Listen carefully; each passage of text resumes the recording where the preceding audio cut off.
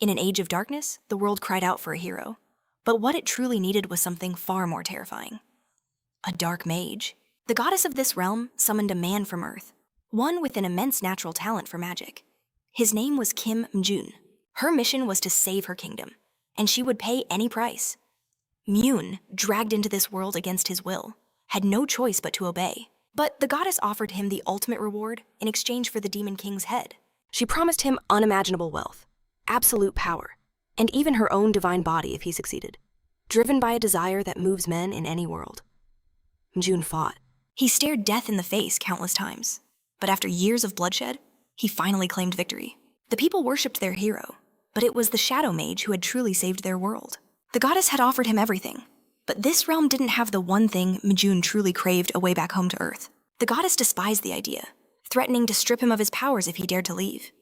Mjun declared he would gladly give them up to return to his world. But the moment the divine restriction lifted from his body, he revealed his true intentions. She might be a goddess, but she was a fool to believe he would ever surrender the power he'd earned. This strength was forged through his own blood and suffering.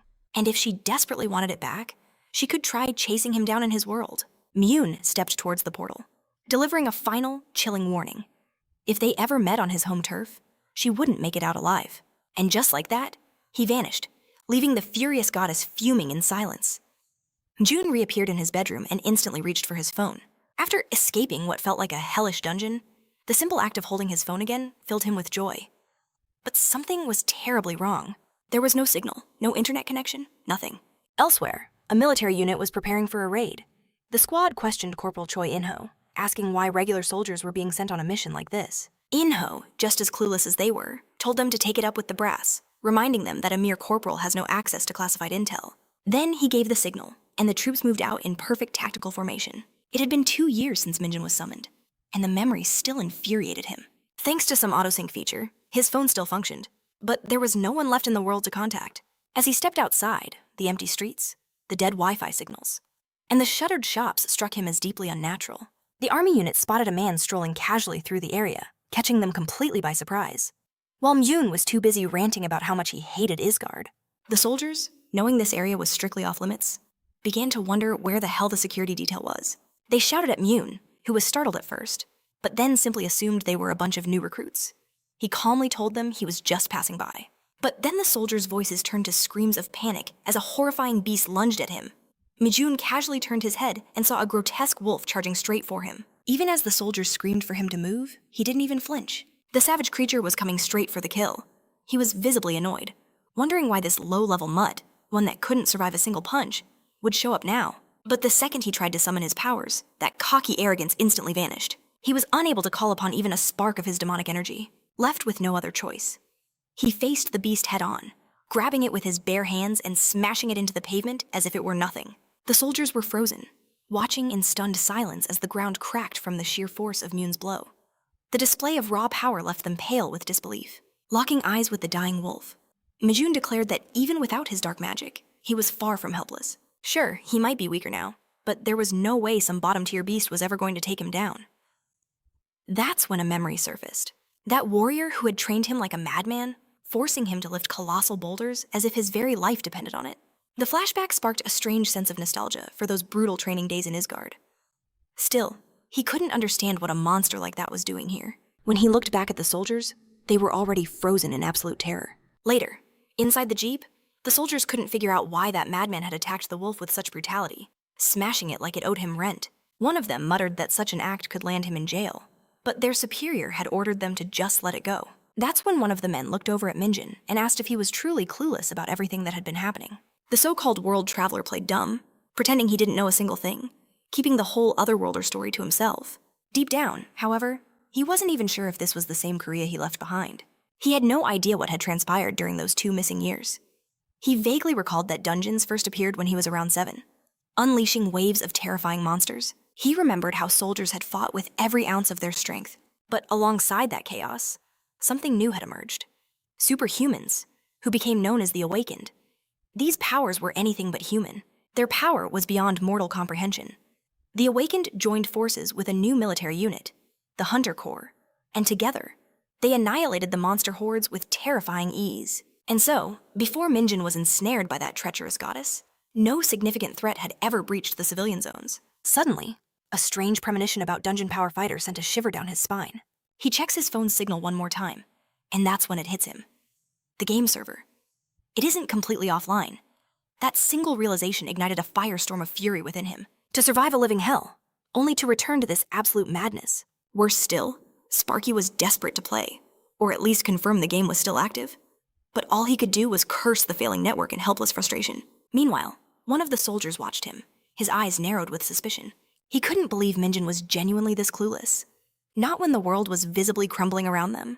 But then again, after witnessing the incredible power the kid wielded, he began to wonder if there was more to him than met the eye. Just then, Sparky broke the silence, asking the soldier if game developers still even existed in this day and age. Without missing a beat, he hit him with another strange question, wondering if people were evacuating to jobs at game studios or something. He even demanded to know if the buildings were destroyed, specifically the ones housing the precious game servers. He was desperately seeking answers, trying to understand why his world had descended into chaos. The soldier offered to explain, proudly stating he'd earned an A+ in monster theory and dungeonology back in college. Mjun was floored. Universities actually taught subjects like that now. The soldier just shrugged, admitting good instructors were rare. He began his story. The real crisis started about 2 years ago with a bizarre dungeon outbreak. Without warning, dungeons began appearing more frequently, expanding at an alarming rate. Worse, colossal monsters started pouring into the human world without end. Soon, the military's defensive lines shattered, forcing them to abandon entire civilian sectors. Ever since, the army has thrown everything they have at the problem, using every method they can. But they are stretched terrifyingly thin. But throughout this dire explanation, Mjun's mind was a million miles away. His only concern was whether the game companies were still operating. All this guy wanted was to play Dungeon Power Fighter again. When asked his age, Mjun casually replied, 21. The soldier's eyes lit up with realization. He was prime draft age, warning him that half his 20s were about to be stolen from him. Sparky was stunned, sputtering that Hunter Corps served 5 years, while regular troops only did 3. But the soldier immediately crushed that hope. In this new world, every soldier serves 5 years. No exceptions. If Mjun was truly 21, his draft notice should have already arrived. For the manaless outcast, it felt like reality itself had just delivered a soul-crushing blow. All he wanted was a moment of peace and some time to game. But fate had just tossed him into a meat grinder. He was still struggling to process any of this. And now, the thought of losing 5 entire years without a single login to the server was making his head spin. Just then, a notification pinged on his device from the Military Manpower Administration, officially ordering Kim Mjun to report to the Recruit Training Center. Sparky's mind went blank. The enlistment date was literally tomorrow. He wondered if the military just spammed these notices out now. The timing was far too perfect to be a coincidence. The soldier just laughed, saying the gang 1 office was infamous for pulling stunts like this. At this, Mjun finally snapped, screaming about how this was possible without a medical checkup. The soldier explained they were so short-staffed that physicals were now done right at the training center. As for the notice, he'd probably just seen it late. Still, the soldier suggested he check the PC room near the evacuation center, just in case. And that's when something clicked. Back when his parents vanished, games were his only refuge from the emptiness. And in his last year of high school, he was summoned to Asgard, mankind's forgotten paradise. Now, sitting in the sanctuary of a PC room, tears of pure joy streamed down Mjun's face as he launched Dungeon Power Fighter. He was completely lost in the comfort of his gaming booth. Everything worked, just as he remembered. Sparky felt an overwhelming urge to bow to the owner for keeping this place alive in the middle of an apocalypse. Then, out of nowhere, he ordered a hot dog. The waitress could only stare, wondering just how much this guy could possibly eat. After his blissful gaming session, the cold reality began to seep back in, questioning if any of this was actually real. He opened a browser and began scrolling through news articles, trying to piece together the state of the world. And that's when he found the report. Monster-related damages had soared by 48% from the previous year, while the Hunter Corps fought desperately to protect what was left of civilization. As the attacks intensified and the government faltered, Mjun finally believed every word the soldier had told him, including the part about his enlistment from the Military Manpower Administration. The message was crystal clear. His enlistment was scheduled for tomorrow. Mjun scoffed. If he still wielded his powers from Egard, he could obliterate every dungeon here single-handedly. But for some reason, his body was an empty vessel, completely drained of the demonic energy that fueled his dark magic. Still, with the monstrous physical strength he had left, he was confident he could crush those dungeons all on his own. An intense, suffocating aura began to leak from his body, putting everyone on edge as they stared at this absolute madman. With a wicked laugh, Mjun decided to play this his own way. The very next day, The dimension hopper casually walked into the training center, snack in hand. He was strangely excited by the crowd, a stark contrast to the gloomy faces of everyone else bidding their families farewell. Then, an announcement crackled to life, ordering all new soldiers to the auditorium. Mjun raised an eyebrow. He wondered if this life could possibly be harder than the hell he endured in Isgard. Inside, drill sergeants were already unleashing their fury, barking at the slow-moving recruits to get into formation. One screamed at them to keep their posture straight, to never look back. Another demanded they push the person in front as if their very lives depended on it. Mjun found their yelling almost polite. It was nothing compared to the true demon who had trained him back in Isgard. After a while, the battalion commander took the stage, his voice silencing the room as he asked for anyone who had applied for the Hunter Corps but failed to get in. He laid out the truth. The treatment for a hunter versus a regular soldier was worlds apart. A hunter's starting pay was a hefty 3 million won, a number that instantly caught everyone's attention. When silence was the only answer, the commander was about to move on, until he spotted a lone volunteer. Mjun was called forward, realizing this was his moment to shine. Without a second thought, he launched himself into the air, the ground cracking from the sheer force of his takeoff. He landed flawlessly beside the commander, leaving the entire room frozen in shock, their jaws hanging open. That's when he announced himself with absolute confidence. "I am Kim Mjun, applying for the Hunter Corps." Back in Isgard, deep within the Forgotten Canyon, the mountains were riddled with caves, each one darker and more twisted than the last. It was in that hellscape that Mjun accepted the brutal truth of his existence. Being a dark mage was a cursed role with no end to its suffering. There was no class more wretched. Sure, dark mages possessed incredible skills, but the moment their demonic energy ran dry, they were as good as dead. All that was left was a broken body, trapped in a role designed to grind a person into nothingness. Unlike regular mages, their power never regenerated on its own. The only way to refuel was to hunt monsters and absorb their demonic energy. But even that was a losing battle. Trying to replenish dark energy while actively using it was incredibly inefficient. To make matters worse, the terrible reputation of dark mages meant Mjun could never find allies. He was forced to fight alone. So if his dark energy ever ran out in a dungeon, it meant a swift and certain death. Now, he found himself wondering, what was the best way for a dark mage to recover his power? But in his crushing loneliness, the only audience for his monologue was a sea of monster corpses. He morbidly wondered if it was because everyone else in this place was already dead. Suddenly, a chilling sound scraped from the darkness behind him. It was the Forgotten Canyon's hidden boss, Arachnest. As the giant spider beast crawled into the light, Mjun casually thought that maybe the dungeon boss could answer his question. He even taunted it, saying it should have shown up sooner, because he was dying of boredom. When Arachnest saw its crushed children scattered across the ground, it unleashed a soul-tearing screech of pure fury. Mjun just shrugged. "Your breath stinks," he said coolly. So there's no need to reply. Then, without a shred of hesitation, he slammed his fist straight into her face and declared, "Wrong answer!" As demonic energy erupted from him, Mjun revealed the simple truth. You just beat the monster to a pulp with maxed out physical strength. On that day, the man known as Mold, who was in fact Kim Mjun, stood at the absolute peak of dark magic in Isgard. This was 645 days before his return to Earth. Back in the present, the commander confirmed his name, Kim Mjun, and told him to wait for the Hunter Corps unit to arrive. Mjun was just soaking it all in, secretly thrilled that a commander was personally brewing him a cup of coffee. Then, the commander asked him, was there any particular reason he was so desperate to join the Hunter Corps? He couldn't figure this kid out, especially when so many veteran hunters were abandoning their posts and returning to the army as the world grew ever more dangerous. With a sly grin, Mjun declares he has some business to handle in the dungeons, leaving the commander utterly dumbfounded. A second later, the commander explodes with laughter, thinking Mjun's outrageous claim was just a bad joke. He even assures the kid he won't be charged for wrecking the auditorium floor. But he had no idea. This world walker wasn't joking in the slightest. In Korea, all dungeons fall under military jurisdiction, and the Hunter Corps, a unit of unparalleled elites, gets top priority for dungeon raids and monster subjugation. Members of this corps are ranked purely on their ability, meaning there is no limit to how fast one can ascend the ladder with enough power. By enlisting in the Hunter Corps, Mjun gets his official license to storm dungeons and purge the filth inside using his demonic power. His mind races, picturing himself blazing through the ranks while reclaiming his lost strength along the way. The mere thought makes this scheming maniac chuckle, imagining himself reaching 10 stars within 5 years, clearing every last dungeon on the map. That would buy him just enough time for Dungeon Power Fighter to launch its 4th awakening, all while he soaks in the fame and fortune of a national hero. Just then, Sergeant Lee Sung-ho of the Hunter Corps steps forward to report to the commander. The commander greets him respectfully and introduces Mjun as a new recruit. Mjun is floored, a battalion commander speaking so formally to a mere sergeant. Sung-ho turns his cold gaze to Mjun and bluntly asks if he truly possesses special abilities. If he's a true hunter, he should have a status window. So, the sergeant demands that Mjun read out all of his stats. Mjun can't help but wonder if everyone in the Hunter Corps is this aggressive. But whatever. He decides to play along. Come to think of it, he remembers having a status window back in Iscard too, but he rarely used a system that only displayed raw numbers. Now, our hero is genuinely curious to see how the status window in this world operates. But the moment it appears, he is completely and utterly baffled. Sung-ho immediately presses him, demanding to know what he sees. But Mjun just flashes a nervous smile.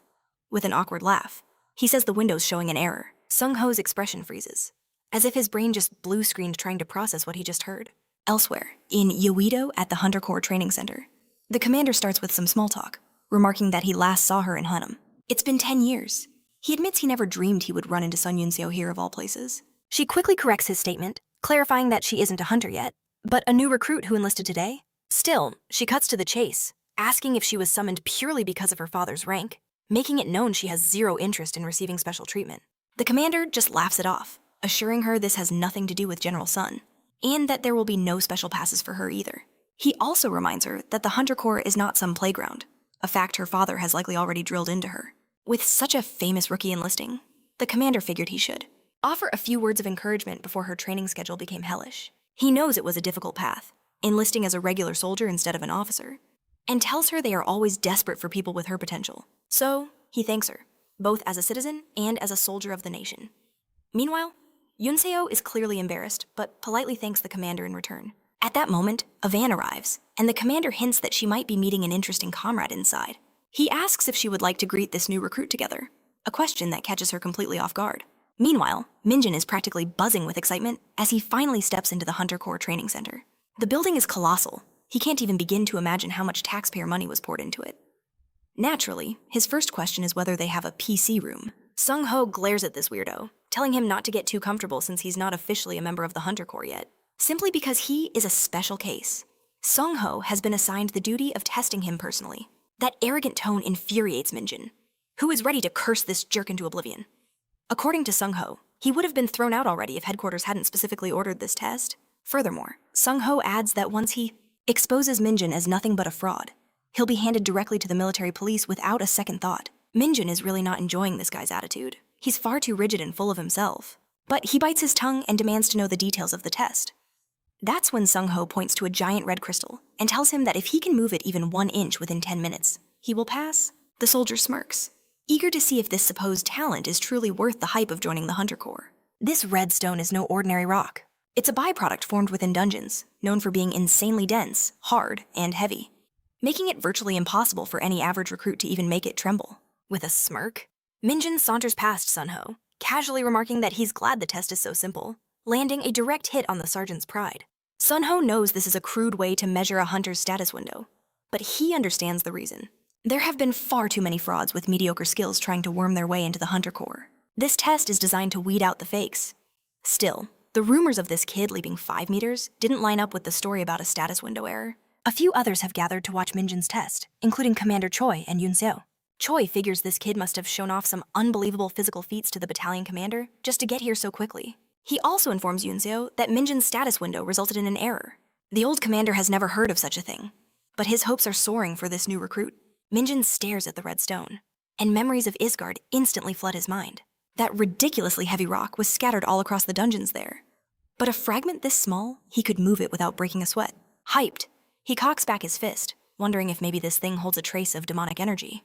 The beast winds up and with a single blow, shatters the entire stone into dust. But it was empty, not a single drop. Commander Choi and Yun-seo are frozen in place, their jaws hanging open in pure, unadulterated shock. Even Sergeant Sun-ho looks like his eyes might pop out of his head, calling Mjun an absolute monster. Later, Namin-huk is completely out of breath, drenched in sweat as he drags his body up the endless stairs alongside the other recruits. He knew the Hunter Corps training wouldn't be easy, but this felt fundamentally wrong. Once this period is over, they'll be thrown into real combat. But before that lies 4 weeks of absolute hell. That means being strapped with sandbags from day one and forced to climb the infamous 6,000 steps. As if that wasn't brutal enough, a devil of an instructor, Sergeant Lee Sun-ho is constantly breathing down their necks. He meticulously checks their finishing times. That much was to be expected. But this kind of primitive physical torture barely boosts their stats, and it's pushing most of them to the breaking point. Namin Huck always believed Hunter Corps recruits just had to endure. But now, he questions the sanity of the man in charge. Meanwhile, Mjun is having the time of his life, running as if he were a weightless elf. Huck starts to wonder if the problem is them, not him. Mjun feels like his body is floating on air. If he still had his demonic energy, he swears he'd be flying. To Mjun, this so-called hellish Hunter Corps training is actually quite pleasant. The military uniforms are stylish compared to the rags he wore in Isgard. And the food is far better than he imagined. Even the schedule is a blessing. Once evening roll call ends, they get genuine free time before lights out. He also heard there's a PC room inside the facility, apparently just as incredible as any in the city. As long as he follows the rules, no one will interfere with his personal time. To be honest, Mjun had every intention of abandoning this place if it turned out to be a bore. But the Hunter Corps offered everything he could ever want: grueling drills, delicious food, a good salary, and even time for games. He bolts up the stairs, screaming that the Hunter Corps is the best place ever. In Huck, still struggling for air, can't begin to comprehend what kind of fuel that insane monster runs on. In a flash, Sunho is left completely stunned as he watches Mjun reach the top, far faster than he ever thought possible. On average, it takes a recruit an hour to complete the climb, but this madman crushed that record. Mjun is already enjoying the view, dancing around Sunho and reminding him of his promise. Anyone who finishes in under 30 minutes gets an outing pass. With no other choice, Sunho hands it over as Mjun begins to daydream about how he'll use it. Sunho cracks a smile, wondering if there has ever been a recruit who actually earned an outing pass before. Still, he knows that high stats and raw power alone are not enough. The real test is one's reaction speed against monsters. That is the true measure of a hunter. And for that reason, he swears he'll be keeping a very close eye on Kim Mjun. Meanwhile, the rest of the recruits are groaning, complaining about how impossible it is to survive this training every day. Suddenly, In Hayuk shouts that his stats increased by 1, and the others immediately erupt in celebration, as if it's the greatest victory of their lives. Now everyone is frantically checking their own stats, and Mjun is simply dumbfounded as he watches the recruits celebrate over a single stat point increase. He can't help but recall his brutal Isgard training under that maniacal warrior, who forced him to earn 10 stat points a day like it was nothing. Meanwhile, a squad mate asks if Mjun plans on using his rare outing pass, but our hero isn't so sure. The others gaze at him, green with envy. They'd heard from an instructor that no one had ever earned a pass from Sergeant Seong-ho before. Suddenly, everyone swarms around him, desperate for answers. They bombard him with questions about his workout, about how he became so powerful. Mjun is stunned by the sudden attention, realizing people are actually talking and laughing with him. This feeling was completely alien. As a dark mage, he was feared, avoided like a curse. Just crossing his path was considered a bad omen. But here, things were different. Maybe connecting with others wasn't so bad. They were already making plans for the PC room, and Mjun felt a thrill of excitement. He was even more shocked to learn the PC room was open this late. Now that was a major victory. While lost in the game, the clock finally strikes 9. Mjun figures it's time to bank 2 hours of sleep. Back in his old life, even 1 hour was a priceless luxury. So 2 hours felt like an eternity of deep rest. With that much recovery time, he was certain he could restore enough energy to keep grinding games day after day. The others in the room could only stare, shocked at this absolute madman still glued to his game. The next day, the recruits face another hellish drill. No extra distance this time, just a grueling, consistent speed. Anyone who fails to run 40 kilometers in 2 hours gets no breakfast. Later, Mjun casually mentions hitting 10 max levels the day before. This infuriates Inhook, who's still gasping for air from the run. He's seething that Mjun hasn't even broken a sweat. But what really gets under his skin is knowing the guy played games all night, surviving on just 2 hours of sleep for the past 4 weeks. When asked how he's even conscious, Mjun just flashes a grin and announces he brought enough water for every single one of his comrades. The exhausted soldier's anger melts away, praising Minjun's monstrous stamina and calling him a dear comrade. They're all practically on their knees, desperate for a taste of what now seems like a divine elixir. The recruits line up like eager hatchlings, waiting for Mjun to pour the precious water into their mouths. But in the midst of their relief, a sharp voice cuts through the air. It's Lee, and he brings grim news the lieutenant is deeply disappointed in them all. It was the final week of training, yet only half the recruits had met the required standard. He brutally calls them the most pathetic squadron in history.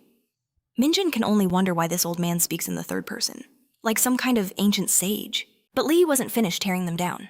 He glares at the squad, warning them that if they deployed now, half of them would be marching straight to their graves. That kind of pathetic mindset, he declared, was a one-way ticket to the afterlife. He proclaims that not a single one of them would survive the final test, the dungeon assessment training. Normally, when a dungeon is cleared, it simply vanishes. But some don't disappear. They become transforming dungeons. These places constantly shift their internal layouts, their environments changing on a whim. This makes them the ultimate training ground for real-world dungeon experience. And that brutal simulation is what they call the dungeon assessment training. Just hearing the name sends a cold dread through the recruits. They knew this was going to be hell. Lee seems to relish their fear, explaining that recruits must be treated like racehorses. True discipline, he preaches, requires a heavy whip to force them forward, followed by the promise of a carrot. He assures them they can survive, if they just use their heads, to light a fire under them. He announces the grand prize: the top-scoring recruit will earn a 2-night, 3-day vacation pass. The old man was convinced this reward would ignite their spirits and push them beyond their limits, asking if the news didn't make their blood boil. But the recruits just give him a dead-eyed stare, watching him tap the stage like a madman. Not a single person reacted. He was pouring his heart into hyping them up, but it was like talking to a brick wall. That is, until his eyes land on one soldier who looks genuinely thrilled by the announcement, which only makes everyone else more anxious. The following day, the entire squadron arrives, their jaws hitting the floor at the sheer, overwhelming scale of the dungeon entrance. Mjun, however, looked completely unfazed. On the day of the assessment, the recruits are trembling with fear, imagining what horrors awaited them inside. Suddenly, the roar of an engine shatters the silence. A military jeep appears, startling everyone. Why would an army truck be all the way out here? Their confusion turns to terror when they see the jeep is hauling massive cages. And inside those cages are living, breathing monsters. Horrifying growls echo from within. The recruits' blood runs cold as they realize the cages are filled with vicious hounds, ready to be unleashed. One recruit's legs give out from the sheer shock, while another is already desperately scanning for an escape route. Mjun, however, sees nothing more than overgrown puppies, mentally comparing them to chihuahuas or a Maltese trying to act tough. Lieutenant Lee seethes with rage as he watches the recruits tremble before the very monsters they're supposed to hunt. He roars at them to form teams of 4 and enter the transforming dungeon, giving them 1 hour to defeat a hound and return. He lays down the rules with brutal simplicity. If they get hurt, it means their core strength is pathetic. If they're paralyzed by fear, they'd better use their brains and fight with unwavering spirit. Shangho steps forward, announcing they will enter one by one, signaling it's time to gear up and move out. Next up is the Hunter Corps' exclusive safety suit, the Mid-2, a piece of gear designed to protect their physical bodies in the heat of battle. Once everyone is inside the armor, they begin shaking like leaves in a storm, wondering if anything in the world could be more unbreakable. Meanwhile, Mjun silently judges the suit, thinking it's insanely uncomfortable and built purely for defense. He can't believe something so stiff and clunky could possibly cost around 50 million. From the scent alone, he could tell these suits had been through hell and back, soaked in the passion and sweat of countless hunters. That's when Mjun throws out a bold question, asking if defeating the hounds means they can finally ditch the suits. For a second, Lieutenant Lee looks completely thrown off. But when he realizes it's Mjun, the #1 ranking recruit, he relents and grants permission. Still, Lee doesn't let him off the hook that easily. He warns Mjun that he's forbidden from stealing the spotlight. He's expected to demonstrate true teamwork. And now, all eyes will be watching how the top-ranked recruit handles the burden of protecting others. When it comes to taking down a hound, Mjun acts as if the whole ordeal is a simple walk in the park, claiming he just needs to give his teammates a few pointers. Then, out of nowhere, he yells that he has the perfect plan. 2 of the guys actually lean in closer, curious to hear his strategy. But then the madman casually drops the most savage advice ever. Just grab the hound by its legs and snap its back in half. That should work if it jumps at you. And if the beast somehow survives that, he adds, just fold its back and rip it apart. After delivering that horrifying strategy, Mjun demands to know if they got it. The recruits just stand there, staring back in stunned absolute silence. In that moment, Lee bellows at the sergeants to release the hounds, and Shungho wrenches open the cage doors, unleashing the beasts. But instead of attacking the recruits, the menacing creatures bolt straight back into the dungeon's darkness. Mjun casually points out that the wolves probably just saw the open door to their home and made a break for it. Shockingly, his simple logic clicks with everyone, and the recruits begin praising his sharp mind for understanding the hound's psychology so quickly. Suddenly, Lee storms over, his voice thundering. Do you have the nerve to stand around laughing on these sacred training grounds? That thunderous roar snatches the air from their lungs. Lee then drops a bombshell, declaring that they have been chosen as the very first team to enter. This means nothing to Mjun, but the other 3 look like their souls have just fled their bodies, completely paralyzed by the shock of being thrown in first. With no time to process, they are marched toward the gaping maw of the dungeon gate. Among them, Minjun's only motivation is the thought of tearing this annoying suit off the second the mission is over. With that, Lee announces the training has officially begun, alerting the instructor team to stand by and monitor the situation closely. Their duty is to control the chaos if things spiral out of control. And from their hidden positions, they keep a sharp eye on the trainees. One of them quietly reports to Corporal Kim Hojin that a single team of 4 is entering, with no other parties involved. That's when he spots a familiar face. It's none other than Kim Mjun. the recruit who was specifically marked for special attention. He's the one who has been showing seriously promising power lately, with top-tier scores over the past 4 weeks. But the real test is whether that raw talent can hold up inside the chaos of a real dungeon. There's no doubt about it, the first team is on edge, coiled and ready to pounce at the slightest provocation. Mjun feels like this entire exercise is a breeze, figuring he could easily knock out the hounds with a single smack to the head. But then again, if he takes them all out himself, the others won't gain any experience.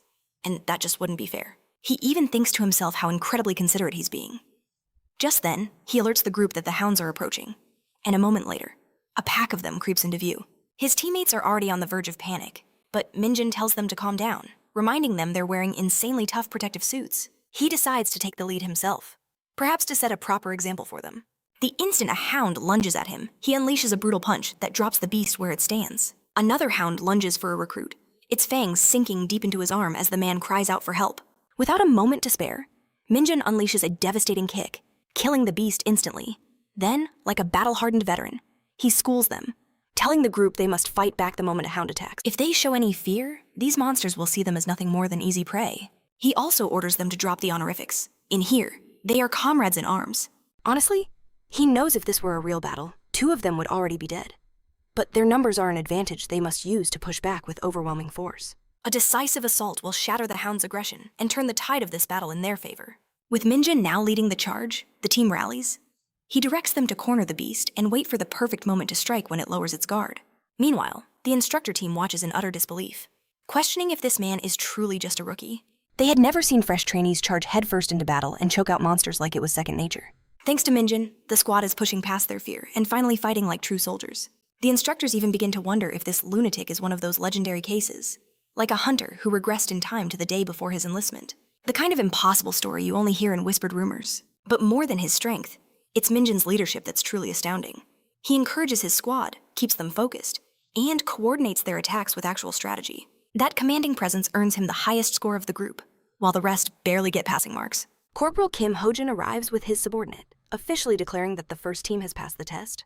On the way out, Mjun pesters Hojin about whether he won the vacation pass, but the corporal quickly shuts him down. Mjun jokes they were probably worried sick about them, calling the instructors a bunch of tsundere, which clearly ticks Hojin off. Just then, the atmosphere changes. A low rumble begins to shake the ground. Hojin senses the danger immediately, ordering contact with the outside team. But Mjun isn't even fazed. He calmly points out that this is no earthquake. The dungeon itself is transforming. That's when they all see the exit route warping and closing before their very eyes. With the exit collapsing on itself, the recruits are terrified, screaming and demanding to know what's happening. Even the look on Hojin's face says it all. They are in serious trouble. But Mjun knows it's already too late. The exit gate vanishes completely, leaving Hojin frozen in shock. They had made sure the transformation process only happened once a month. This sudden shift was impossible. The entire internal structure of the dungeon is starting to change. To make things worse, the radio goes dead. All communications have been cut. It seems the dungeon transformed far too quickly.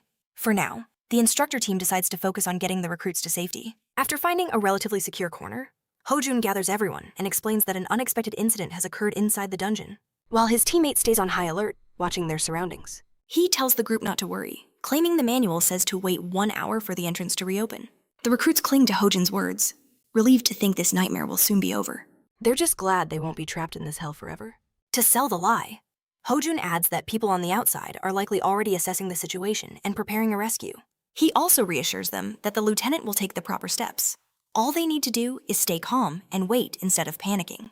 But Minjun silently judges the corporal, not buying a single word of the performance. He's certain they picked this place for training only after confirming there would be no unexpected dangers like this. What's even more suspicious is how a permanently open dungeon entrance just randomly sealed itself shut. Suddenly, Corporal Kim Hojin signals for a private word, and Minjun calmly realizes these men know the situation is far worse than they're letting on. There's no manual for something like this, and if the dungeon has truly become an enclosed space, then clearing it is going to be a living hell. The man who was once a god of the battlefield remembers this from his guard. It's a dire situation, but not hopeless, especially with him here now. Meanwhile, Hojin admits this is the worst-case scenario. They are trapped in an enclosed dungeon. His buddy is losing his composure, clearly not trained for this kind of catastrophe. Then, Hojin breaks down the 2 special cases for when a dungeon entrance disappears. The first is when a dungeon is cleared and dissipates naturally. The second is when it becomes an enclosed space, where the gate vanishes the moment someone from outside enters. Just like that, this place is sealed shut, which also means more than one monster is about to appear. The only way to escape now is by defeating every single monster trapped inside with them. To make matters worse, Mjun tells his teammate that no help is coming. They are completely alone and must carve a path out of this nightmare together. They have 4 rookies with 0 combat experience and only 2 instructors. Clearing this dungeon rests entirely on their shoulders. After Mjun lays out their grim reality, the recruits, as expected, are visibly terrified. On top of it all, this is an unknown dungeon. Mjun has no idea what horrors crawl through its depths, and a wrong step could be their last. But standing still is a death sentence. They have to push forward while they still have the will to fight. He bitterly regrets their lack of preparation. They'd jumped in wearing nothing but tracksuits, meant only to monitor the trainees. In their current state, even a handful of goblins could overwhelm them, especially since it takes Mjun 10 whole minutes just to kill one. Then, his eyes fall upon the recruits, and he remembers they're still equipped with the Hunter Core safety suits. A dark but practical strategy forms in his mind, one that leverages the defensive power of those very suits. He could place the recruits on the front line to tank the blows, while the instructors attack from the rear. It's a logical plan. But the thought of using these kids as human shields makes Mjun's stomach turn. They endured such brutal training, placing all their trust in the instructors. His pride, his very honor, wouldn't allow him to betray that trust by turning them into bait. While Mjun seems casually unfazed, his teammates are on the verge of a full-blown panic. Their final week of training, now a potential death trap. Suddenly, the quiet, outcast senses that something is wrong. The instructor notices his change in demeanor and asks him what's happening. In that same moment, Mjun lets out a horrifying scream, as if he's being choked from the inside out. His partner rushes to his side, ignoring Minjin's sharp warning to stay away. But the moment he makes contact, the same unseen force strikes him down, and he collapses beside his comrade. In the midst of the chaos, Mjun steps forward and takes command, ordering the team to stay back or they'll suffer the same fate. He quickly assesses the 2 fallen instructors. They've only lost consciousness, and aren't in immediate danger. That familiar scent he noticed earlier, it all made sense now. Mjun then effortlessly tosses the instructors toward the recruits, telling them to catch them and guard the exit. His orders are absolute: do not follow him, no matter what. A terrified recruit tries to argue, asking what he could possibly do alone when even the instructors were defeated. But his desperate pleas are ignored, as Mjun charges deeper into the dungeon's darkness. He is fully aware of the danger. In fact, the risk of a true death on Earth sends a thrilling current through his veins. He is certain of one thing. The cause of the instructor's collapse is the suffocating presence of demonic energy. He wasn't even surprised. It was only natural that even awakened hunters would pass out when exposed to an aura this potent. Even back in Isgard, warriors were always fortified with special protection before facing monsters tainted by demonic power. To normal humans, this energy is a deadly poison. But to a dark mage, it's like a power source for a dying battery. It's the very essence of their life. After sprinting through the dungeon's corridors, Mjun finally arrives at the source of the overwhelming demonic presence. The chamber is unnervingly silent, with no monsters in sight. This only brings a predatory grin to his face. He glances toward the ceiling. A creature so deeply drenched in darkness could never conceal itself from a master of the shadows. And there it was. He could feel its oppressive aura. He never expected to meet a creature like the Dark Hound in a place like this. But this beast was no mere variant of a common hound. Despite the name, the Dark Hound is a completely different species, leagues more powerful and vicious. Mjun first encountered one a year after he was summoned to Isgard. Back then, he had barely escaped with his life. Even Earth's monster encyclopedias wouldn't dare to document such a terrifying creature. It was that monstrous. The Dark Hound lunges from the ceiling, a blur of pure malice. Yet Mjun doesn't even flinch, standing his ground as if greeting an old friend. With a chilling smirk, he thanks the beast for the meal. In the next second, his fist smashes into its face with bone-shattering force, launching the monster backward like a rag doll. The Dark Hound crashes into the ground, its face a bloody mess. Its teeth are shattered, and Minjun's eyes glow with an intense hunger for its demonic essence. The thick, sickening smell of blood fills the air. He doesn't mind. It only means his power recharge is about to begin. While the scent of blood is nauseating, the immense wave of demonic energy pouring from the dead Dark Hound is the true prize. This is precisely why hunting such a beast is so difficult. Its venomous blood is incredibly potent. If an ordinary human were to touch even a single drop, their very skin would begin to rot away instantly. But for a dark mage, those rules simply don't apply. As demonic energy pours from the Dark Hound, Mjun greedily absorbs every last drop with a smirk. He drinks in the chaotic power, knowing the crippling side effects are completely nullified for a master of darkness like him. A thrill rushes through him. It's been far too long since he's tasted pure demonic energy. He feels about 5% charged. Still, why would a creature from Isgard, of all places, suddenly appear on Earth? He expected monsters here to hold a trace of demonic power. But for it to overwhelm seasoned instructors, Something is seriously wrong. He's willing to bet they've never witnessed anything like this in their entire careers. Back at the training center, there was never a single lecture on dark hounds or demonic energy. Not one. And the idea of a mere dark hound crossing dimensions on its own is utterly impossible. That's a feat reserved for someone who has reached the pinnacle of dark magic. Someone like him. The only other possibility would be a saint wielding the direct power of a god, an ability far beyond mortal reach. Mjun wonders, is he overthinking things? Or was this truly the first appearance of a dark hound in all of Korea? Either way, his mission was clear: find the core and report back. And soon enough, he found it. Meanwhile, Hojin's eyes slowly flutter open. A wave of relief washes over the recruits as they see him stir. They rush to his side, asking if he's all right. But both instructors shoot upright, startling their juniors. Hojin's first command is a full report. He demands to know if anyone was injured or if anything else happened while they were unconscious. The juniors confess they feared the two had become zombies, but quickly assure him they're all safe. Before adding that Mjun charged deeper into the dungeon alone, that single piece of news shatters Hojin's composure. As the recruits recount what happened after their instructors fell, his expression twists into a mask of pure rage. He's furious that Mjun would act so recklessly in such a perilous situation, gritting his teeth in disbelief. A stunt like that is grounds for immediate expulsion from the entire program. A part of him knows he has no right to judge, not after he failed to protect them in the first place. But he shoves the guilt aside. His duty is clear: he has to find Kim Mjun and drag him back. Just as he prepares to move, a junior suddenly shouts, pointing toward the dungeon's entrance. There, to everyone's utter astonishment, is Mjun, strolling back as if he'd just gone for a walk, with the corpse of the massive dark hound slung over his shoulder. The kid even has the audacity to ask if everyone is okay, as if this were a perfectly normal day. The instructors are frozen solid, their jaws on the floor, their minds completely short-circuit, unable to comprehend how this trainee defeated a monster of that colossal size. Without missing a beat, Mjun drops the beast's enormous carcass before them. "You should check this," he says calmly. The instructors hesitantly approach, and in a single glance, they recognize the source of the overwhelming energy that knocked them out cold. The recruits finally understand. The hounds they fought were just the offspring. This was the alpha. No one can fathom how Mjun soloed such a creature. Then, as if on cue, the dungeon gate shimmers back into existence. Still reeling, Hojin looks at Mjun, his voice trembling slightly. "Did you really take this down alone?" Mjun simply offers that same infuriatingly calm smile and nods. Hojun orders his partner to lead the recruits out first, promising to follow. He then pulls Mjun aside, his tone firm. "I want you to report every last detail to the lieutenant. That includes how we both fainted, and left all of you to fend for yourselves." Hojun knows there's no excuse. Even if it means facing a military prison sentence, he will accept the consequences. But because of Minjin's actions, every single recruit was returning without a single scratch. Mjun smirks, telling Hojin he's being a bit dramatic, but the instructor stands firm. A real man admits his failures. With that, he declares it's time to escape this cursed place. Still, Hojin can't shake the question of what truly made him pass out. He knew it was going to be a long, sleepless night. Mjun, on the other hand, is just hung up on the fact that he received a genuine compliment during his final week of training. As he turns to leave, a system window suddenly materializes before his eyes. A message flashes. "The error has been resolved." Mjun stares blankly at the screen, utterly bewildered. What in the world is this supposed to mean? He mutters to himself. He curses under his breath. This thing was just as much of a piece of junk as the system back in Isgard. But then the window updates, displaying his new status.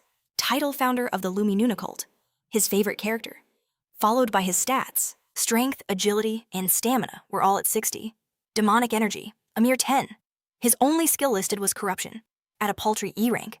The low numbers didn't concern him, but the entire setup felt deeply wrong. Especially the part about Luminuna appearing in his status window. Lumi, a character from Dungeon Power Fighter, the very game he once played to pass the time. Back in Isgard, at the peak of his dark magic, he grew weary of the fanatics who followed his every move. So he created a joke cult around Lumi, just to throw them off. But now, it seems that ridiculous joke has followed him into this new reality. The whole world once begged Mjun to become its ruler, but to escape them, he formed Luminuna's fan club, a plan that backfired on a legendary scale. It only spawned more lunatics who worshipped him. Now, staring at his current stats, Mjun feels the crushing reality of how weak he has become. When he first returned without his demonic energy, he expected some kind of penalty for traveling between dimensions. But this was beyond punishing. Of the countless skills he once wielded, only one remained corruption, and at an embarrassingly low rank. At this point, he was convinced its only effect would be a minor stomachache. This wasn't some third-rate novel, but the sheer absurdity of it all made him want to vomit. There was no way he could reach his goals in this pathetic state. But then, he remembered. He once climbed to the very apex of the dark magic hierarchy in Isgard. If he did it before, he could absolutely do it again. And this time, he had a real purpose. He had to reclaim his power, and fast. To save the game company trapped in development hell by real-life monsters. But one thing was certain. This was nothing like his time in Isgard, where he was forced to endure. Now, an entire company was depending on him. That day, the training center was plunged into total chaos.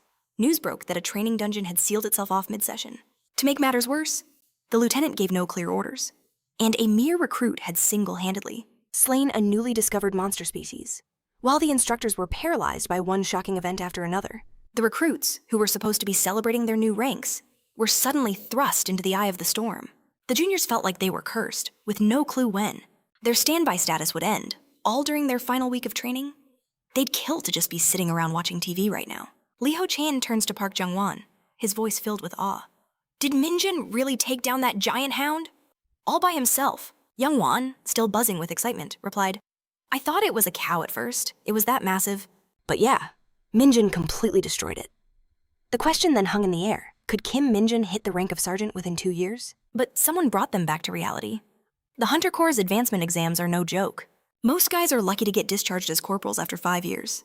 Some even leave as a private first class. Later, Kim Mjun salutes Commander Choi, noticing Lieutenant Lee Mei-ying standing stiffly in the corner. Choi casually waved him out of the room.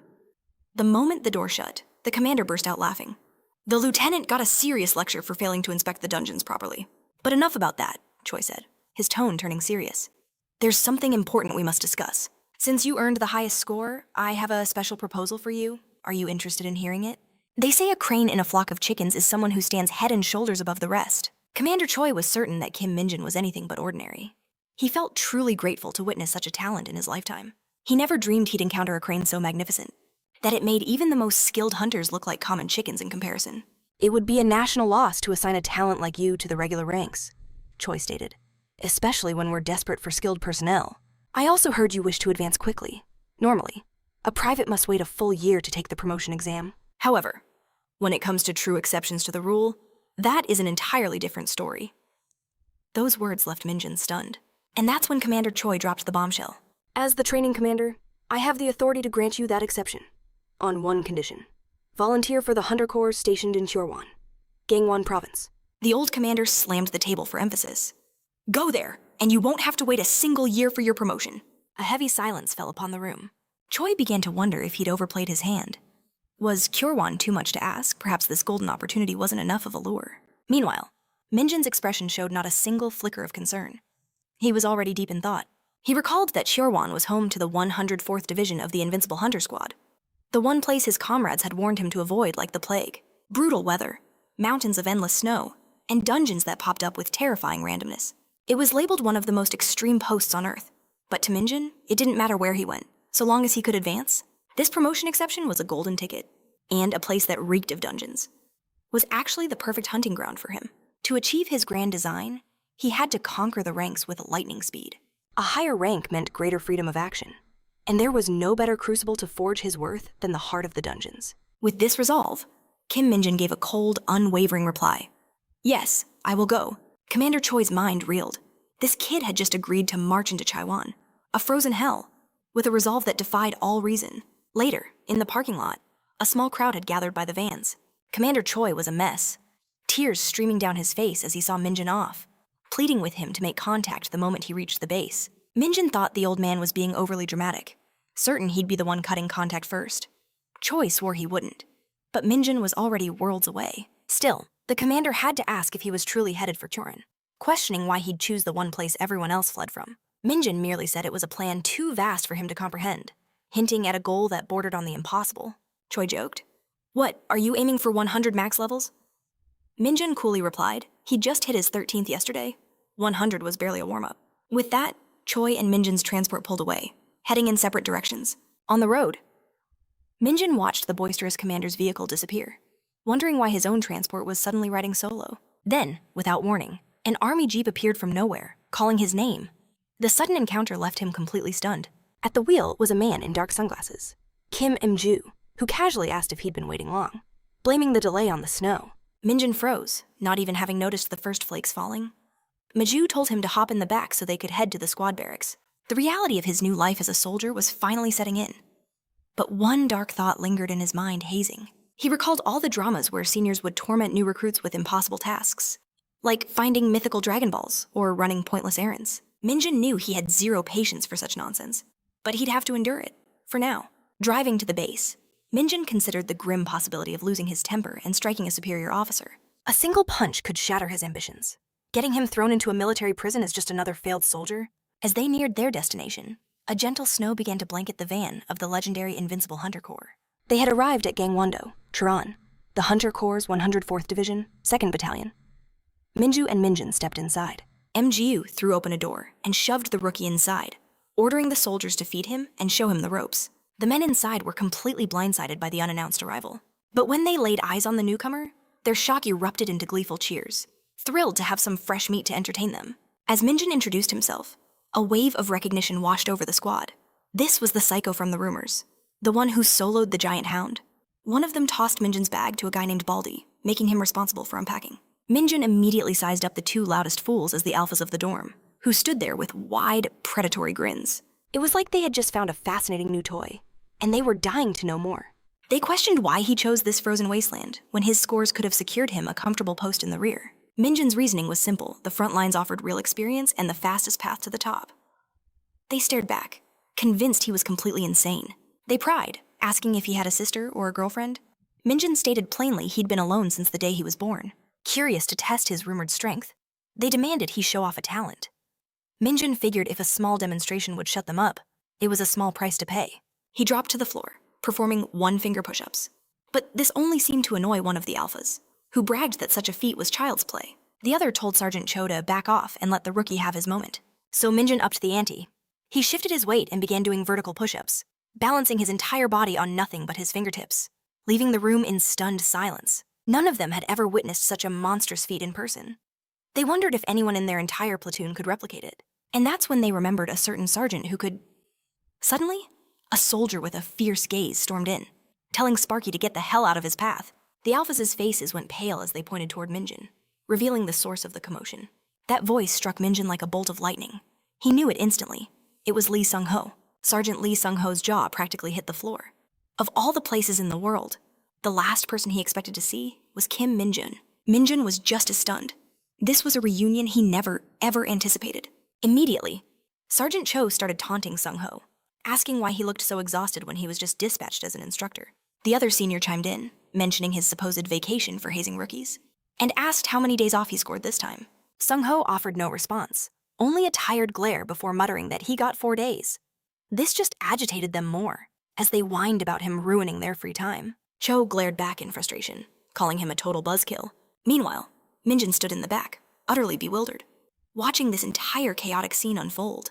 Sunho, having zero patience for this nonsense, lies down as if his shift just ended and pulls up a live stream of a volcanic dungeon. The screen showed a hellscape of scorching terrain, dealing constant, searing damage. It was then that Minjun realized the staggering gap in their ranks and experience. Out of the blue, Sunho's voice cuts through the air, calling for Private First Class Lee. Dongjin, ordering him to properly instruct his direct junior, who turned out to be none other than Minjun himself. Dongjin approaches with a friendly smile, introducing himself and suggesting they talk over some food, flashing a special pass to the retail store. Minjun was taken aback. He didn't even realize they weren't allowed to go there freely. Upon arriving, Minjun hesitates, but Dongjin just waves him on, telling him to pick out whatever it takes to fill his stomach. Minjun couldn't help but think this senior of his was a genuinely good guy. But the moment Dongjin went to pay and the bill hit 30,000 won, the man started sweating bullets, looking as if he'd just watched his savings evaporate. Even the cashier couldn't help but joke, asking if he was getting cold feet. As Minjun dug into his feast, he asked about the store's restrictions and why they needed special passes at all. That's when Dongjin explained that privates and private first-class soldiers could only enter the store on weekends. He'd need to be a private first class just to use the gym, and a corporal to even touch the PC rooms. Minjun nearly choked on his snack when he heard they actually had PC rooms. Still, Dongjin added that's just the way it is.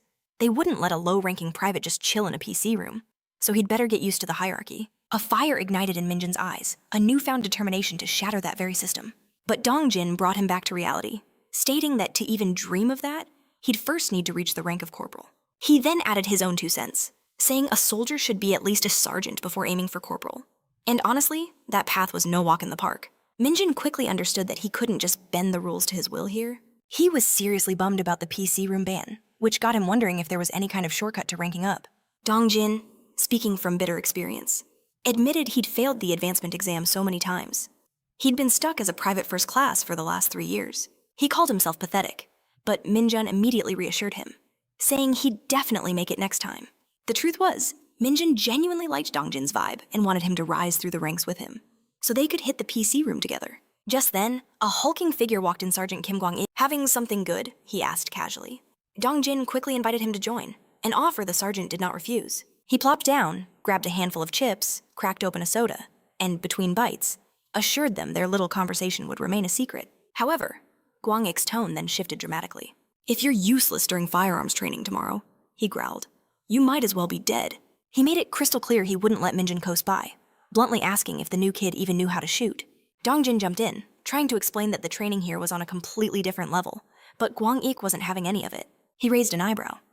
"Are you implying I'm being overbearing when you're supposedly handling things just fine?" Then Kwang-ik went for the throat, roasting him. "If you're so capable, then why are you still stuck as a private first class?" That jab struck a nerve with Mjun. He quietly released a sliver of his demonic energy, just enough to cause a little internal disturbance. Kwang-ik suddenly shot to his feet, clutching his gut as if he'd been poisoned, and immediately started blaming the snacks. Mjun had to suppress a laugh watching the sergeant desperately fumble with the chip bag, probably searching for the expiration date. Kwang-ik, now clearly regretting his free meal, waved them off and ordered the two of them to get going. At that moment, a sly grin crossed Mjun's face. He realized his corruption skill had far more practical, day-to-day uses than he ever imagined. Meanwhile, Kwang-ik was still completely oblivious, thinking his own stomach had simply staged a random rebellion. With the sergeant gone, Mjun turned to Dongjin and asked him to break down the details of the firearms training. The kind senior, ever ready to help, asked if Mjun had ever used a K2 with ICM bullets before, explaining that the rounds they use are on another plane of existence. "Those things," he said, "are like ponies in comparison. The bullets the Hunter Corps uses are like wild stallions, with a recoil and sound that hit you like a cannon blast." He explained that because of how often monsters appeared, overwhelming firepower was everything in their unit. Dongjin warned that it would feel strange, even painful at first, and he'd definitely get yelled at. But he reassured Mjun that he would get used to it in no time. The young man nodded, liking the pony to stallion metaphor. It fit the situation perfectly. He recalled the long-range weapons in Isgard, massive tools on the scale of an elephant. But the thought of a wild stallion rifle that truly ignited a fire within him. That elephant-sized cannon couldn't even be called a firearm. It was a siege weapon, pure and simple. And now, with the power of a stallion in his mind, Mjun felt a surge of anticipation for the next day's training. Elsewhere, Dongjin quietly wondered about Sergeant Guangxik, hoping the man's stomach had finally settled. The next day at the firearms facility, the air crackled with the sound of relentless gunfire as soldiers trained on moving hound targets. When Mjun stepped up, he missed a single shot before landing 19 consecutive perfect hits. The announcer's jaw dropped, shouting that he fought like a machine. Every soldier on the range froze, their eyes locked on the private who was putting on a masterclass of marksmanship. Whispers erupted through the crowd. They were witnessing the birth of a shooting monster. Even Sergeant Cho, whose personal best was 14 hits a score, considered elite in the squad, could only stare, completely dumbfounded. But they weren't the only ones watching from the sidelines. Two influential figures were observing. The second platoon commander, Second Lieutenant Kim Min-shul, was frozen in shock. 19 hits from a rookie. It was unthinkable. And beside him, First Sergeant Hutask, the battalion's supply officer, gave a slow, knowing nod. The rumors about this elite private weren't just talk. They were terrifyingly real. Now, the alpha of the dorms demanded to know Minjin's secret. But he just shrugged, saying he simply followed the instructions. That cool, indifferent answer only fueled their irritation. Just then, Lieutenant Kim Min-shul stepped in, praising Mjun and encouraging him to continue showing his absolute best. The lieutenant even mentioned he was eager to see Minjin's skills in the special firearms training that afternoon. Sergeant Cho nearly choked, seething at the very idea of this newbie participating in the elite training. His buddy sneered at the lieutenant, accusing him of showing favoritism. Others murmured that if Mjun had hit all 20 targets, he would have earned another vacation on the spot. Meanwhile, the squad's heavy weapons expert turned to Dongjin, demanding to know what this elite training was all about. Dongjin was still trying to process how the new guy had just proven himself to be a first-class marksman. He explained that rookies are usually forbidden from the training because it uses improved conventional munitions, the seriously heavy-duty ammunition. The lieutenant assured everyone he'd explain more later, and that Mjun would receive a full briefing. The program, he said, involved two-person teams infiltrating a facility swarming with monsters, tasked with eliminating every threat on their way to an endpoint. While the monsters weren't legendary beasts, they were dangerously fast, and they would fight back. To make things worse, civilian dummies would pop up without warning. Hitting even one meant catastrophic failure. Dong Jae-in added that the entire simulation was monitored and controlled by the executives, so the danger wasn't lethal, but it was designed to feel like a real combat zone. The thought of facing actual monster targets made Minjun's heart pound. This was the kind of real action he'd been waiting for. Later at the mess hall, a feast was served, and the soldiers attacked their food like a starving pack. While eating, Minjun complimented Dong Jin on his impressive 13 consecutive shots. But Dong Jin was still stunned by the rookie's 19 hits. The lieutenant, overhearing them, blushed slightly and brushed it off.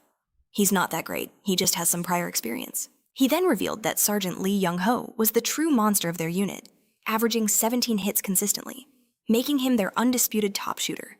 That single fact struck Minjun like a lightning bolt. If those numbers were accurate, he was now officially the #1 marksman in the company. Dong Jae-in had zero doubts. He was certain Minjun was going to absolutely dominate the special firearms training. 2. Curious about the team dynamic, Minjun asked Dong Jun if they would be partners. But Dong Jun shook his head, explaining that the executives chose the teams, so there was no way to know who would be paired with whom. As for how the teams were chosen, a time-honored military tradition, a thorough ladder lottery. At the special firearms range, the squad was given 5 minutes to gear up before the trial began. Suddenly, Guang Shik's voice bellowed across the hangar. He'd been paired with the newbie, complaining it was a total mismatch because a sergeant and a private were from different universes. So, this loudmouth was to be Minjun's partner, and it was clear the man hadn't learned a single thing. Still high on his own rank, he smugly informed Minjun that the squad's average clear time was 3 minutes. Then, with a menacing glare, he added a warning if Minjun failed to beat that time. He would know a world of regret. Minjun remained silent, a calm that Guang Shik mistook for shattered confidence.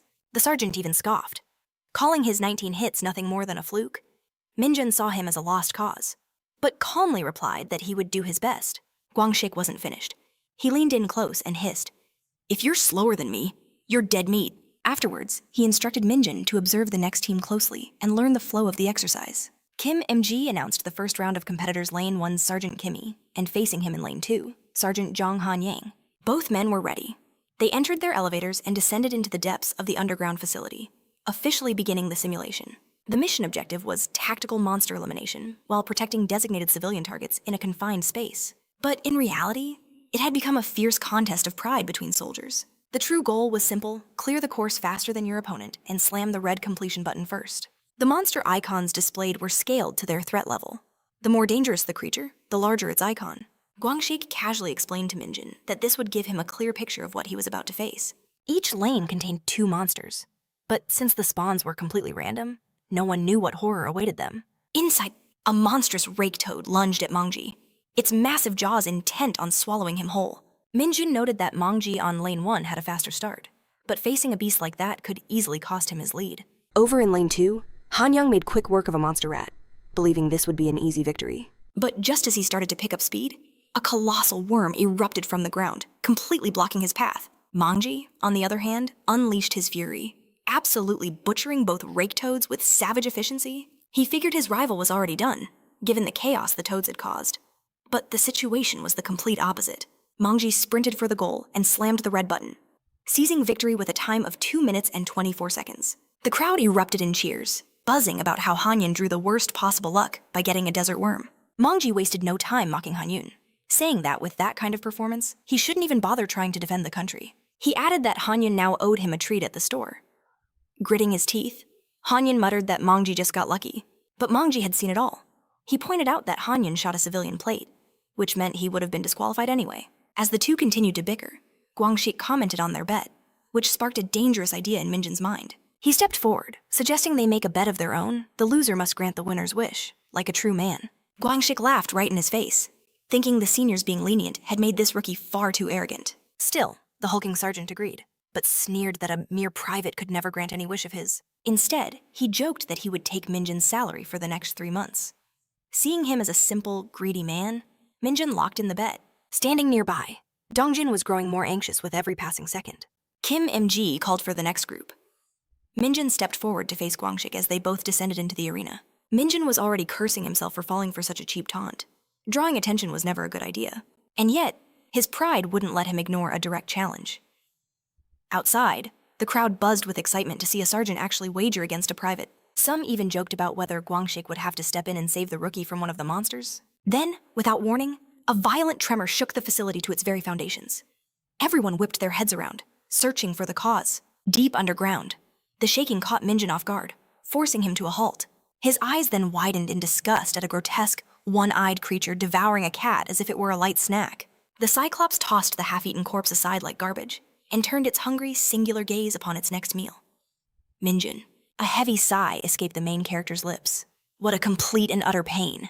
He remembered he was supposed to have fried chicken for dinner, which meant he needed to end this little interruption quickly. Still, he hesitated.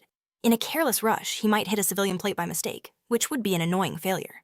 Just as the beast charged, Mjun wondered what could have possibly sent this monster into such a frenzy. The real fight began.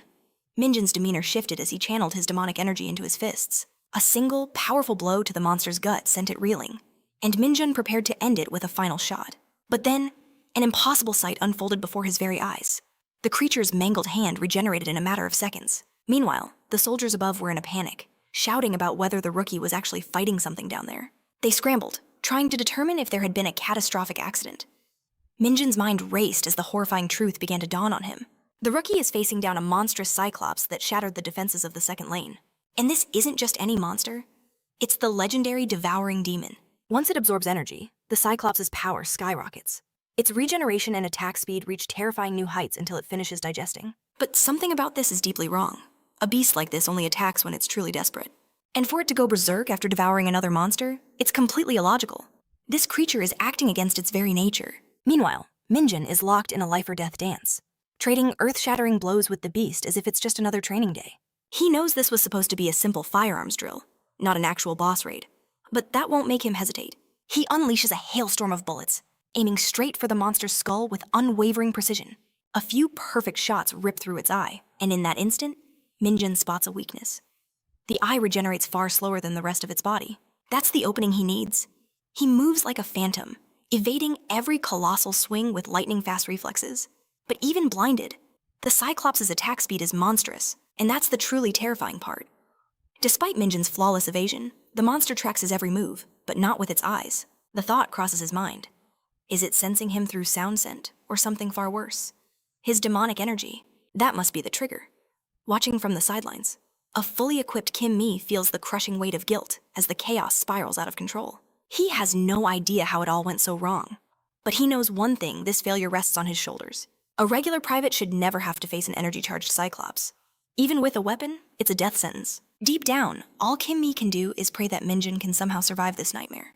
Clinging to that sliver of hope, he takes off, sprinting to provide backup with every ounce of strength he has. Elsewhere, Corporal Kim Guangxik is blazing a trail toward the objective, certain he'll finish in 2 minutes and 30 seconds. He's overflowing with arrogance, convinced that Mjun couldn't possibly match his pace and has already washed out, just as he predicted. He even scoffs to himself, already planning how he'll spend the rookie's salary. This fool is actually enjoying himself. But when Corporal Kim finally reaches the goal, the blood drains from his face. There, standing casually by the button, is the very rookie he mocked. Mjun casts a sidelong glance at Sergeant Guangxik and smirks, calmly pressing the crimson button. That simple act shatters Guangxik's world. He's sweating buckets, utterly humiliated at losing a bet to a complete nobody. Kim Mi is left speechless when he arrives on the scene. The Cyclops lies defeated, and he can't even begin to comprehend how Mjun pulled off such an impossible feat. Back at the base, the news spreads like wildfire. The so-called newbie cleared the mission in under 2 minutes, and everyone is losing their minds. They can't process it. Mjun single-handedly defeated a supercharged Cyclops, a feat they all thought was a total fluke.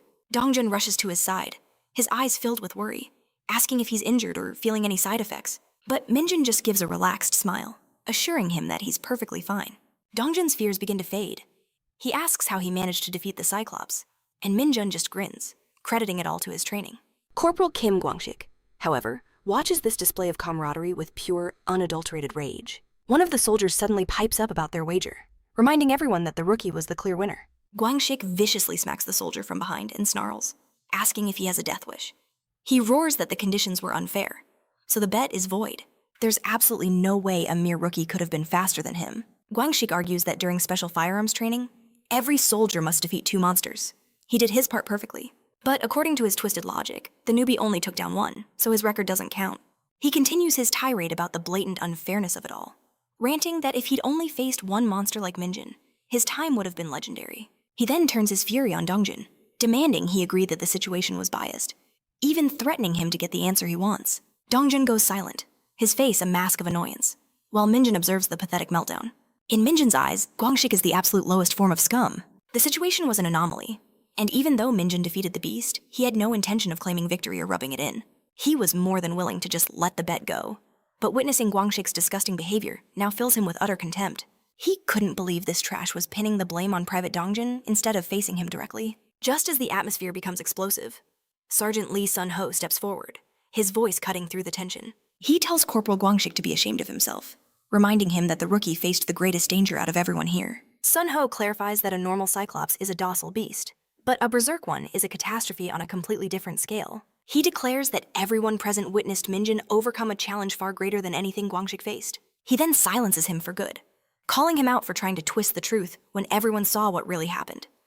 The entire squad is stunned into silence, but no one ever expected Sergeant Seung-ho to intervene. Guangxik sneers, asking if Sun-ho is just posturing for the juniors. But Sun-ho's reply is ice cold, saying Guangxik is the one who looks desperate right now. Flustered, Guangxik tries to save face, telling Sun-ho to stop embarrassing him and insisting he was only joking around. But Sergeant Sun-ho presses on, asking if everything that doesn't go Guangxik's way is suddenly considered a joke. With a smug grin, he adds that it's amusing how the most stubborn mules, who once bossed you around, start acting so obedient once you outrank them. That verbal blow lands perfectly. Humiliation washes over Guangxik's face, leaving him utterly speechless, a sight that clearly pleases Mjun. As Corporal Kim Guangxik stands there, defeated, Sergeant Seung-ho asks if he has anything else to add. Like a cornered animal, Guangxik can only mumble that it's nothing. Sun-ho simply nods, declaring, "It's better that way." Later, during an evening walk, Dongjin tells Mjun about Sergeant Lee Sun-ho's legendary past, a rare 2-rank promotion, awarded only to the top scorer in the advancement exams. It was once a legitimate path to power, but the entire system was abolished after a staff sergeant who'd been fast-tracked caused a catastrophic accident inside a dungeon. Because of that, Sergeant Seung-ho was one of the very last hunters to ever receive that kind of accelerated advancement. Mjun asks if there's truly no way to get a special advancement anymore. And Dongjin explains that while exceptions exist, like rescuing a civilian, or performing a legendary feat during a monster hunt, such cases are judged on a whim. He says it's better to assume the system doesn't exist at all, since almost no hunters have ever advanced that way. Mjun reads between the lines ultimately. It's all up to the commander's discretion. The hunger for promotion burns in his eyes. Not that he's wishing for innocent people to be put in harm's way. Of course. Still, something about this place feels wrong. It's far too quiet for a front line that's supposedly being hammered by monsters every day. The very monsters that wiped out the entire North Korean army. To Mjun, 2 days of waiting is an eternity. He's already burning with ambition to advance, even as a mere private. Dongjin assures him he's doing great, but asks if he's even listening. At that exact moment, Mjun wishes for a gate to tear open the sky right before them. As if destiny itself answered his call, an alarm suddenly blares from the command center speakers. It's an emergency broadcast. A swarm of middle bats is approaching the oil reserve.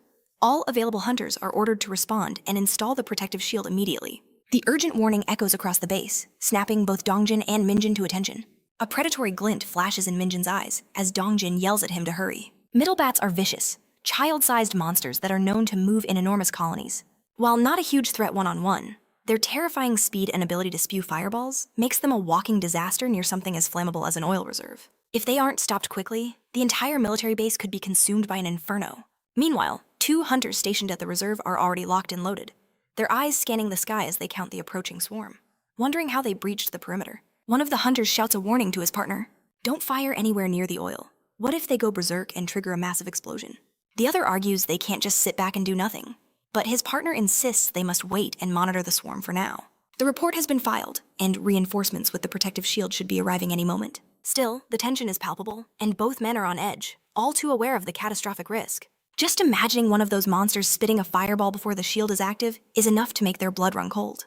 They continue to argue, completely baffled as to why the bats would target the oil reserve in the first place. Just then, Mjun appears, calmly announcing that he will draw the bats' attention. Both hunters freeze in shock. He's just a rookie from the second company, with no equipment whatsoever. What could he possibly be planning? But Mjun simply scoffs, saying there's no time for gear when his precious guests, the monsters, that will fuel his advancement, have already arrived. He is more than ready to claim the title of the private who single-handedly thwarted an emergency that could have leveled the entire camp. And the best part, he gets to absorb every last drop of experience for himself. Just as he planned, the bats react to his demonic energy. The entire swarm is now his to command. In the distance, other hunters are scrambling frantically to set up the defensive equipment and prevent any damage. But they all freeze in stunned disbelief the moment they see Mjun, standing all alone against the oncoming horde. Sergeant Sunho spots them frozen in awe and roars, demanding they get moving on the shield. The hunters can only stammer, pointing toward Mjun, who is already deep in the fray. This only fuels Sergeant Sunho's fury. He snaps that Mjun is doing the impossible while they're standing around like statues. Shaken back to reality, the hunters shout their apologies and scramble back to their posts. Mjun, however, thinks this slow pace is grating on him. Tearing the bats apart one by one was just inefficient. Just then, Sergeant Sunho rushes toward him, yelling for him to lower his stance and fall back, questioning what madness made him charge in without any armor. But Mjun has no intention of retreating. This stage was built for him, and he wasn't about to share the spotlight. His gaze then falls upon the electric fly swatter in Sunho's hand, and a brilliant idea sparks in his mind. At that exact moment, Sunho collapses to his knees, clutching a sudden, agonizing pain in his stomach. When Mjun asks if he's all right, the sergeant can barely grit out a yes. Mjun seizes the opportunity to ask for the electric swatter, but Sunho furiously refuses, ordering him once more to get back to safety. A grin plays on Minjin's lips. He tells the sergeant not to worry, promising he'll be back in a flash after cleaning up the pests. The instant he grabs the swatter, his face lights up with pure, unadulterated joy.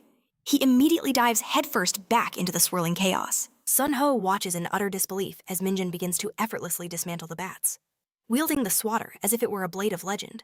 Suddenly, one of the creatures unleashes a hellish fireball, and a wave of terror paralyzes everyone nearby. Without a second's hesitation, Sergeant Sunho gives the command to open fire, declaring he would take full responsibility for the consequences. But Mjun simply glares at the beast and scoffs. "If you play with fire, you're going to get burned." Gasps of disbelief echo across the field as Mjun launches himself impossibly high into the air. How could a human being jump like that? A few hunters announce that the protective shield is now online, reminding everyone to secure the power cables. They still wonder how much longer it will take to collect the bat corpses. Sergeant Sunho salutes his superior, who returns a nod, acknowledging their good work. The commander then asks for the bat's origin, especially since their presence was a complete surprise, never appearing on radar.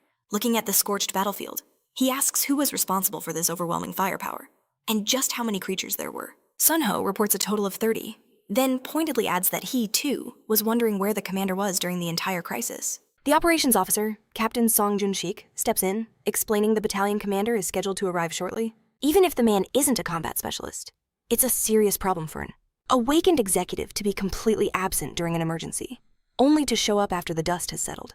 Sunho cynically figures he was probably just relaxing in the control center, watching the radar from a safe distance. Jun-shik turns to Sergeant Sunho, asking if he was the one who incinerated the bats, saying he'll report his great deeds to the commander. But Sunho is quick to shut him down. It wasn't him. When Jun-shik presses further, asking who else could perform such a feat with a simple electric baton, Sunho clarifies the unbelievable truth. All 30 of the bats, and every single one, was annihilated by the same person. He tells Jun-shik to ensure that is exactly what gets reported. The captain is stunned, asking again for confirmation since all other executives were off duty. If it wasn't Sergeant Sunho, then who in the world could it possibly be? Right on cue, Mjun strolls over, gives Sunho a salute, and casually returns the improvised legendary weapon. With a wide grin, he asks if that thing was expensive. The next day, inside the battalion commander's office, Sergeant Sunho interrogates Mjun, asking if he's a re-enlisted soldier. Mjun shakes his head. No. So, Sunho tries another angle, asking if he's a regressor from the future. Again, Mjun denies it. With a heavy sigh, Sunho warns him to never pull a reckless stunt like yesterday's again. He might have gotten lucky this time, the sergeant warns, but a hunter's fate is never guaranteed. Mjun thinks to himself that luck had nothing to do with it, but wisely decides to keep that thought to himself. Sunho explains that, as he should know, the Hunter Corps is an elite unit, fundamentally different from the regular military. The divisions themselves are smaller, comprised of only 4 battalions, each with far fewer troops than a standard unit. Mjun silently reasons that it's obviously because not all awakened choose to re-enlist, but he fails to see why his sergeant is explaining this. That's when Sunho poses the critical question. Does he know how any of this is possible? Seeing only a clueless expression, Sergeant Sunho reveals the core truth. Every single member of the Hunter Corps is an awakened. While not all of them are combatants, Many officers specialize in critical fields like administration, monster theory, tactics, and weapons development. But make no mistake, every last one of them is awakened. The commander laid it out simply in the Hunter Corps. Advancement is earned through pure merit and talent. Meanwhile, Minjun's mind was racing. Summoned to the commander's office first thing, he was sure some good news was on the way. But that hope quickly soured into bitter annoyance. This felt less like a promotion and more like a tedious briefing. He should have known better. Shang-Ho's sharp gaze cut through him. Were you expecting something special just because you were summoned? Stay focused, he commanded. Today, the hunter who has slain the most monsters in the 104th Division is visiting our battalion. A vehicle carrying men with hardened auras pulled up to the base. Colonel Li Junbang, the 2nd Battalion commander, stepped forward, saluting the esteemed guests. At his side stood Captain Xiao Zhang, Wun, the 2nd in command, Captain Song Jun-chik, the operations officer, 2nd Lieutenant Kim Cholman, commander of the 2nd Platoon, and Sergeant Li Xiangho, the 2nd squad's leader. Every single one of them stood at perfect attention. Chung Wu approached Sergeant Xiangho and shook his hand, noting he'd heard of his calm resolve during yesterday's crisis. He commended the sergeant's excellent work, and Sun Ho respectfully thanked him for the acknowledgement. From the sidelines, Minjun sized up Sunung Wu, feeling an undeniable, commanding presence radiating from him. He couldn't help but wonder, just how powerful is a 2-star officer from the legendary Hunter Corps? The officer's gaze then fell upon Minjun. Are you the one? Mjun confirmed. And as their hands met, a wave of insane power surged from his grip, leaving the boy stunned. Then, the imposing man began patting Mjun's back like he was a prized puppy, telling everyone to break the tension and relax. Everyone, stand at ease, Siru ordered. Have we pinpointed the gate those middle bats came from? Sergeant Sun Ho reported it was on a hill about 1 point, 2 kilometers north of the battalion. He explained that the area is currently restricted while they work on identifying the gate's rank. Surdu gave a direct order once confirmation is received. Report straight to the division commander's office. His attention then shifted. Was there any issue with our radar system? Captain Junshik stepped forward, reporting that the alarm didn't trigger until the bats were nearly upon them. He added that it didn't seem to be a mechanical failure, but they were now scanning for any potential blind spots in their coverage. If it's not a malfunction, Surdu declared, then the sheer number of monsters must have slipped through. He ordered them to inform the Divisional Ordnance Office and install 2 additional radars. The officer gave a sharp, "Yes, sir," as the air remained thick with quiet tension. Surdu then turned back to Minjun, acknowledging his incredible courage and swift reaction during the attack, but he reminded him to be more careful. At the very least, don't forget your equipment. Minjun apologized politely, but in his mind, he was thinking, if I had brought my real gear, this entire battalion might have gone up in smoke. Surdu simply waved it off. Don't apologize, I was only joking. He then leaned in. Is it true that you took down 30 middle bats all by yourself? Mjun gave a firm nod, confirming it. Surdu praised him. If you hadn't acted so decisively, our oil reserve could have been ignited. All the officers standing there held their breath, completely unsure of what was coming next. Then, Surdu announced that the division commander had sent a gift for Mjun, congratulating him on his advancement. He explained that while the process is usually buried in red tape, a soldier who achieves something so outstanding deserves to be rewarded immediately. Minjun thanked him sincerely. Surdu then ordered Zhong Ho to immediately grant Minjun a 3-day, 2-night vacation. Understood, sir. Sunung Ho agreed without hesitation, as a massive grin lit up the boy's face. He expected to advance eventually, but he never imagined it would happen this fast.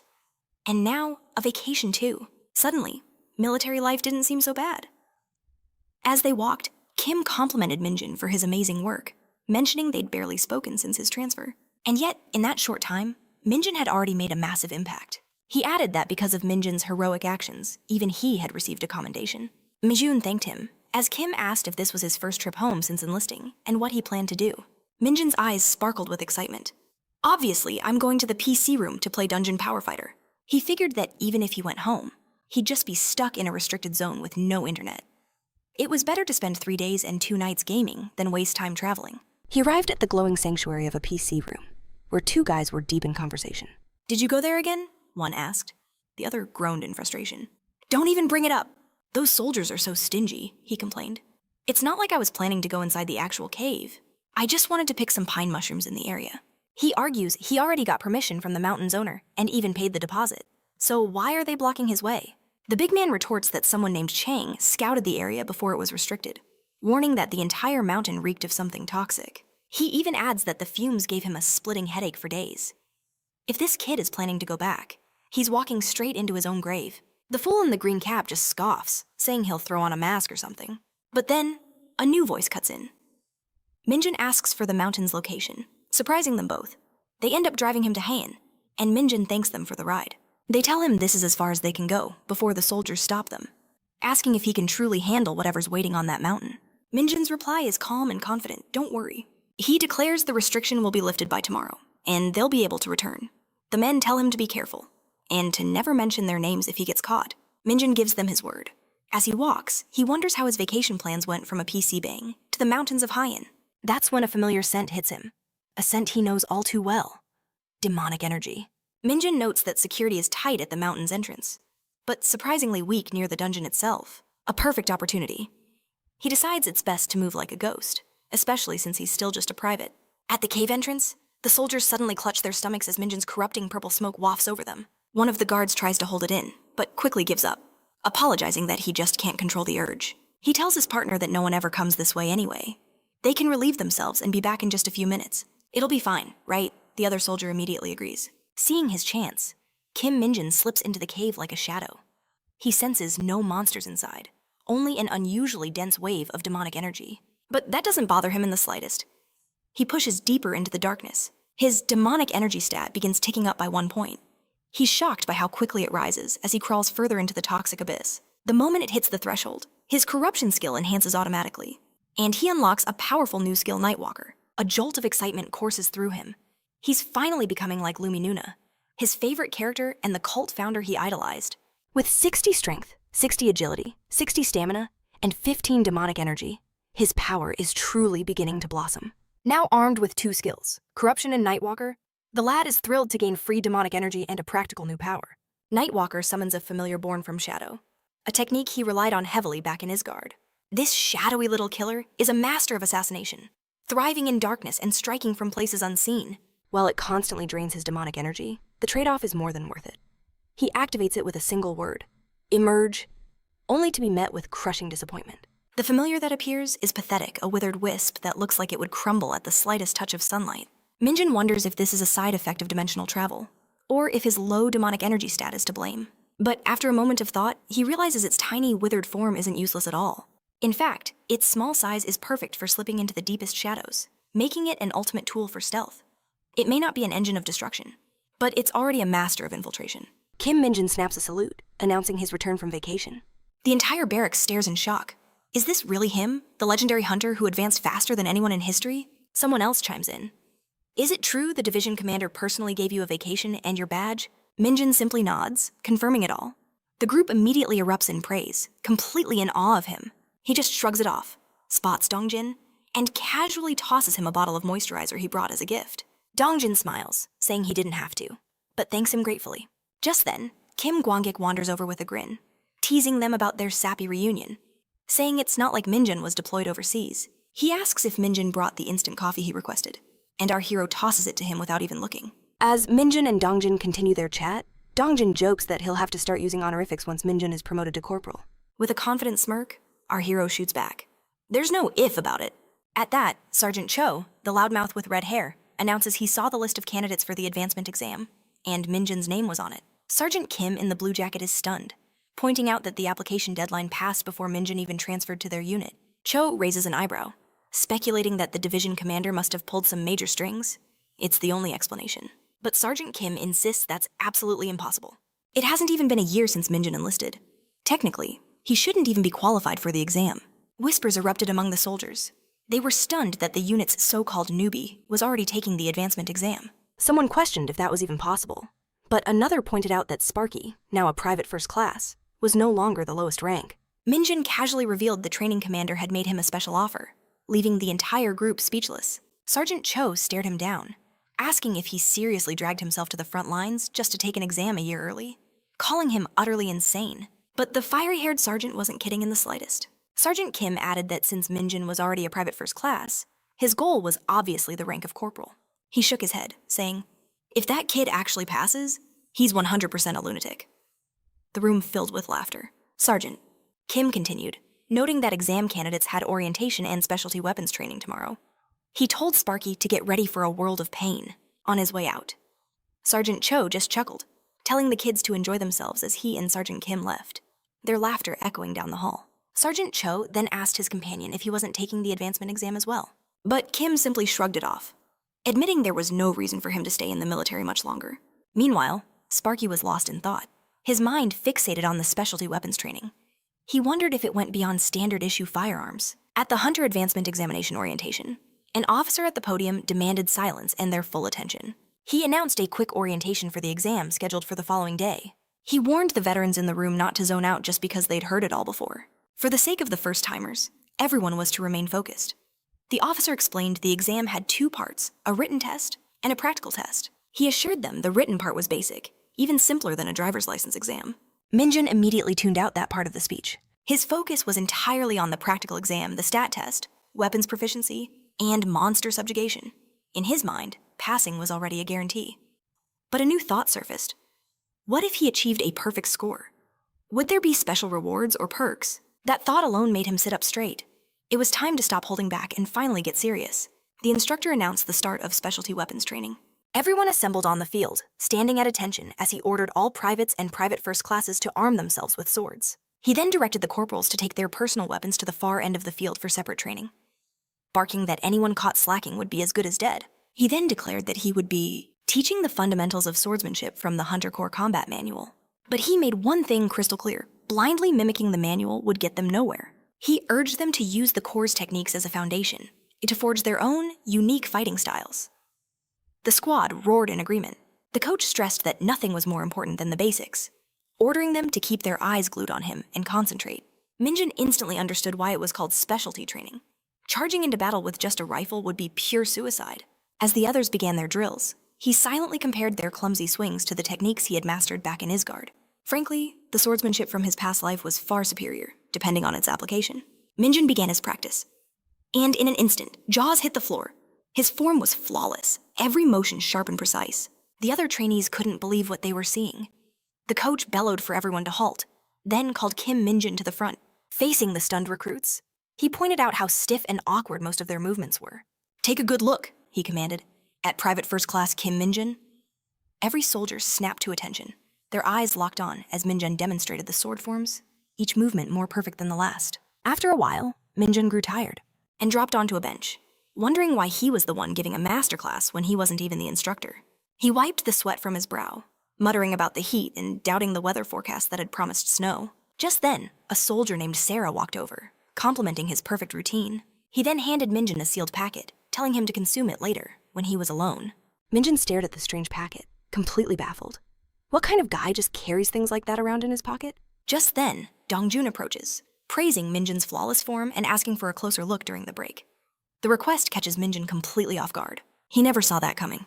Dong Jian approached him, admitting that while the sword was clearly Minjun's specialty, for him, wielding it against monsters had never felt right. He humbly asked again if he could observe Minjun's form, just for a little while.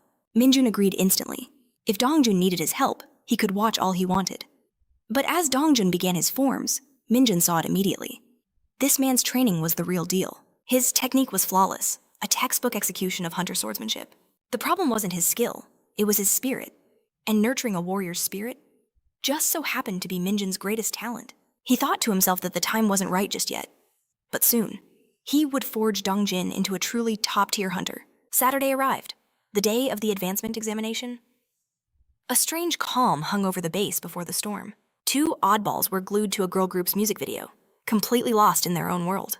Nearby, a fierce game of basketball was underway, while another hunter was in a state of deep focus over a game of Go. Then, a sharp crackle shattered the peace. The school's speakers came to life with a message from the administration office. The announcement commanded all hunters scheduled for advancement exams to report to the military training ground immediately. The message repeated, each loop sounding more urgent. Across the base, everyone froze. A current of tension shot through the air. This was it. They all knew what it signified. The chance to rise, to prove their worth, to become a corporal. A confident smirk played on Minjun's lips. The time had finally come. Under the bright sun, the hunters assembled on the training grounds. Soon after, Second Lieutenant Kim Chae-olman of the 2nd Battalion stepped onto the platform. He introduced himself as their guide for the day, adding with a dry smile that he hoped they'd actually pay attention. Wasting no time, he called for a head count, ordering each company to report in. Just then, a bus pulled up. Kim Chae-ulman ordered everyone to board in an orderly fashion. Once inside, he gave them a reminder of the inevitable. The advancement exams would be held at the 105th Division's headquarters, their destination Gapyeong, where the division was based. Before sitting down, he offered one last piece of crucial advice. Review the practice questions on the way. The bus was a chaotic mess, packed with anxious hunters and clueless fools. A few were gossiping about the 4th Battalion joining their exams today. Another hunter's ears perked up at the news. Does that mean girls will be there? His entire demeanor brightened instantly. He began boasting about how he would unleash his years of weapons training, all for the sake of impressing the female hunters. Suddenly, the two of them were completely fired up, fantasizing about scoring phone numbers. One even had a full arsenal of cheesy pickup lines ready to go, completely convinced he could win them over. After a long ride filled with their ridiculous chatter and wild fantasies, they finally arrived at the 105th Division base in Gapyeong. From there, they were guided into written examination room 7. The hunters settled into their seats, the air thick with anticipation. Invigilator Kang stood before them and announced the results. Everyone had passed the written portion, except for one person, Cho Jong-wook, from the 104th Division's 2nd Battalion. All other hunters were instructed to proceed to the practical examination room. Cho Jong-wook was left standing there, frozen in shock and shame as his peers filed past him. The moment the room was empty, Invigilator Kang erupted. He screamed at the boy for failing an exam, said to be his furious voice, calling the hunter a fool, echoed down the entire hallway. Outside, the other hunters couldn't contain themselves and burst into laughter at the savage dressing down. Mjun watched with a satisfied smirk as the others enjoyed the show. Among them, a woman named Sununi Yunseo quietly observed the group move on. Inside the practical exam room, Lieutenant Colonel Lee Cheolju, the man in charge of the entire process, stood before the remaining hunters. He formally welcomed both the examinees and the examiners on behalf of the 105th Division, acknowledging their hard work and setting a solemn tone for the trial ahead. The lieutenant colonel explained that this exam was not merely to decide on promotions. It was designed to ignite a spirit of friendly, yet fierce, competition between the 3 divisions. As he spoke, some hunters were already starting to lose focus, fidgeting in their spots or trying to stifle yawns. But his next words sliced through the boredom. He announced that this year's exam included participants. Under a special exception, the entire room suddenly snapped to attention. He named them Private First Class Kim Min-jun and Private Sun Yoon, CO, both from the 104th Division, and both having enlisted less than a year ago. Min-jun blinked, looking around as if to confirm he heard correctly. The colonel then asked if they knew of the 104th Division's reputation, warning them not to cause any unnecessary trouble. A hunter nearby muttered that the rumors were true. If you applied to the front lines with top-tier grades, you could get a special exception. A few soldiers from his enlistment year were offered the same chance, but as far as he knew, every single one had turned it down. But the moment he heard them mention the 104th Division, his thoughts froze, and his face twisted in shock. That same shock rippled through the crowd as they finally noticed Kim Min-jun was already a private first class. Amidst the rising whispers and shocked glances, one man noticed that Kim Min-jun seemed utterly unfazed by being the center of attention. While everyone else was buzzing with curiosity or disbelief, Min-jun looked like he just wanted this whole ordeal to be over. In that instant, Yoonso and Min-jun's eyes met for a fleeting, tense second. A silent current of tension crackled between them, but no one else seemed to notice. The colonel's voice boomed, reminding everyone to give it their all. Captain Jung Sang-chol then stepped forward, taking command and announcing the start of the stat tests: strength, agility, and stamina. Captain Jung Sang-chol laid out the rules. He explained the first trial was the strength test, and its objective was brutally simple. All they had to do was push back the examiner standing before them. The captain continued, stating they had 1 minute to complete the task. The score was out of 100, with a perfect grade for anyone who could move the examiner 10 meters. The pressure in the room skyrocketed as he called the first name, Private Kim Jin-yuk of the 103rd Division. Jin-yuk stepped up and unleashed his full power, but the examiner didn't budge an inch. He was like an immovable wall. Just like that, he was branded with a score of 0, instant disqualification. The captain announced that any score under 40 meant immediate elimination. That declaration sent a wave of panic through the recruits as they realized just how unforgiving this test truly was. Next up was Jang Won-ho. He gave it a try but only managed 10 points before being disqualified. Liu was next, scoring 20, also out. Jang Yuna followed with a 0, and Jang Dwan wasn't much better with 15, both disqualified. Then, a new challenger emerged, Sun Yenseo from the 104th Division. She approached with an unnerving calm and pushed with steady, focused force, scoring 50 points and clearing the test. Everyone was stunned, not just by her success, but by her striking appearance. The moment they realized she was the division commander's daughter, it all clicked. That kind of strength had to be in her bloodline. Some even whispered that getting too close would be a danger to their pride and their ribs. Kim Minjun saw it too. She was just like him, someone who entered through a special exception. Then his own name echoed through the hall, Kim Minjun of the 104th Division. As he walked forward, he made a silent vow not to repeat his mistake with the red stone. This time, he had a plan. If he could send the examiner flying past the 10-meter mark, maybe he could even score some bonus points. He took his stance with quiet determination, his eyes locked on the target. Then, he exploded forward with pure, overwhelming force. The examiner was launched through the air like a rag doll, soaring past the 10-meter line with no chance to resist. The score flashed a perfect 100. The examiner himself looked dazed, as if he'd been hit by a freight train wearing a uniform. The room fell into a deathly silence. Every jaw was on the floor. Even Sun Yenseo, who rarely showed emotion, was visibly astonished. Private Yu Zhonghua is disqualified with just 20 points, and she collapses into tears. The tension is now suffocating. Everyone is on edge, questioning the test's brutal difficulty. Captain Jung steps up, demanding silence. He announces the strength test is over, and the agility test will begin at once. No breaks. He orders the disqualified to exit from the rear, under the examiner's supervision. At that moment, 2 men enter, dragging a huge netboard. Others roll in a machine gun turret, and the recruits begin to panic, thinking they're about to face live fire. Captain Jung smirks, reassuring them they're only rubber bullets. But he adds a grim warning: if they get hit, it will hurt. He tells them to get ready to dodge as if their lives depended on it. For Kim Jun, a strange sense of excitement begins to build. The captain explains that a perfect score is awarded to anyone who can survive for 1 full minute. Yenseo stands ready to operate the machine. They must remain inside the designated zone, or it's over. The entire squad is on a knife's edge. Then, the captain adds one more rule since this is an agility test. They will also pass anyone who can endure all the hits and remain standing for the full minute. As for the disqualification criteria, Sir Zhang laid down the law. Step outside the area in under 30 seconds or sustain a serious injury, and you're immediately out of the exam. With a sharp declaration, the agility test begins. Just then, Dongjun approaches, a smirk playing on his lips. "Did you really think I'd get knocked out on the strength test?" he asks. As Minjun stares back, surprised, Minjun lets out an awkward laugh. "Of course not." Dongjun explains that every private first class here, except for Minjun, has faced this exam before. They know what to expect from the stat tests. However, he warns that the qualifications remain the same. The only difference is that the overall score required has skyrocketed since their private days. It's the reason Dongjun keeps failing. He leans in, offering a crucial tip: the rubber bullets fly with the speed of real ones. Relying on sight alone is a surefire way to fail. "Watch the gun," he advises. "Trace its subtlest movements to predict the bullet's path." Suddenly, Sir Zhang's voice cuts through the air. "Private Yun Kitai is disqualified," he barks, ordering him to the infirmary. Minjun realizes just how brutal these stat tests are. People are dropping before the real combat even begins. No wonder the pass rate is abysmal. But this level of difficulty? It makes perfect sense. Another one bites the dust. Private First Class Gi Yongdo is eliminated. Sir Zhang scoffs, his disappointment clear. What a pathetic batch of hunters. He reminds them this is child's play compared to the sergeant's exam next door. How can anyone hope to advance at this rate? Then, Private Sun Yunseo is called, and the entire hall falls silent. All eyes are locked on her as she moves like a phantom, dodging each bullet with breathtaking, impossible precision. Sir Zhang's voice booms with approval. "Watch closely. This is how a true hunter moves." A perfect score. The crowd gasps in amazement, but she ignores the praise, her gaze cutting through the room to lock onto Kim Minjun. Minjun freezes, completely thrown off by her stare. Whispers erupt around them.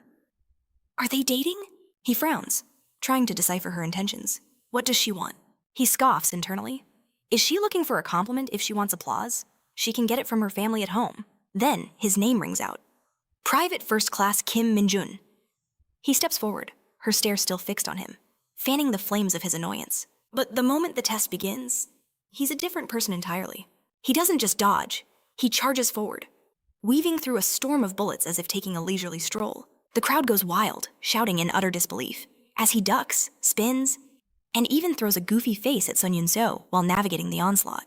Yunseo can only stand there, frozen, her mind reeling from the impossible sight. The timer crosses the 1-minute mark.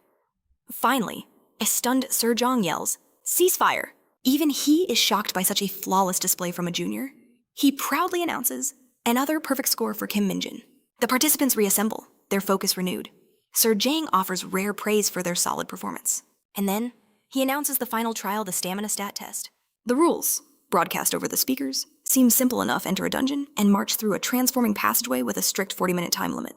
The instructions echo through the hall.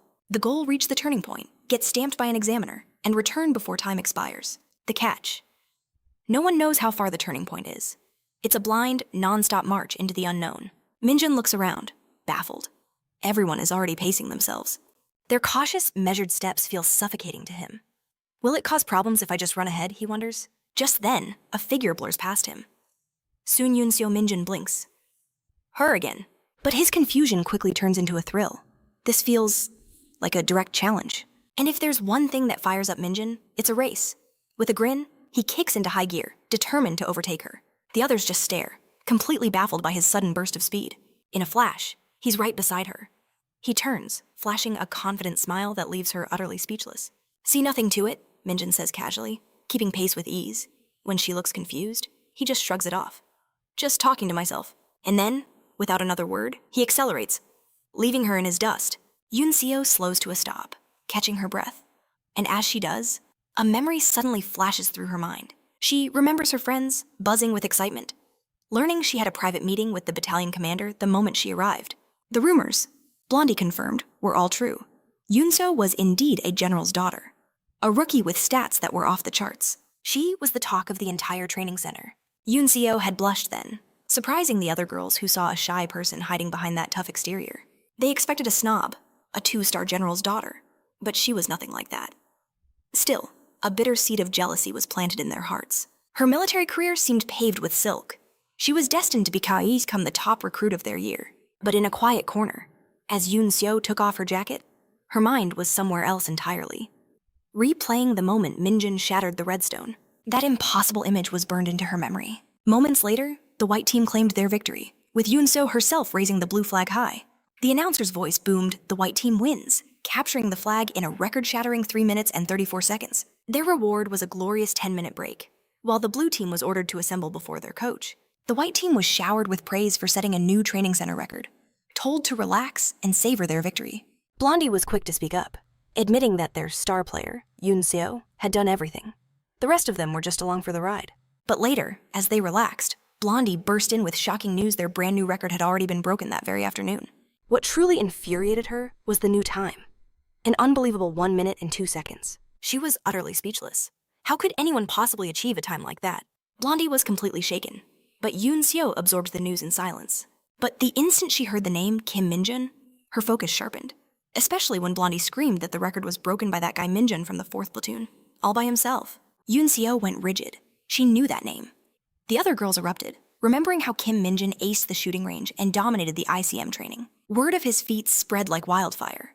All eyes were now turning towards this mysterious, rising rookie. Yunseo said nothing, but hearing his name again sent a strange ripple through her. The gossip train didn't stop there.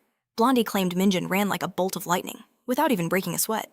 Even in her sleep, she rambled on about how Mjun supposedly hunted a hound the size of an elephant. Someone finally yelled at her to shut up and go to sleep. Meanwhile, Yunseo's mind drifted back to her childhood, her father's gentle hand on her head. It was then she vowed to become strong, just like him.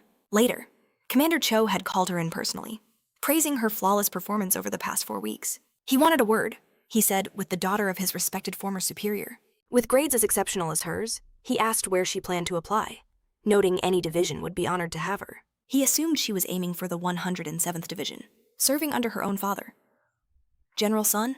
That's when Yunseo asked with a quiet, burning intensity, which division Kim Mjun belonged to. She knew she hadn't come here for childish reasons. Still, she admitted to herself she had provoked Mjun out of frustration. Now, she finally understood his anger.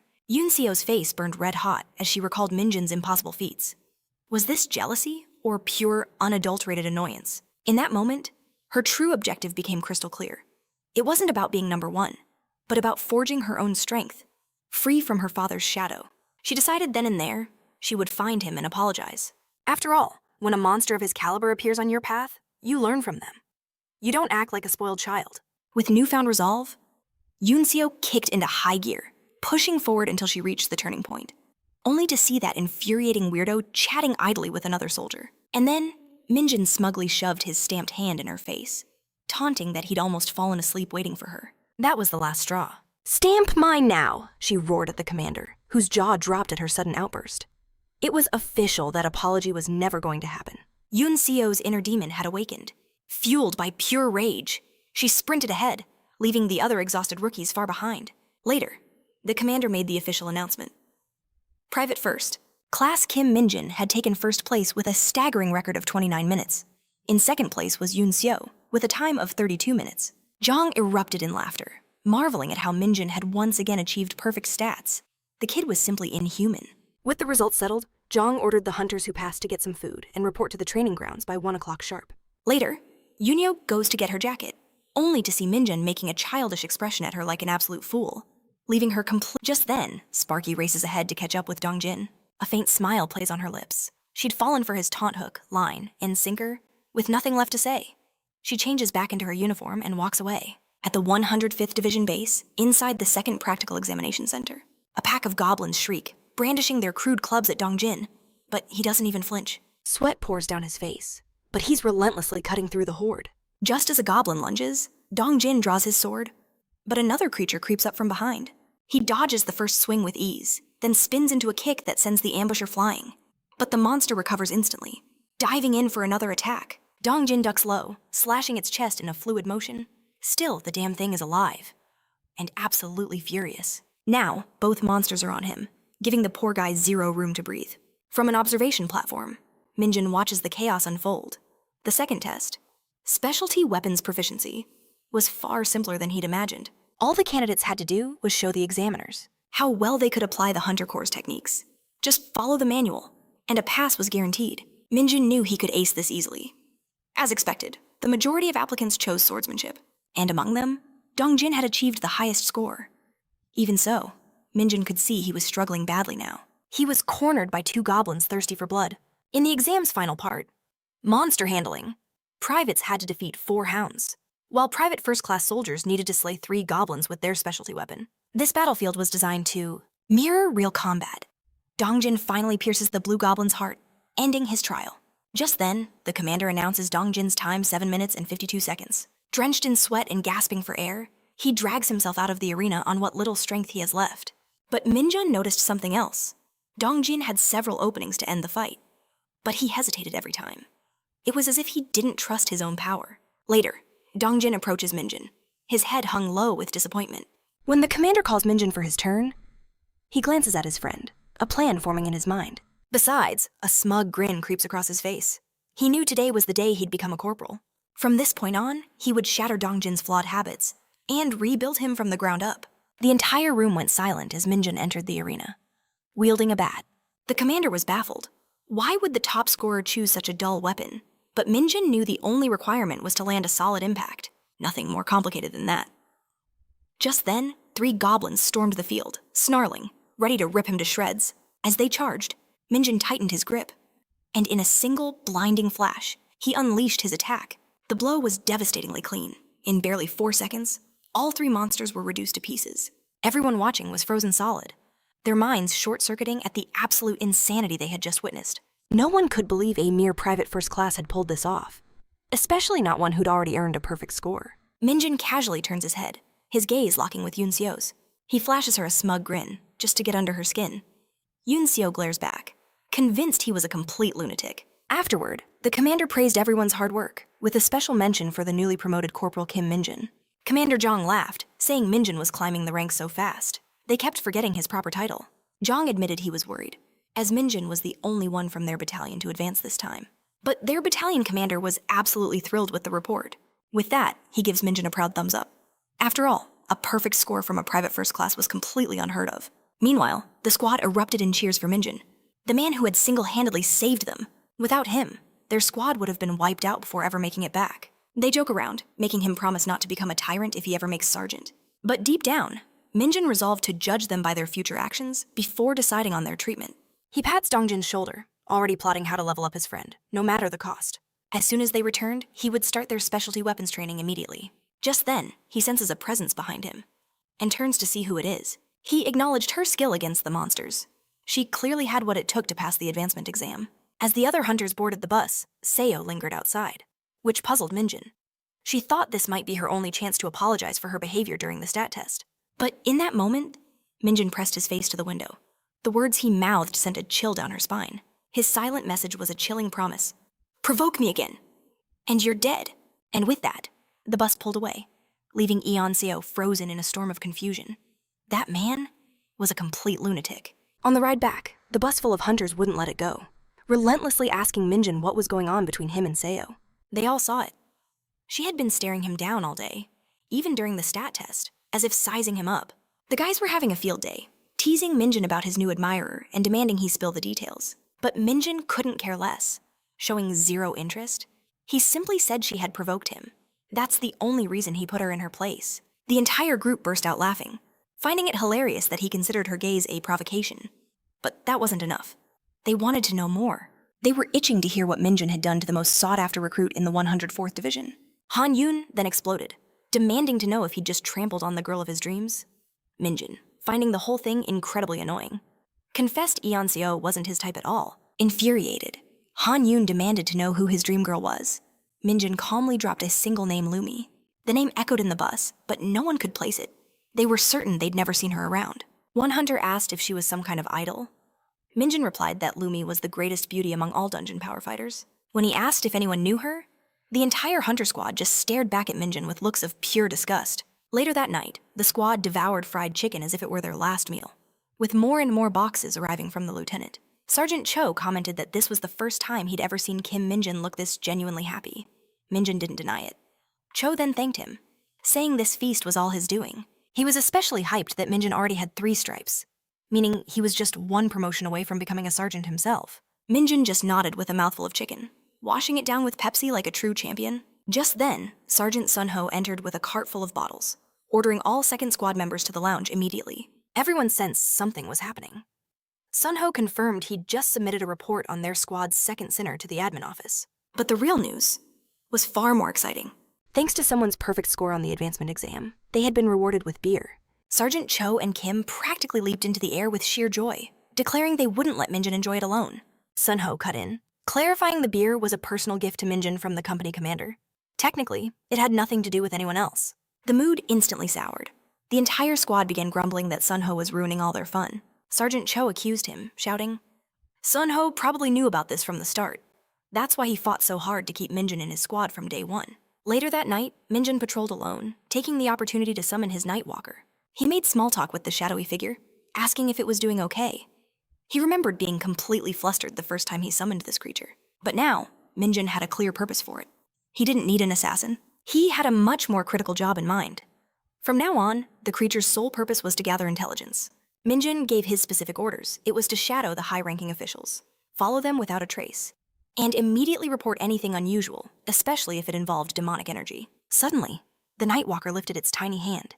Mjun was confused for a second, before realizing the little creature was asking for a reward. With a small sigh, Mjun tossed it a condensed ball of demonic energy. The moment it caught it, the shadow looked absolutely thrilled, scurrying off as if on a mission from the heavens. "Don't get caught," Mjun warned, though a feeling of anxiety tightened in his chest as he watched the excited creature disappear. He knew that if anyone from the squad were to spot that thing, it would trigger a base-wide emergency alert. Out of nowhere, Sergeant Kim's voice cut through the darkness, asking what Mjun was doing out there. Mjun's heart nearly leaped out of his chest, but he quickly composed himself, laughing it off. "Just getting some fresh air," he said. "Plus, it's been forever since I've had a drink." When Kim asked if his tolerance was low, Mjun explained that it wasn't that simple. As it turns out, dark mages don't get intoxicated in the usual way.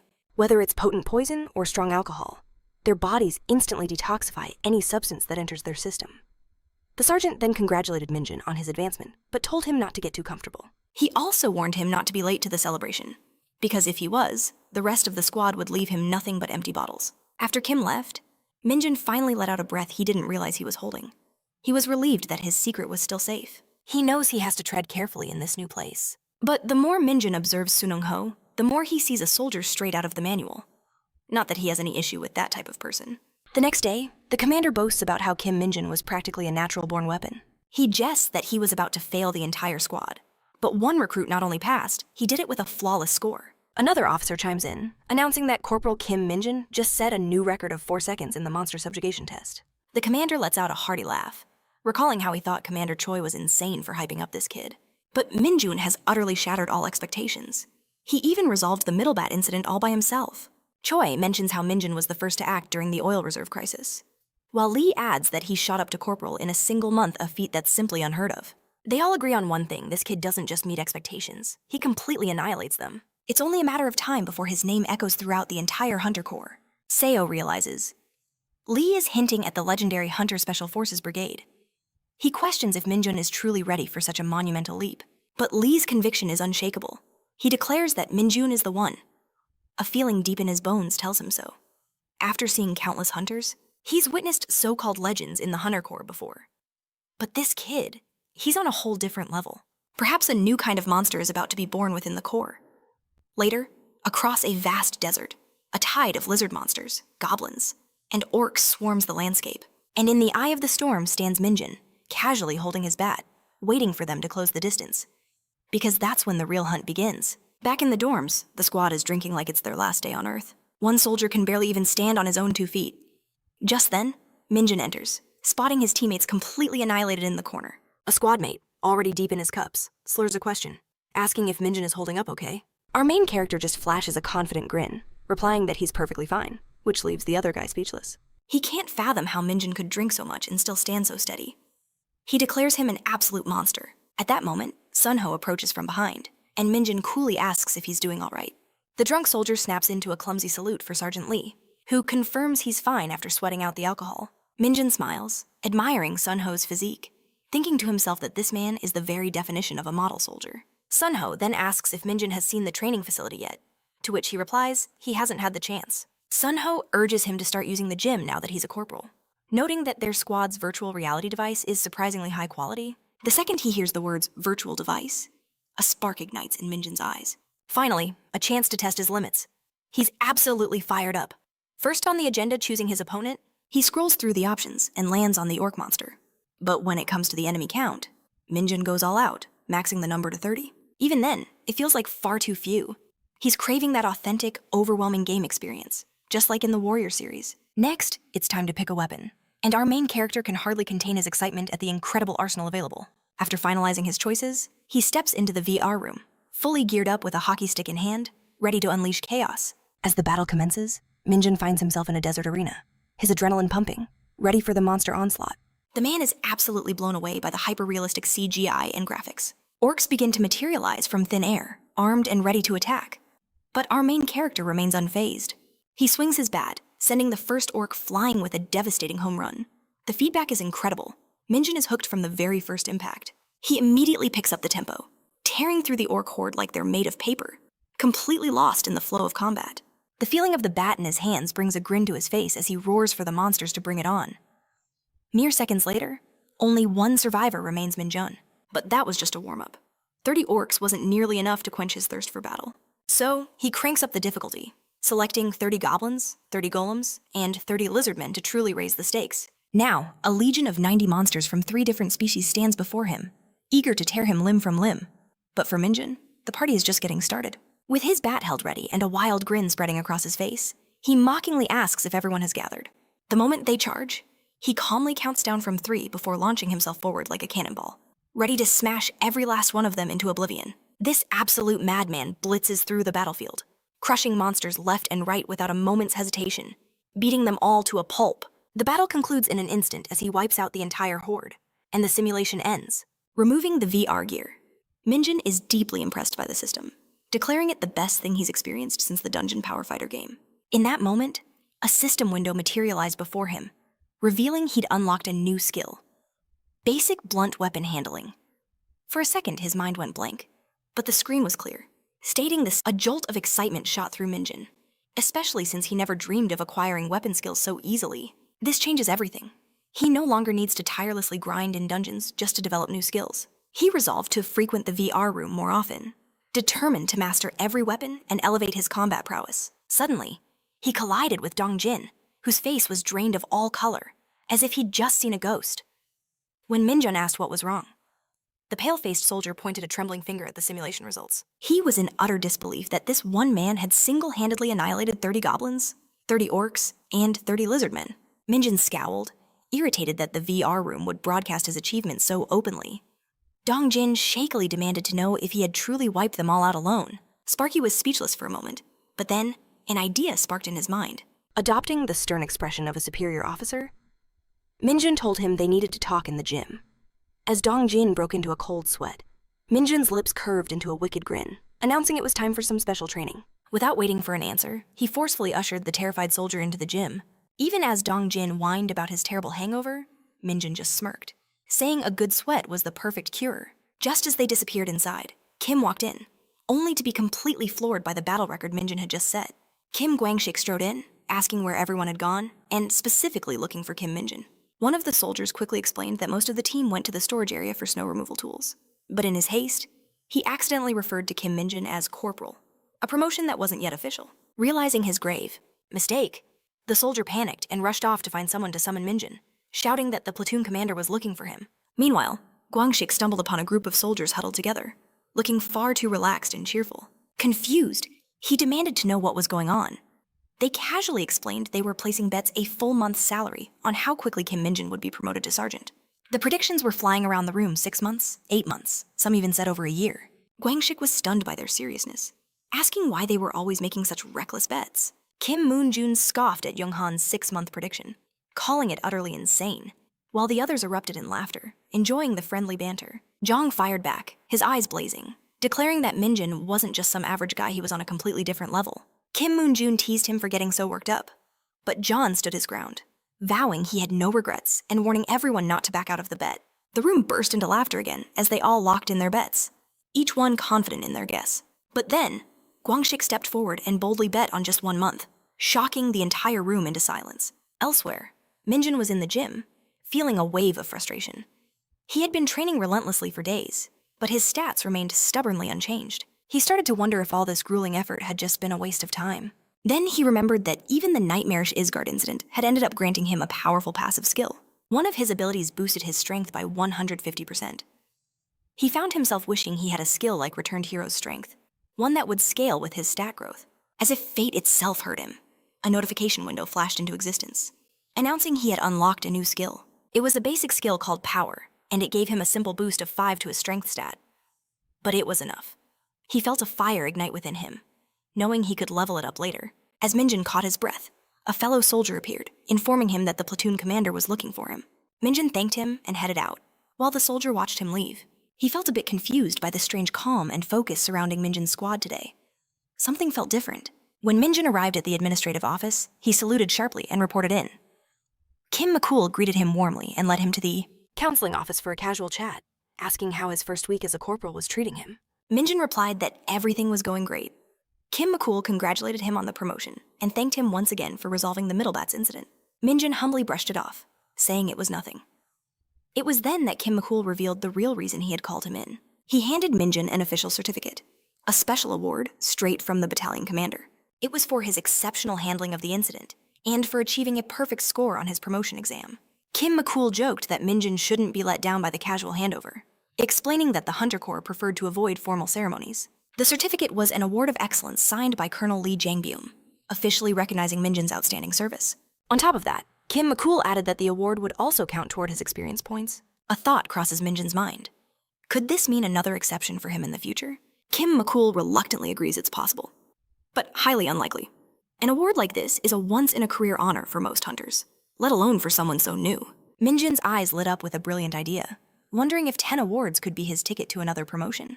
He tossed out the question like he was collecting stamps, asking if awards were like chicken coupons or some kind of special event. Kim Minchul gave him a deadpan stare, asking if Mjun had paid any attention at all. A few days later, the soldiers stood in perfect formation, their weapons glinting, ready for action.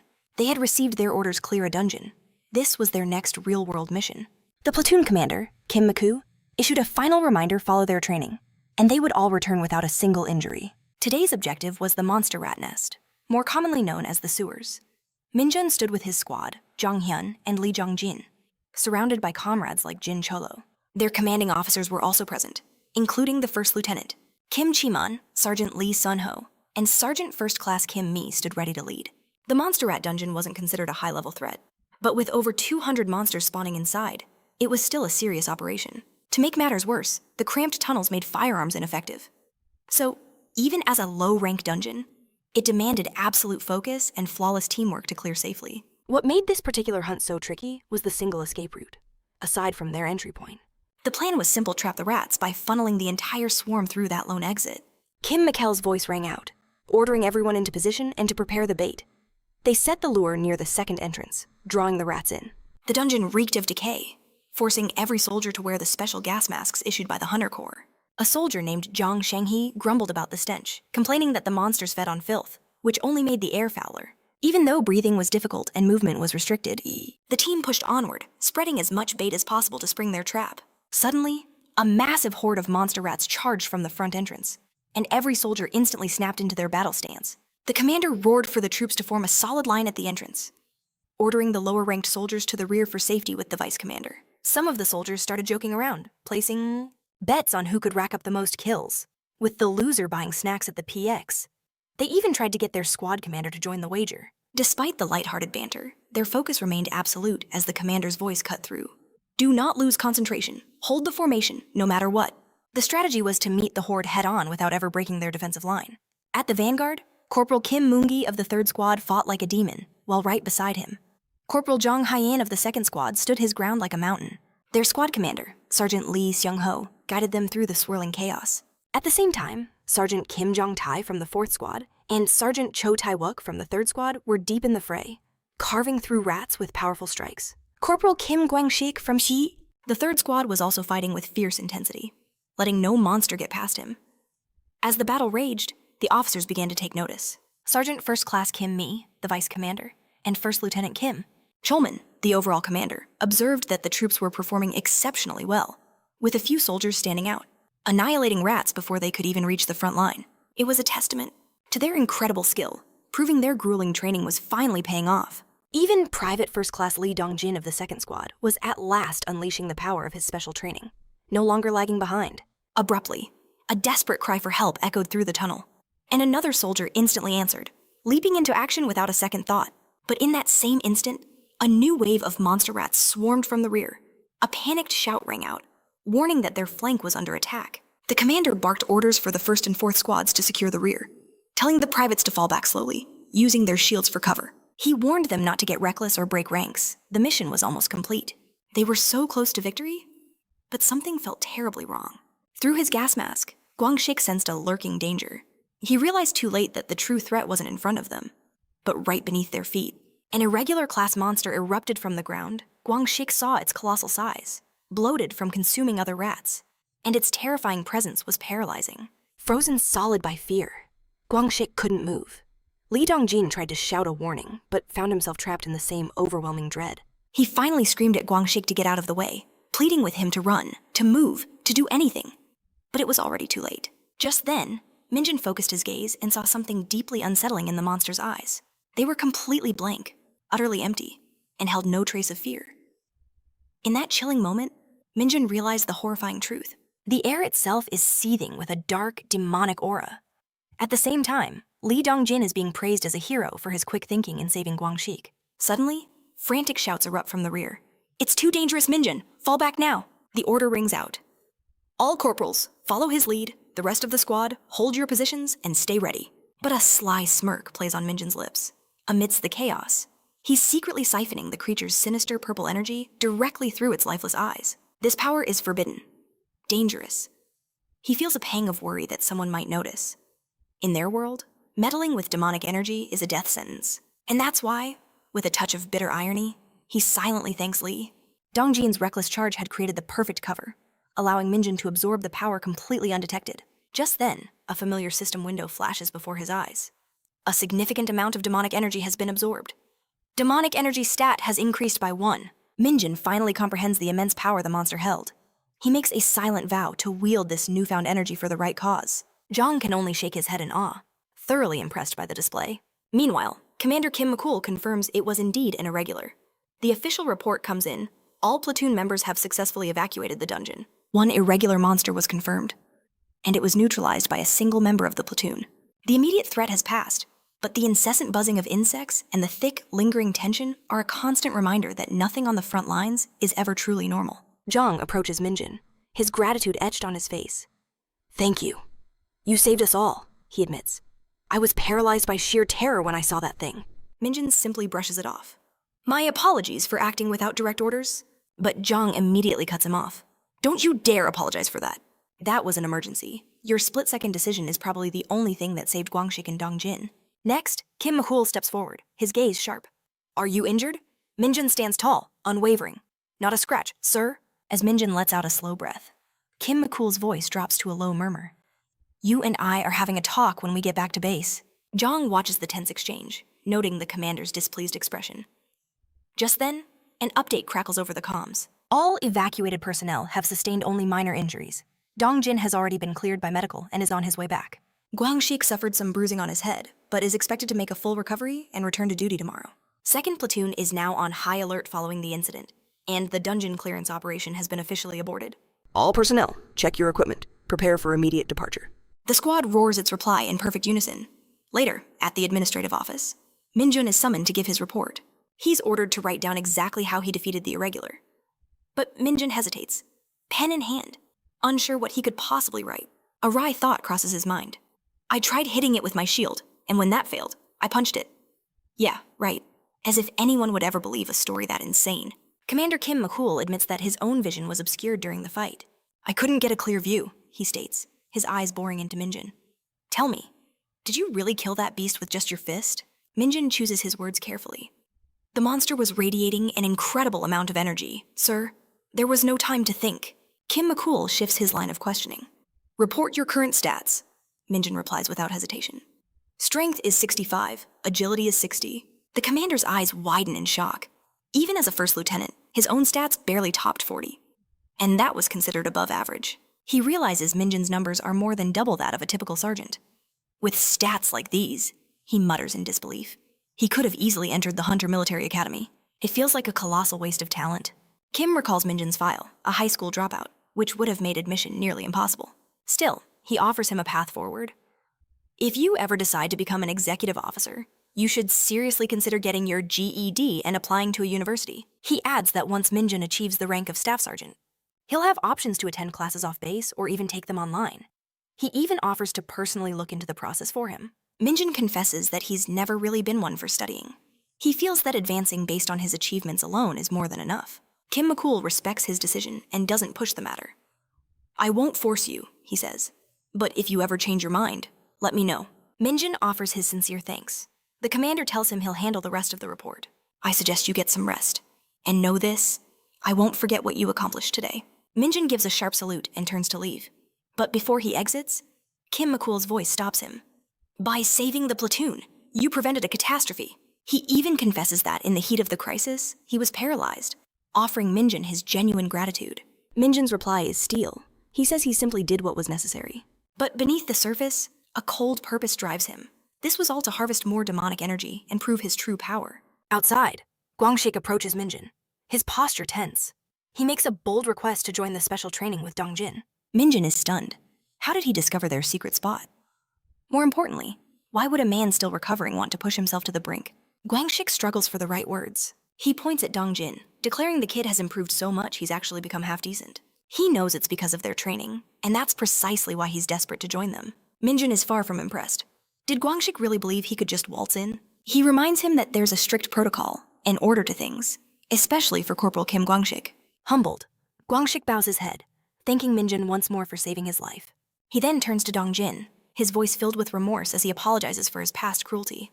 Dongjin, completely caught off guard, stammers that it's fine, but Guangxik presses on. He is truly sorry for the hazing and knows he may not be forgiven, but his apology is sincere. He reveals that for personal reasons, he needs to become stronger. He wants to become a non-commissioned officer, which is why he's so determined to train with them. Dongjin nervously glances at Minjun, asking if it would really be so bad to let him join. He looks on with hope, but Minjun's response is cold and absolute. No, it is not okay. Guangxik accepts the rejection without argument, admitting he understands if his past actions make them uncomfortable. He offers one last sincere thank you, acknowledging that he is alive today because of them. The air hangs heavy with tension, until Minjun shatters it with a bizarre proposal. He'll reconsider. If Guangxik acts like a pigeon for the next 24 hours, Guangxik explodes in disbelief, while Minjun just shrugs with a look that says, take it or leave it. With his pride on the line, Guangxik hesitantly begins to coo like a pigeon. Dongjin watches, utterly speechless, while a smirk plays on Minjun's lips as Guangxik awkwardly continues his bird impression. Elsewhere, a figure known as Saint praises a giant for his hard work. then gently asks if he has something to say. The giant seems uncertain, but eventually asks how long the saint plans to continue down this path. The saint cryptically replies that no one knows, and offers a gift for the one who's looking ahead, adding that a gift from the heart can never be a burden. Meanwhile, Sergeant Cho is seething. Fresh out of a brutal dungeon, they're immediately assigned to construction duty. He complains that being treated like manual labor in his final year of service is a disgrace. While they work, another soldier wonders if these camps even help against monsters. Cho just scoffs. Who knows? Just then, a delivery arrives. Guangxik announces that the stettel is finally here, a nickname for the material because no one can tell if it's stone or metal. The name perfectly captures just how confusing and ridiculously tough the material is. As they try to lift it, Guangxik discovers it's heavier than a mountain and solid as bedrock. They all struggle under the immense weight. A fellow soldier explains this is exactly why the camps are built with it for its legendary durability. Guangxik adds that it's forged from a rare mineral found only in specific dungeons. He starts to mention its name, but Mjun cuts him off with a sharp question, distracting him. Guangxik quickly plays it off as nothing, saying he just thought someone might be curious. Suddenly, the vice commander announces a 10-minute break. But with a grim expression, he pulls the platoon commander aside to share some intel from headquarters. A chilling rumor is spreading. The infamous Tin Can Dungeon may have appeared within the 104th Division's territory, and the name alone sends a shiver down everyone's spine. Sergeant Cho's face drains of color as he demands to know if it's true. Dongjin panics, yelling that another mission there would be his and Cho's third time entering that hellhole. Cho curses that the situation is absurd, but the vice commander tries to calm the rising panic, insisting that an investigation is still ongoing. Amid the chaos, Guangxik quietly mutters to himself.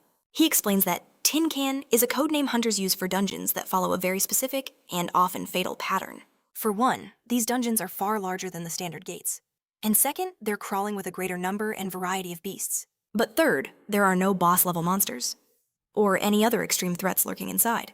For that very reason, they are the perfect crucible for forging true combat experience, which is why divisions use them for massive training operations, known as the Hunter Field Maneuvers. Minjin, hearing Guangxik mumbling to himself yet again, demands to know who he's even talking to.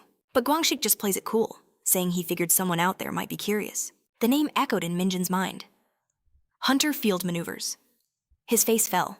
This didn't sound like the kind of training he was looking for. He had no interest in long, grueling drills. He craved the heat of real battle. But Mjun Kim cut through the chatter, reminding them that this was divisional training. It was mandatory, and a golden opportunity to rack up accomplishments. The moment Minjin heard the word accomplishments, a fire ignited in his eyes, reminding him of his singular goal to gain recognition and become overwhelmingly strong. A thrill shot through Minjin.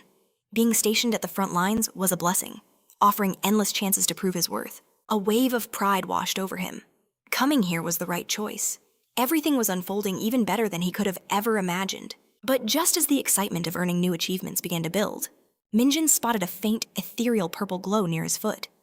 Without a second's hesitation, he slid his shoe over it, concealing the light before any eyes could catch it. Across the way, Dongjun and Cho, their faces etched with exhaustion, cried out in protest. They wailed that they didn't need any more accomplishments. They were already being ground into dust in their final year. Meanwhile, Minjin silently let out a breath he didn't realize he was holding. A close call. No one had seen the glow. He brushed off the near miss, casually shifting his attention. The current issue, he thought, was about some reinforcement request. At the command post, Ino-sun, the female officer, laid out the situation a request for reinforcements due to an anomalous monster, sent from an investigative team inside a new dungeon in Yangu. The commanding officer mulled it over. He recalled that the dungeon had manifested within a military zone, far from civilians. The NCO confirmed this, adding that 2 investigators had suddenly collapsed without a single warning. She noted that these bizarre occurrences were becoming more frequent. It was a grim omen, a sign that the dungeon might demand an immediate and decisive conquest. The officer made his decision, hand over the area to regular soldiers, and pull back all hunters. Every single force stationed in Yangu would be redirected to a new, higher priority, the gate that had just torn open in the civilian area of Hongchun. Ino-sun accepted the order with crisp efficiency. From the sidelines, Minjin watched the entire scene play out. A knowing smirk played on his lips as he realized a perfect opportunity had just fallen right into his lap. With fate seemingly bending to his will, Minjin made a decision. He was going to request a day off. Minjin did a final check of his bag. Did he have everything he needed? As he started to leave, Mjun Kim's voice stopped him, casually asking if he was heading out already. The senior officer then noted he'd seen Minjin lugging far more steel than anyone else during the camp's construction. And now, it all clicked into place. Minjin had front-loaded his work just so he could secure this day off. A mix of annoyance and admiration colored Mjun Kim's voice as he said, "You're a real piece of work. You know that?" Minjun just smiled and thanked him. But Mjun Kim quickly clarified it wasn't a compliment. Then, his eyes landed on the form, pointing out that Minjun's registered home address was inside a restricted zone. Curious, he asked where Minjun had stayed on his last leave. Minjun answered honestly a PC room, just as he expected. Mjun Kim produced a key, telling Minjun that if he was okay with it, there was a place he could use, an apartment that belonged to his parents, sitting empty while they were away on business. He kept it clean himself, visiting whenever he got a break. Minjun tried to politely refuse, but Mjun Kim's gaze was firm. He insisted, cutting him off, saying this time it was necessary. Silently, Minjun looked down at the small note he was handed. It read that the apartment was a bit of a distance from the camp, but still within Gangwon-do, located in Chuncheon at XD Villa. Minjun considered it. It was definitely a step up from a loud, crowded PC room. Chuncheon wasn't too far, making it a solid option.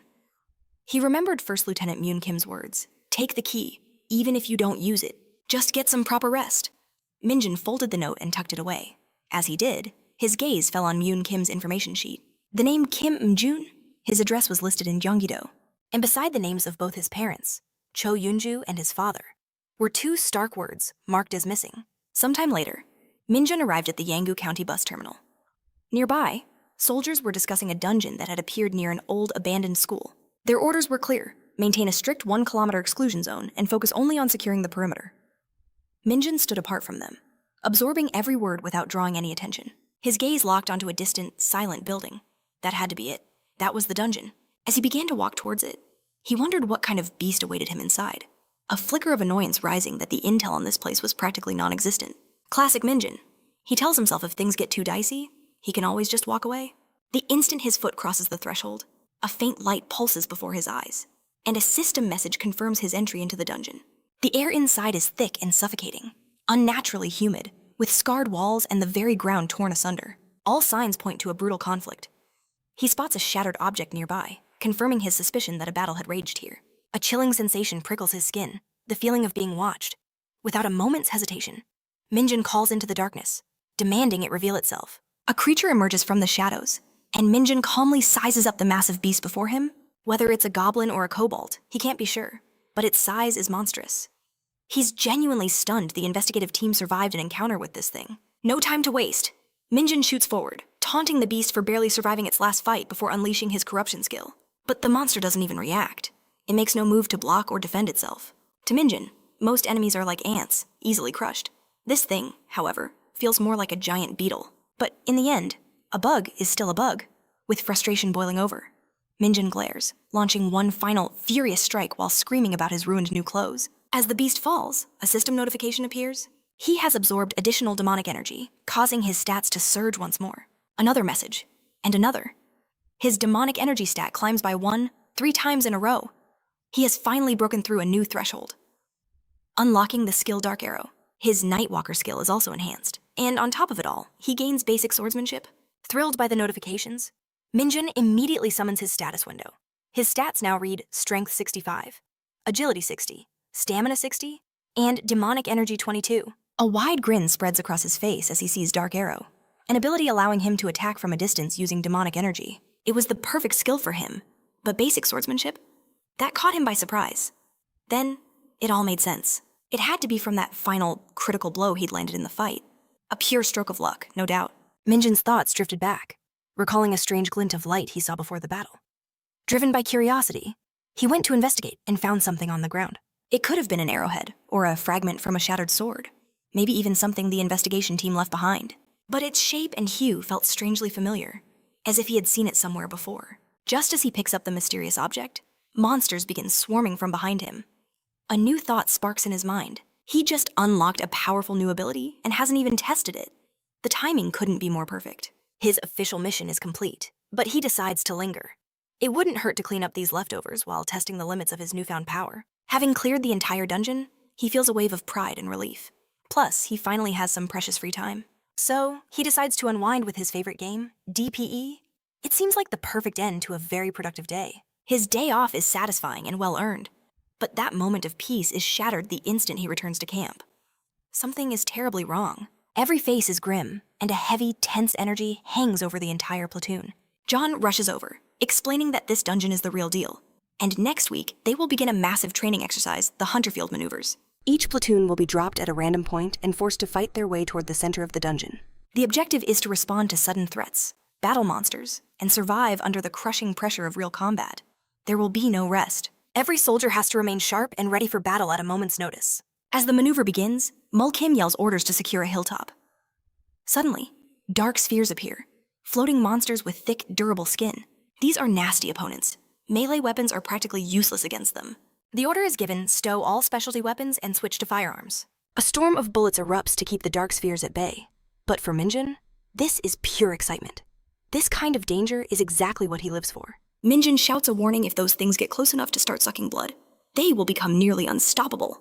For any soldier who gets caught, it would be game over. He quickly realizes that too many casualties would tank their platoon's score, and he refuses to let that happen on his watch. A serious expression takes over Minjun's face as he calls out for Sergeant Lee Seong-ho.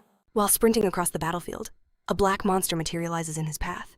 Mjun's foot connects with such devastating force that the creature is launched into the sky like a cannonball. For a split second, everyone around him freezes in stunned silence. They can only watch as the monster vanishes into the clouds above. Afterwards, Mjun wishes he could just unleash his dark arrows. That would make taking down these floating pests a whole lot easier. Commander Machul Kim roars the command for all troops to open fire on the dark spheres swarming the sky. When the chaos subsides, they earn a precious moment of peace. The order comes down: rest for 10 minutes, inspect your gear, and report all squad injuries. Slumped in exhaustion, Sergeant Cho mutters that this training session is on another level, wondering just how many waves they've survived. In-ho Choi admits he's not entirely sure, but he brings up a strange rumor spreading through the ranks. Some say this isn't a standard training dungeon at all. Sergeant Cho's eyes widen. What could he possibly mean by that? In-ho explains the chilling gossip a real boss monster is supposedly lurking inside, something unheard of for a mere training ground. Word is, the beast was even captured alive and is now imprisoned somewhere within the central assembly area. As their short respite ends, Mjun rallies everyone back into formation. Moving out. His gaze locks onto a figure in the distance, a Hunter Corps soldier wearing 2 stars. A flash of recognition hits Mjun. He knows that man. He knows exactly who he is. The scene shifts, revealing a colossal figure returning, his greatsword shattered. An old man watches him approach, his voice eerily calm. Back so soon, the elder muses. The mission must have been a disaster.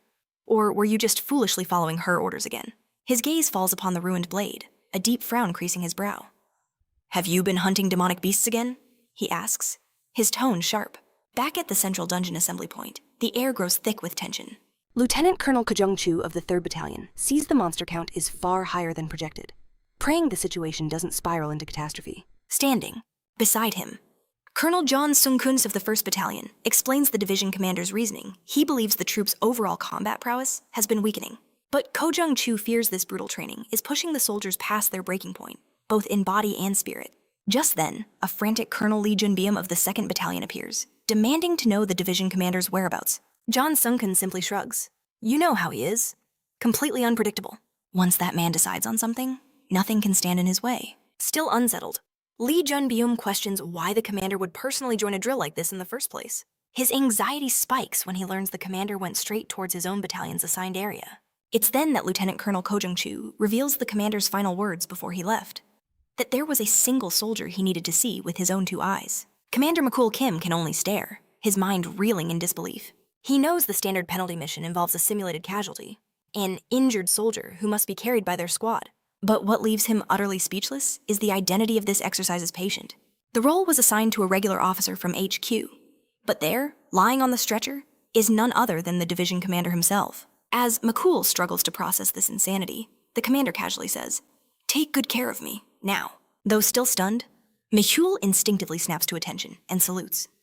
Sergeant First Class Kim Minji steps forward, reciting protocol about properly transporting the wounded. Minji respectfully offers to carry the commander, but the commander cuts him off sharply. "You all should know my personality by now," he announces for all to hear. Seok-young, the division commander, flatly refuses to be carried. He declares he won't take part in this farce, ordering them to proceed with the training as planned. A stunned silence falls over the entire platoon. Amidst the chaos, a thought flashes through Minjun's mind. This training is completely insane, and he's having the time of his life. The battlefield itself is a whirlwind of danger. The area is crawling with monsters of every terrifying shape and size. As if that wasn't enough, Division Command has laid traps throughout the field. making the whole exercise feel like a real dungeon raid with deadly surprises at every turn. Private Jin Chioho from 2nd Platoon is barely hanging on. Gasping for air, frantic with fear, he fumbles his attack against a grotesque, frog-like beast. Just as the creature lunges for the kill, Mjun appears in a flash, slaying the monster with a single, perfect strike and saving Chioho's life. Reflecting on the swift victory, Mjun realizes that even his basic swordsmanship skill is becoming sharper and more powerful with every clash. A new resolve ignites within him. This hellish training might just be the perfect catalyst for his next level up. Chioho, still catching his breath, manages to stammer out his thanks to Mjun. Watching from a distance, Commander Sukyong admits to himself that this is, without a doubt, the most grueling hunter field exercise they have ever conducted. Makul Kim roars at his troops, urging them to hold on until the next break. The soldiers dig deep, pushing onward with sheer willpower. But among them all, Kim Mjun is beginning to shine brighter than anyone else. Meanwhile, in the northern section of the dungeon, Private First Class Sun, Yoon Seo unleashes her deadly prowess, felling multiple monsters single-handedly. She gasps for air, stamina reaching its limit. But when a beast lunges for another soldier, Yoon Seo moves like lightning, shielding her comrade without a moment's hesitation. Miraculously, the entire platoon has pushed through this far without a single serious casualty. Seokan watches them, a proud gleam in his eye, while Machul Kim acknowledges the sheer skill his unit possesses. Though Makul humbly credits his soldiers, Seokan corrects him. Recognizing talent is a commander's greatest strength. He pushes Makul to give his absolute all for the final trial, and Makul accepts with renewed determination. But suddenly, Seokan stumbles, his body betraying him. Sergeant First Class Kim MG's voice cracks like a whip. She reprimands him for favoring his left hand, demanding he maintain his posture. Seokan immediately apologizes. Elsewhere, a curious rookie approaches Corporal Lee Sung-woo. This being his second tour in the hunter field maneuvers, the rookie tries to ask a question, but Lee cuts him off with a blunt, "Don't ask." As the platoon reforms, the younger soldier, still confused, mutters something about the hole. Lee confirms it with a grim tone. The dungeon hole. The rookie stares into the massive chasm before them. He sees a pit, but has no grasp of its true, terrifying nature. Lee scoffs, assuming he slept through the briefing. Not that anyone truly understands how these dungeons operate. As he explains it, the prevailing theory is simple. A dungeon is a pocket dimension, tethered to our world through a gate. But this connection isn't perfect. It's a finite space, a bubble with fragile borders. And within that bubble, there are places where the link to reality itself grows weak, or shatters entirely. These unpredictable, glitched-out zones are what they call dungeon holes. Another soldier asks nervously what happens if someone falls into one, or even crosses the dungeon's boundary. Lee admits nobody knows for sure. But the rumor is, you're instantly teleported to a random point within the dungeon. You just pop. Just then, a strange ripple cuts through the squad. A wave of shock spreads as a figure materializes right in front of them. It's a female soldier, collapsed and helpless on the ground. Mahul Kim rushes to her side, his voice calm and reassuring. The 4th Battalion has been notified. He tells her to rest, that everything is under control. Still frantic, the soldier asks if her squad is okay. Machul gently confirms it. They're all safe, and worried sick about her. He informs her that the entire training exercise has been halted to ensure the recovery of Private First Class Sun Yoon Seo. Mahul explains the situation is now officially documented, and the training should resume shortly. Yoon Seo whispers a thank you, relief washing over her face. MGA reminds her to stay put. With a fractured foot, her only duty is to heal. A hunter's body is their ultimate weapon. Makul adds that headquarters has dispatched a transport crew. They're already on the move. He begins to tell her that for her, this training session has come to an end. But his words are cut short. The air grows heavy as a figure emerges. Major General Du Sukung himself. His sudden appearance shocks Yoon Seo. The division commander shouldn't be here. An absolute silence falls over the soldiers. They all understand the immense weight of his presence. Mahul Kim reports to the general. No serious external wounds, but her left ankle is fractured. She cannot continue. Du Sikung's voice is laced with disappointment. And with so little of the training left, too, he turns his gaze to Yoon Seo, demanding her report. She explains that she slipped from a cliff during a monster engagement and was knocked unconscious. By the time she came to, she was already here. Her story implies the impossible. She must have fallen past the dungeon's inner boundary, into a zone beyond their surveillance. Whether it was a dungeon hole or some other anomaly no longer matters. What matters is that Sun Yoon Seo was found alive. A wave of relief washes over Sukung. He calmly remarks on how incredibly lucky she was to have been discovered. Then, a thought clicks into place. He asks her to state her name again. The moment she does, his entire demeanor shifts. He recognizes that name. Yoon Seo, from the 4th Company, 4th Battalion, and more importantly, the daughter of the renowned Sun Tae-ho. With this revelation, Du Seokung's voice rings out, calling for Corporal Kim Mjun. Mjun snaps to attention, bewildered as to why he's been summoned. Before he can even question it, the general issues his command. You will carry the injured soldier. Mjun freezes, his mind racing in disbelief. But Seokung's sharp, cold glare eradicates all doubt, leaving no room for defiance. Despite Yunyo's fierce protests, the commander's decision is final. For him, this isn't just an order, it's a chance to earn a significant accomplishment. With the situation under control, the mission is now brutally simple. The injured must be transported to safety, immediately. Mjun steps forward, ready to carry Yunyo on his back. Frustration flashes across her face, but she yields when Minjin calmly lays out the choice quit now, but lose all her training progress. Faced with starting over, Yunyo swallows her pride and politely asks him to take care of her. The entire platoon stares in absolute disbelief. Jang, in particular, can't comprehend how Minjin still has this much power left in him. At this point, it feels like Mjun isn't even human anymore. Minjil Kim orders the two to fall to the rear with the vice commander, ready to report if Minjin falters. But from the look on his face, Minjin has no intention of slowing down. Meanwhile, Miju whispers to Seokong, complaining that Ino is getting special treatment simply because her father is a division commander. Overhearing this, Seokyewang cuts in with a cold reminder, there's no rule that says you can't help the injured. This, too, is part of their trial. Minju accepts it without another word. But then, a venomous whisper escapes Major General Dong's lips. The words are harsh, personal, and aimed directly at Sun Taiho. A deeper, darker story is clearly unfolding beneath the surface. Miyun marches on, his steps steady and unwavering with Ino on his back. The position is awkward, but he makes no complaint. After some time, Ino offers to quit the training entirely, telling him to put her down if he's exhausted. Miyun immediately dismisses her concerns, casually remarking that she's lighter than the steel they haul during camp construction. Hearing this, Ino repeats the word steel in confusion. Minjin explains it as if it's the most normal thing in the world, comparing her to 50 kilos of metal. But before he can even finish the sentence, a mortified Ino cuts him off, demanding he stop talking. A tense silence hangs between them before she speaks again, her voice calmer. She vows to repay him for his help. Minjin just smiles. In his mind, though, a reward from her powerful father would be far more valuable. Trying to break the tension, he brings up the weight comparison again. But the moment he says she's lighter than steel, Ino's shout echoes through the mountains. Shut up! Elsewhere in the formation, Sergeant Cho lets out a long groan.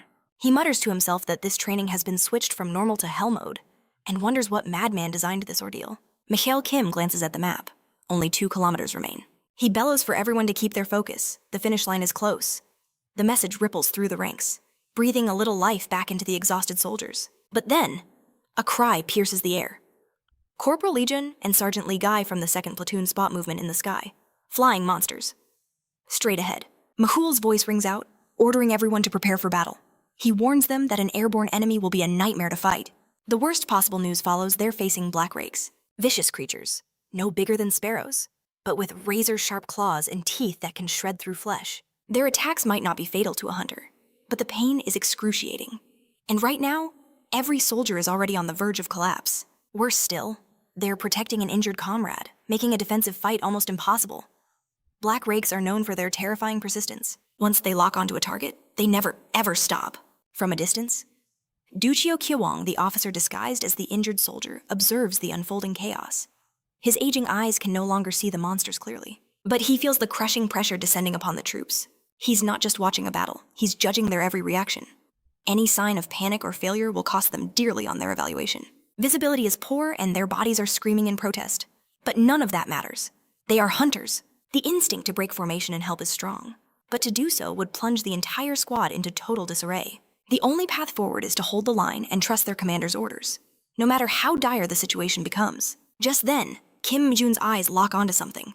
In a sudden blur of motion, he surges forward, stunning everyone.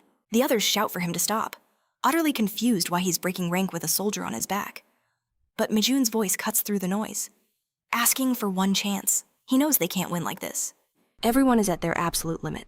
Mule Kim, the platoon commander, is shocked speechless. He demands to know what Mjun could possibly do with someone still on his back. Yet, Mjun's resolve doesn't waver. Minjil gives him a stern warning if this fails. They retreat instantly. He has only one shot. Refusing to hand off the injured soldier, Mjun prepares to execute his plan alone. The commander gives the impossible order. Everyone is to fall back. Form a perimeter behind Kim Mjun. Mjun then gives the order to prepare for open fire, sending a wave of tension through the ranks. Seokyeong can't believe it.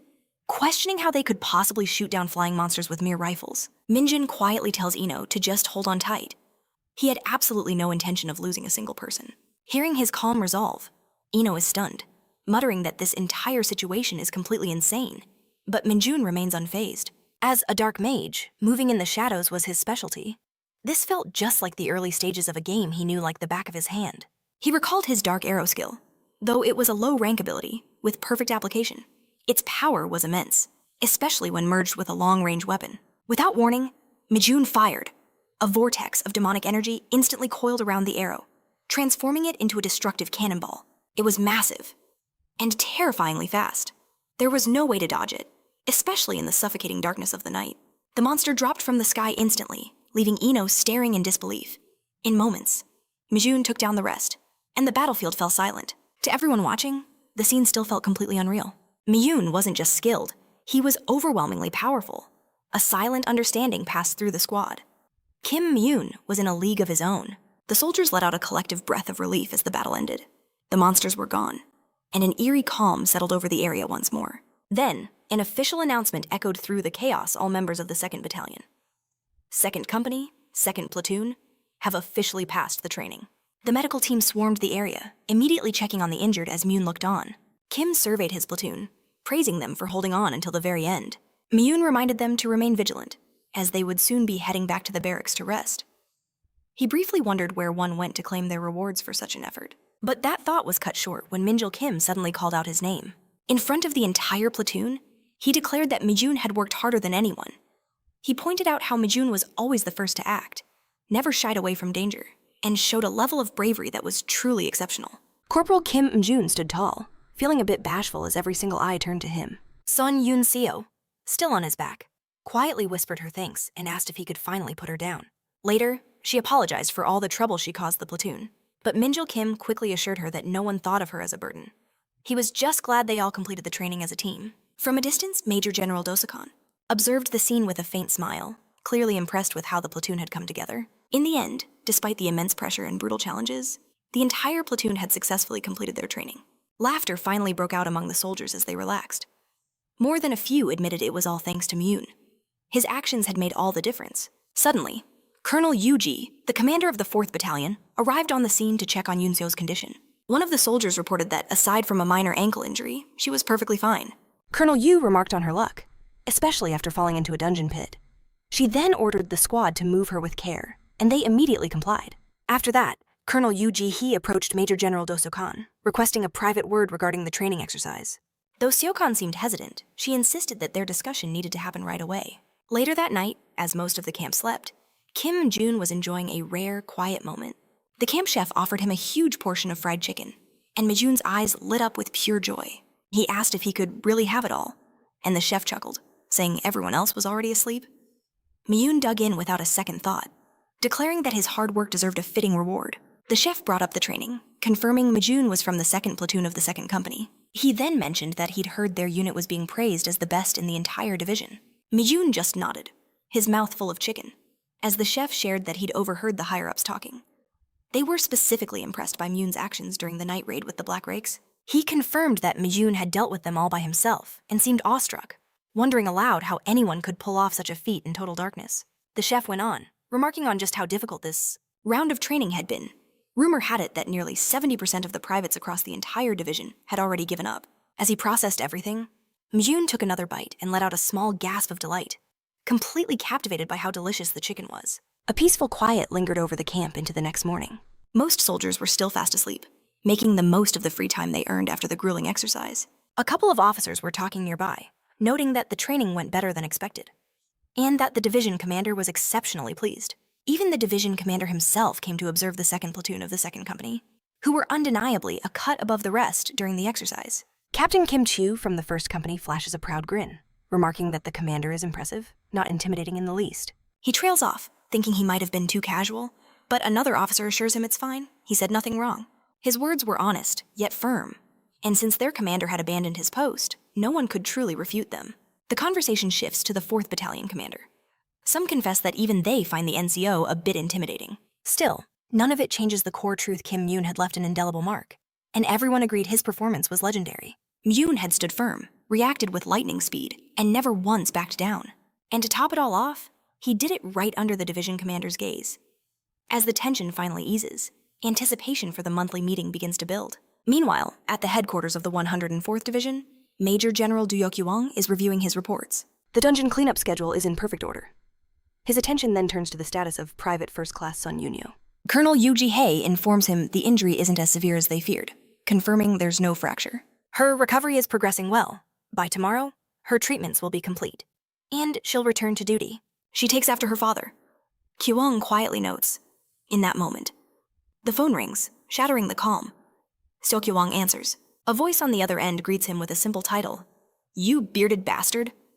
Stunned, Seokyuang demands to know who it is, but the voice scoffs as if the answer should be obvious. After a heartbeat of silence, the realization hits him like a physical blow.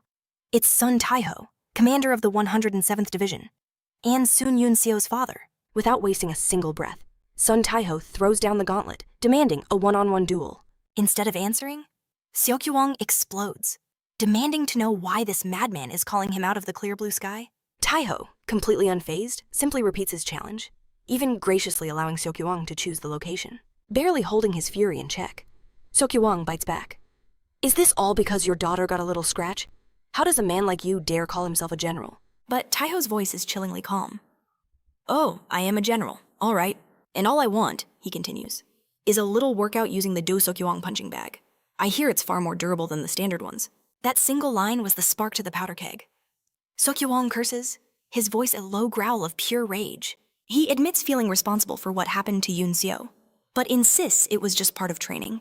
Nothing to declare war over. Just when it seems the fire might die down, Taiho delivers the killing blow, mocking him for not even being able to get married. How could someone like you possibly understand? That was it. Seokyuang's face turns crimson with uncontrollable fury, and he snaps.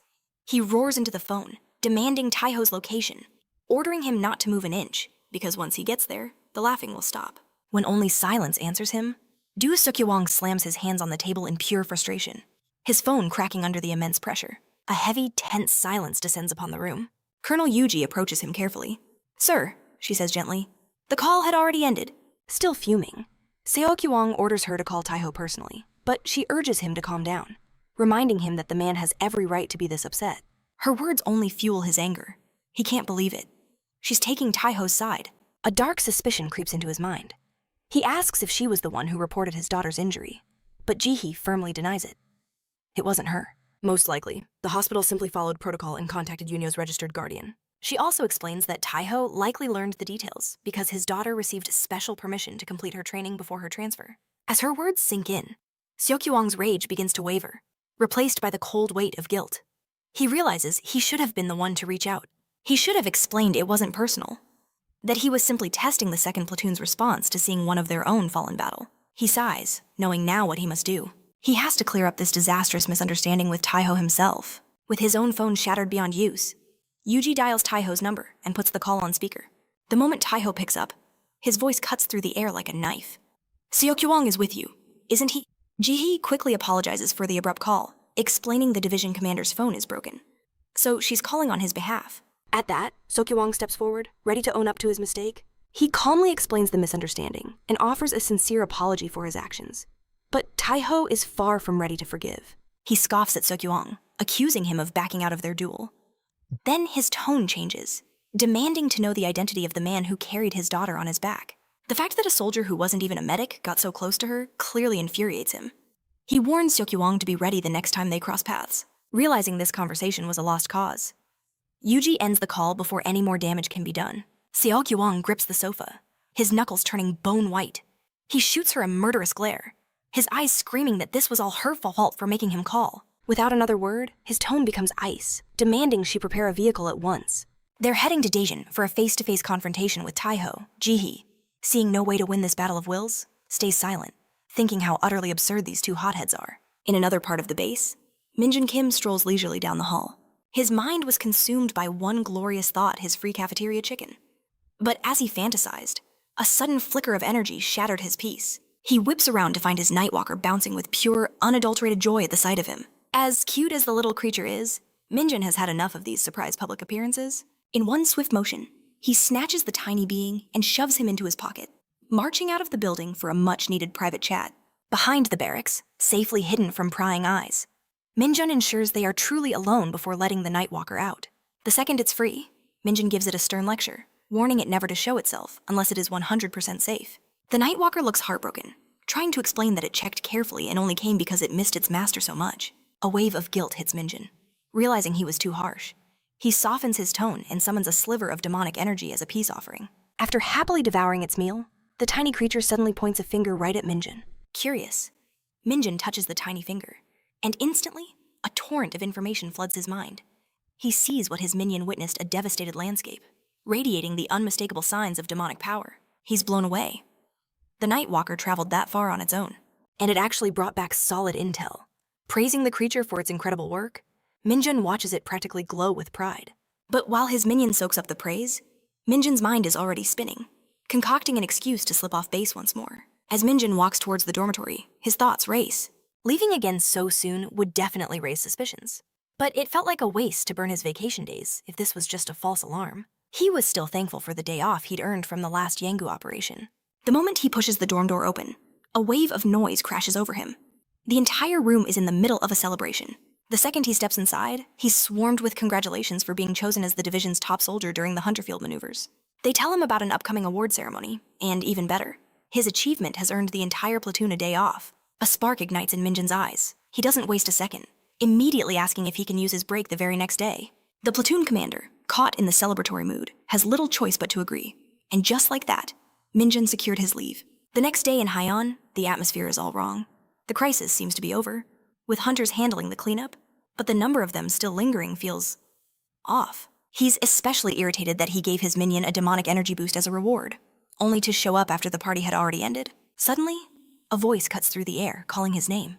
He turns to see a girl lowering her mask, revealing the unmistakable face of Sun Yuno. A few minutes earlier, before Minjun had even arrived, Yuno and her squad were already hard at work sanitizing the outskirts of the Haiyan civilian zone. Corporal Chamari was getting fed up, unable to understand why they were on cleanup duty right after the Hunterfield maneuvers. Corporal Yoon Hyu, ever the rational one, suspected it was punishment from the battalion commander for their abysmal training scores. And judging by the thunderous look on their company commander's face, she was probably right. She told everyone to stop whining and just get it over with. But Mari was at her breaking point, complaining about the terrible luck of a gate opening the very second their training concluded. Still, she had to admit, they were lucky. At least they weren't assigned to the assault team. Some people had lost everything. Their conversation drifted towards Yuno, who was at the far end of the road, scrubbing away in silence without a single complaint. Mari went over to check on her voice gentle as she told her not to push herself so hard, true to her nature. Private First Class Sun Yuno snapped to attention, assuring her superior that she was completely fine. Mari was impressed by how fast Yuno was recovering, but she still insisted she take it easy. It was then that they heard murmurs from the other girls, all wondering what a lone male hunter was doing in their area. The corporal might not have a clue, but Yuno recognizes that silhouette instantly. It's none other than Minjun. A few of the girls can tell he's from their division, but beyond that, he's a total mystery. Back in the present, Yuno pulls down her mask, and Minjun is left utterly speechless. He never expected to see her here. Yuno demands to know what he's doing in her territory, pointing out that only her battalion was dispatched for support. Meanwhile, the other female soldiers are completely stunned by the sudden appearance of a male hunter in their zone. With a look of annoyance, Mjun simply states he's on vacation. Yuno's patience wears thin. Who in their right mind visits a disaster zone on their day off? Her suspicion flares. She glares at him, accusingly asking if that's just a convenient lie. She presses him, questioning his military uniform. Without a word, Mjun coolly presents a leave form, signed by his platoon commander. Yuno scans the document. While her doubts soften, she isn't entirely convinced just yet. Handing it back, she demands to know why he'd come to a restricted area like Han of all places. The question catches Mjun off guard. He can't possibly reveal the real reason, so he deflects, claiming he had business nearby. And when he heard the emergency alert, he simply came to lend a hand. Suddenly, a ripple of shock goes through the troops. An ominous gate tears open the fabric of reality behind them, stretching wide in every direction. They had just secured the area, and now it seemed another battle was about to begin. A corporal immediately barks out orders, telling everyone to fall back to the commander's position. Chaos erupts as soldiers scramble to retreat. But amidst the pandemonium, Mjun does the unthinkable. He walks directly toward the gate. Yuno sees him and screams for him to evacuate, but his mind is already made up. He calmly offers an excuse, saying he'll buy them some time while they escape. Yuno fumes, thinking he's completely reckless. They have no idea what horrors could emerge from that portal. But Mjun points out the attack team has already withdrawn. If a monster appears now, they're all dead. In that case, he'll stall it. And if things get too dangerous, he promises he'll retreat. He then asks if she has any spare gear he can borrow. Yuno hesitates, her face etched with worry. But when he glances at her injured foot, she grits her teeth and reluctantly hands over her weapon. If it gets bad, she warns, you run. With everyone gone, Mjun finally has the gate to himself. The stage is set for a real fight. As he approaches, he recalls that some monsters are known to linger in dungeons instead of pouring out. Drawing his blade, he silently prays this isn't one of those empty gates. Otherwise, this perfect opportunity would be wasted. Still, lone monsters are rare, as most prefer to attack in hordes. Just as he hoped, a faint smirk appears on his face. A massive red boar, shrouded in a sickly purple demonic aura, lumbers out of the gate. One by one, more of the demonic boars crawl out behind their leader, forming a pack. Mjun waves away their foul stench as, without a moment's hesitation, they all charge him at once, unfazed. Mjun braces himself, drops into a combat stance, and surges forward to meet them. He unleashes a volley of dark arrows from his palm, but to his surprise, they harmlessly ricochet off the boar's rock-hard skin. Realizing their defense is their only asset, he leaps into the air and descends with a storm of sharp, precise slashes. His blade bites deep into their tough hides, yet not a single one falls. Mjun's eyes narrow. Their skin might be tough, but he bets their insides aren't nearly as durable. With that, Mjun unleashes a D-rank skill called Corruption, sending waves of demonic energy pulsing from his body, seeping into the monsters through the fresh cuts on their hides. The red boars begin to hemorrhage internally. They try one last desperate charge before collapsing in a heap. Without missing a beat, Mjun absorbs the demonic energy from their fallen bodies, then delivers a final slash to ensure they stay down for good. As a result, his demonic energy reserves surge, and his Nightwalker and basic swordsmanship skills both see significant growth. With the boars dealt with, he waits, wondering if anything else will emerge from the gate. But just then, his expression freezes. A familiar voice calls his name from behind. It's the platoon commander, June. Flanked by other corporals, she rushes over to Mjun to check for injuries, while the other female soldiers blush. Starstruck by his solo performance, Commander June immediately begins to chew him out for his recklessness, demanding why he fought instead of reporting the gate. She demands to know his unit and what he was even doing there in the first place. Without revealing too much, Mjun calmly hands her the same leave application, explaining he was nearby on personal business and rushed over to help during the crisis. Her suspicions finally laid to rest. June orders everyone to move out. The monsters are handled, and the investigation team is on its way. As the commander walks away, the other girls flock to Mjun like moths to a flame, swarming him with questions on how he fought alone. June could only sigh, watching them fawn like a pack of fangirls, while Yunso observed the entire spectacle from a distance. Meanwhile, Minjin's patience was wearing razor thin. Deep down, he was silently wishing for all of them to just disappear. That night, a furious shout echoed from the administrative office as the platoon commander received a call about the incident in Hanem, and Minjin's involvement during his supposed vacation. The commander demanded confirmation, his voice tight with disbelief. Was this really Corporal Kim Minjin from the 2nd Battalion of the 2nd Company? The answer was yes. He shot up from his seat, stunned by the news that Minjin had handled the monsters by himself, and was now even volunteering for public welfare work. On the other end of the line, Yunso's platoon commander explained that, while the gates were now sealed, they were decontaminating the affected civilian homes. And unbelievably, Minjin was still on site, helping them. The commander admitted she had never seen anything like it. At the same time, Corporal Yunhui and Corporal Chamari were observing Minjin from afar. Hai was still trying to process how he'd defeated the red boar so easily. She'd heard that a single hit from one was like being rammed by a freight truck. Chamari, on the other hand, was completely starstruck by Minjin and his overwhelming monster-slaying abilities. But Minjin himself was irritated, knowing he didn't receive the full experience from defeating those monsters. Deciding to salvage what he could from the situation, he resolved to help with the cleanup to at least boost his public image. It was then that Yunso silently appeared behind him, catching him completely off guard in his whirlwind of thoughts. Instead of a greeting, he spat out some nonsense about almost hitting her, then rudely told her to move, completely dismissing the fact she clearly wanted to talk. But Yunso stood her ground, her gaze firm. She got straight to the point, stating there was something she absolutely had to discuss with him. After the cleanup was finished, Minjin and Yunseo finally stood face to face. The air was tense, yet quiet. Minjin asked her directly why she had sought him out. Yunseo didn't waste a second. She brought up their very first meeting, asking if he was the one who had cursed at her from the bus window. For a moment, Minjin looked lost, but then the memory clicked. He corrected her, stating that he hadn't cursed. He had simply warned her to interfere with him again, and she was dead. A deep sigh escaped Yunso's lips as she tried to keep her composure. She admitted that she was the one who had lost her temper first that day, and with that, she offered him a formal apology. To her surprise, Minjun just waved it off, saying he held no grudge and that she should just let it go. But as he turned to leave, she stopped him again, her voice shifting to a more serious tone. She told him there was only one other person to have ever achieved a perfect score on the promotion test. This immediately caught Minjun's attention. He naturally assumed she meant him, but was taken aback when she revealed she was talking about someone else entirely, her father. With a look of immense pride and admiration, she explained that her father was the only man to rise from a common private to the rank of general. Wanting to walk the same legendary path, she too had chosen to enlist as a private. Minjun was now genuinely intrigued. To hear about someone else who had achieved such a monumental feat was unexpected. But then he stumbled back, his mind racing as he calculated the timeline.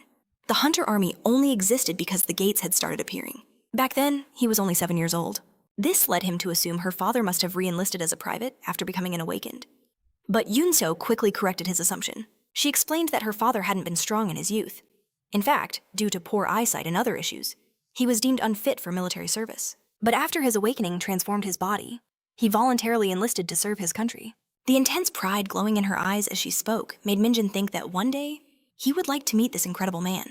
Yoon-seo assured him that her father would be honored to meet a warrior like him, as he held immense respect for the strong. Meanwhile, at the Daejeon 107th Division headquarters, chaos had erupted inside the exclusive hunter gym. The entire building trembled, and Colonel Lee Sang-jin, the 3rd Battalion's commander, looked like he was about to collapse from the sheer stress. Yuji was there too, completely overwhelmed and unable to bring the situation under control. This wasn't an earthquake. It was a full-blown fistfight between Taeho and Daeoku. The two powerful warriors were clashing like savage beasts, both already covered in bruises and scratches from head to toe. Amidst their brutal exchange, Taeho sneered, mocking if Daeoku had come all this way just to mention Kim Minjun's name. The words hit Daeoku with the force of a physical blow. He never dreamed that Taeho already knew. But Taeho just lets out a knowing chuckle, asking if Sekong really thought a secret like that could be kept from him. In the next instant, the two veterans were trading blows again, their movements a blur of ferocity that defied their age. Liang Jian watched in horror, certain that no one could stop this madness.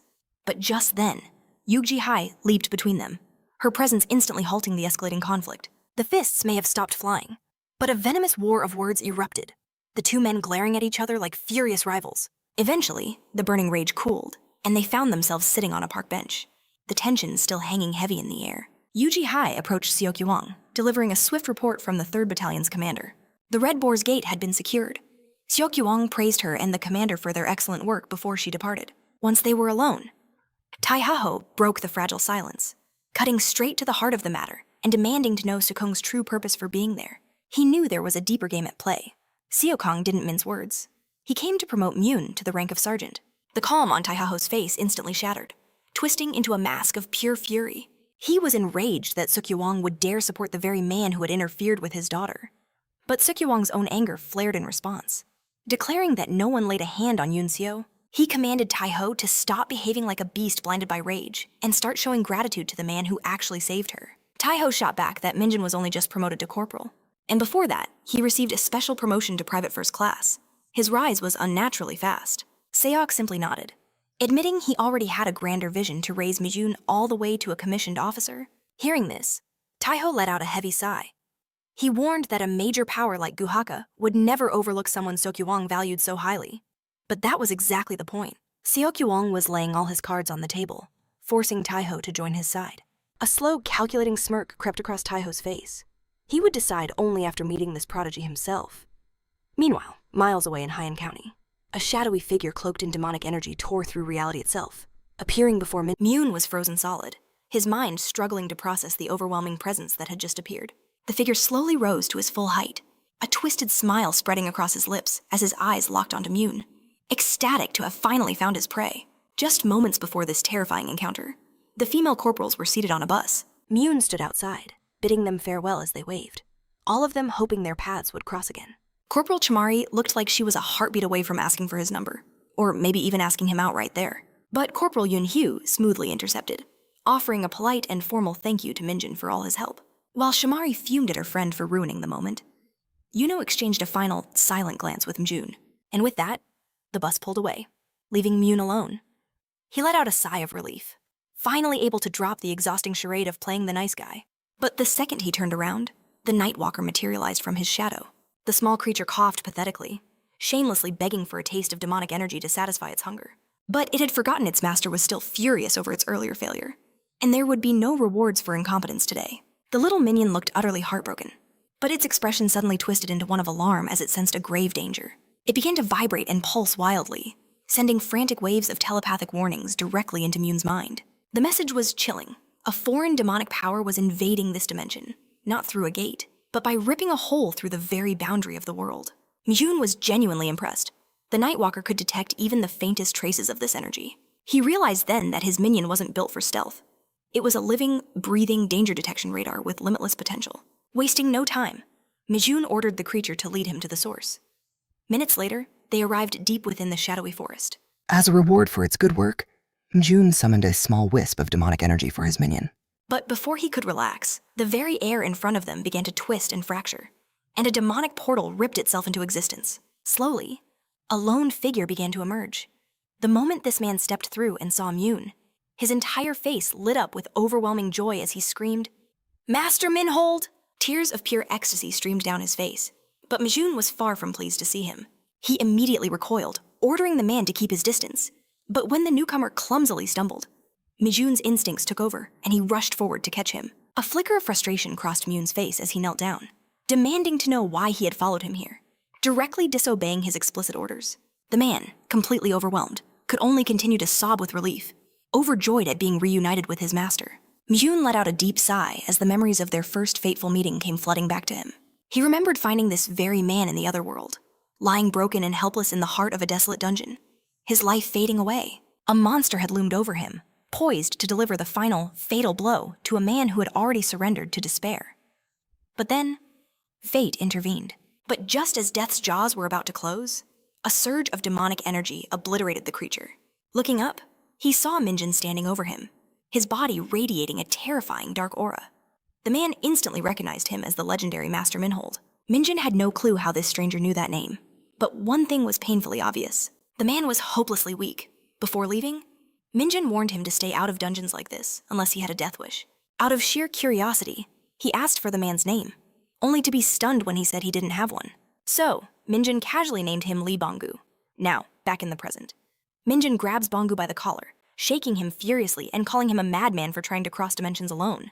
Bongu desperately tries to explain that after Mjun vanished, everything back in their world began to collapse. The cult was crumbling without its master, but Mjun never asked for their devotion. He never wanted followers or worship. So why would he ever announce his departure? In a burst of frustration, Mjun hurls Bongu to the ground. Bongu breaks down in tears, crying that the least Mjun could have done was take him along as his right-hand man. Seeing his followers' pathetic state, Mjun's anger fades. With a sigh, he reaches out, infusing a sliver of demonic energy into Bongu to restore his strength. In an instant, life surges back into Bongu. He swears he will repay his master's kindness with his very life. But Mjun has no time for dramatic oaths. He demands to know how Bongu truly managed to get here. Dropping all formality, Bongu claims his journey was a miracle, powered by his unwavering faith and his desperate wish to be by his master's side.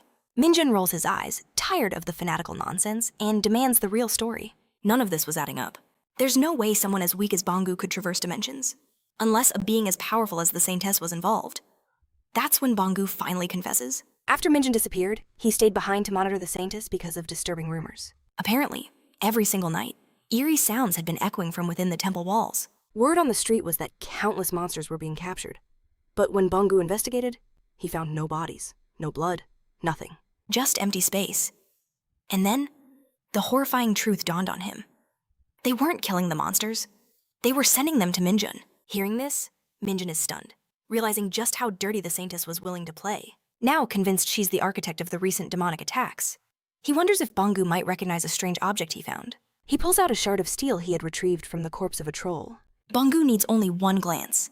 He confirms it's a broken fragment from a temple guard's blade, most likely belonging to the captain himself. But as Mjun processes this, he can't stop thinking about how incredibly reckless Bongu was. What if that portal had opened to a different world entirely, a second's delay, and he would have been lost to the dimensional gap, erased from existence? But the clueless Bongu had no idea how close he had come to absolute disaster. Shaking his head, Mjun's eyes lock onto the blade fragment again, his thoughts spiraling into darkness. He still couldn't comprehend the Saintess's endgame, and that mystery was beginning to feel like a poison seeping into his very soul. 1,224 days before Mjun returned to Earth. The Saintess stood quietly under a beautiful Asgardian sunset, staring into the distance. Her peace was shattered by a familiar voice. "What's going on?" it asked. "Why was I summoned?" As she turned, she was greeted by the imposing presence of Mjun. The Saintess offered a warm smile, remarking on how wonderful it was to be outside and feel the wind. But Mjun was clearly irritated. He shot back that he'd been sleeping in the wild for days. So what was so special about this moment, sensing his mood? The Saintess apologized, reminding him that she was forbidden from leaving the temple grounds. Then, her tone shifted. She'd heard that several of Minjun's so-called colleagues were gravely injured in the Parkas dungeon. She was about to mention their ridiculous cult name, but Mjun cut her off. Those idiots weren't his colleagues. He snarled. And there was no cult. They followed him of their own free will and got wrecked by some dark hounds. They'd been treated and would pull through. The Saintess smiled at the mention of dark hounds, amused to learn yet another strange term from him. Stepping closer, Mjun explained that in his world, something like a caste system is called a hound, so he had decided to call them the Dark Hounds of Parkas. But he was only dragging out the conversation for one reason, to find out if there was a secret connection between Asgard and the monsters pouring into Earth. The Saint swore there was no connection. Gates and monsters, she explained, had plagued Isgard for centuries. It was a phenomenon their worlds shared, nothing more. She understood his skepticism. Of course, he'd fought those same monsters back home and arrived in Isgard through a gate himself. But she reminded him that traversing dimensions wasn't a simple trick. Just summoning him alone had required a colossal amount of power. The idea of teleporting entire dungeons and armies was, in her words, absurd. Hearing her logic, he didn't argue. He simply turned and walked away. But his final words were a warning not to betray him when the time came for his return. Back in the present, Mjun scoffed at the memory. He never trusted the Saint in the first place. His own private investigation confirmed that Isgard's gate problem long predated his arrival. He also discovered that moving a dungeon to another world wasn't impossible, just impossibly difficult. A feat far beyond even the Saints. The question that haunted him was why she would burn through so much holy power just to send more monsters. Was it a desperate attempt to lure him back, or part of a far more sinister plan? It was all just a theory. The only one with the real answers was the Saint herself. His train of thought was broken by the idiot still kneeling before him, ready to die for a master who didn't want him. Mjun had no patience left for this zealot, but sending him away wasn't an option. To silence him, he gave a simple order. "Stop calling me Minold. My name is Mjun," with a face glowing with pure devotion. The fanatic tried to utter his master's true name, but completely butchered the pronunciation. Mjun corrected him once, then twice, before giving up. There was clearly something broken inside the man's head. Shifting gears, he asked Bong if the imitation skill was usable.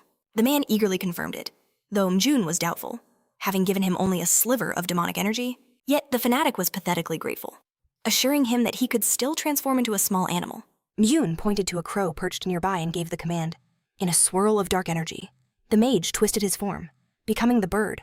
Bongu flapped his new wings proudly, but Mjun ordered him to fall in line and shadow the Nightwalker. The Nightwalker shot the crow a look of pure disgust.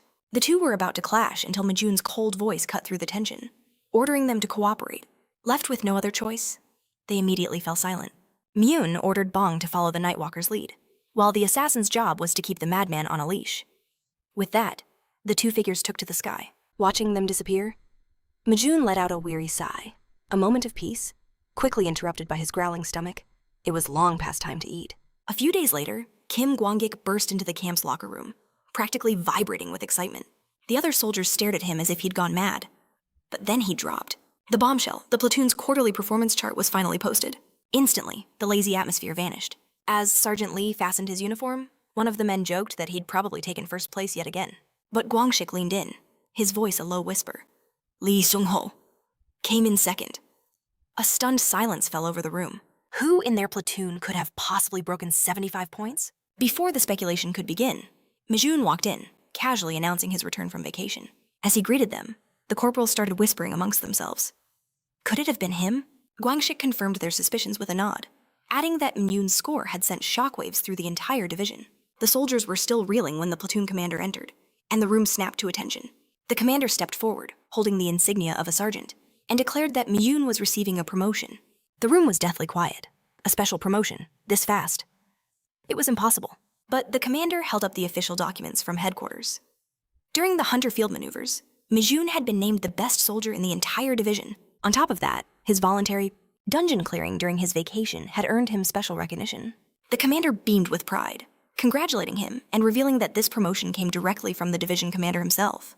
The platoon commander steps forward, He removes the 3 bars of a corporal from Mjun's uniform and replaces them with 4, officially promoting him to sergeant. The entire unit erupts in applause, roaring with approval for their newly minted sergeant. But one man, Jung Han-young, isn't celebrating. He nervously pulls a folded paper from his pocket, revealing a bet they all made about Mjun's next promotion. It's the very same paper where Guangqing boldly predicted it would happen in 1 month, wagering his entire salary. Guangqing is practically glowing with pride over his victory, while Jung Han-young reluctantly accepts his crushing defeat. Suddenly, Mjun snatches the paper from their grasp. The 2 men freeze in place, unsure of what their new sergeant will do. As Mjun reads the bet, his expression slowly begins to shift. And when he sees that Guangqing was the one who won, his face stretches into a wicked grin, making the 2 even more nervous as they brace for the coming storm. At this moment, Mjun is smiling like a demon who is clearly enjoying himself far too much. The source of his happiness seems to be the sheer misery of the men who bet on him. As Kim Mong-gi and Jung Hun-young stand at attention, sweating bullets. Meanwhile, Guangqing looks like his soul is about to leave his body, nervously offering 30% of his winnings to Mjun. Mjun, savoring the moment, says they've got it all wrong. This has nothing to do with money. He's doing this for their own good, desperate. Guangqing bumps his offer up to 40%. And so, Mjun begins his special training, casually forcing Guangqing to rep some impossibly heavy dumbbells. He insists again that he's not upset about the bet, nor is he after the money. Poor Guangqing is on the verge of tears, apologizing over and over. But Sergeant Mjun only makes things worse by adding even more weight, pushing Guangqing to his absolute limit. Just when it seems too much to bear, Mjun effortlessly lifts the massive bar with a single hand. The 2 nearby corporals are frozen in shock, not just by his monstrous strength, but by the very real fear that their friend might actually die. Mjun claims this isn't punishment, but training. After all, they were the ones who said they wanted to get stronger. He then turns to the other 2 and invites them to join, but they nervously refuse, making up an excuse that they're needed somewhere else. Just as they try to make their escape, they freeze.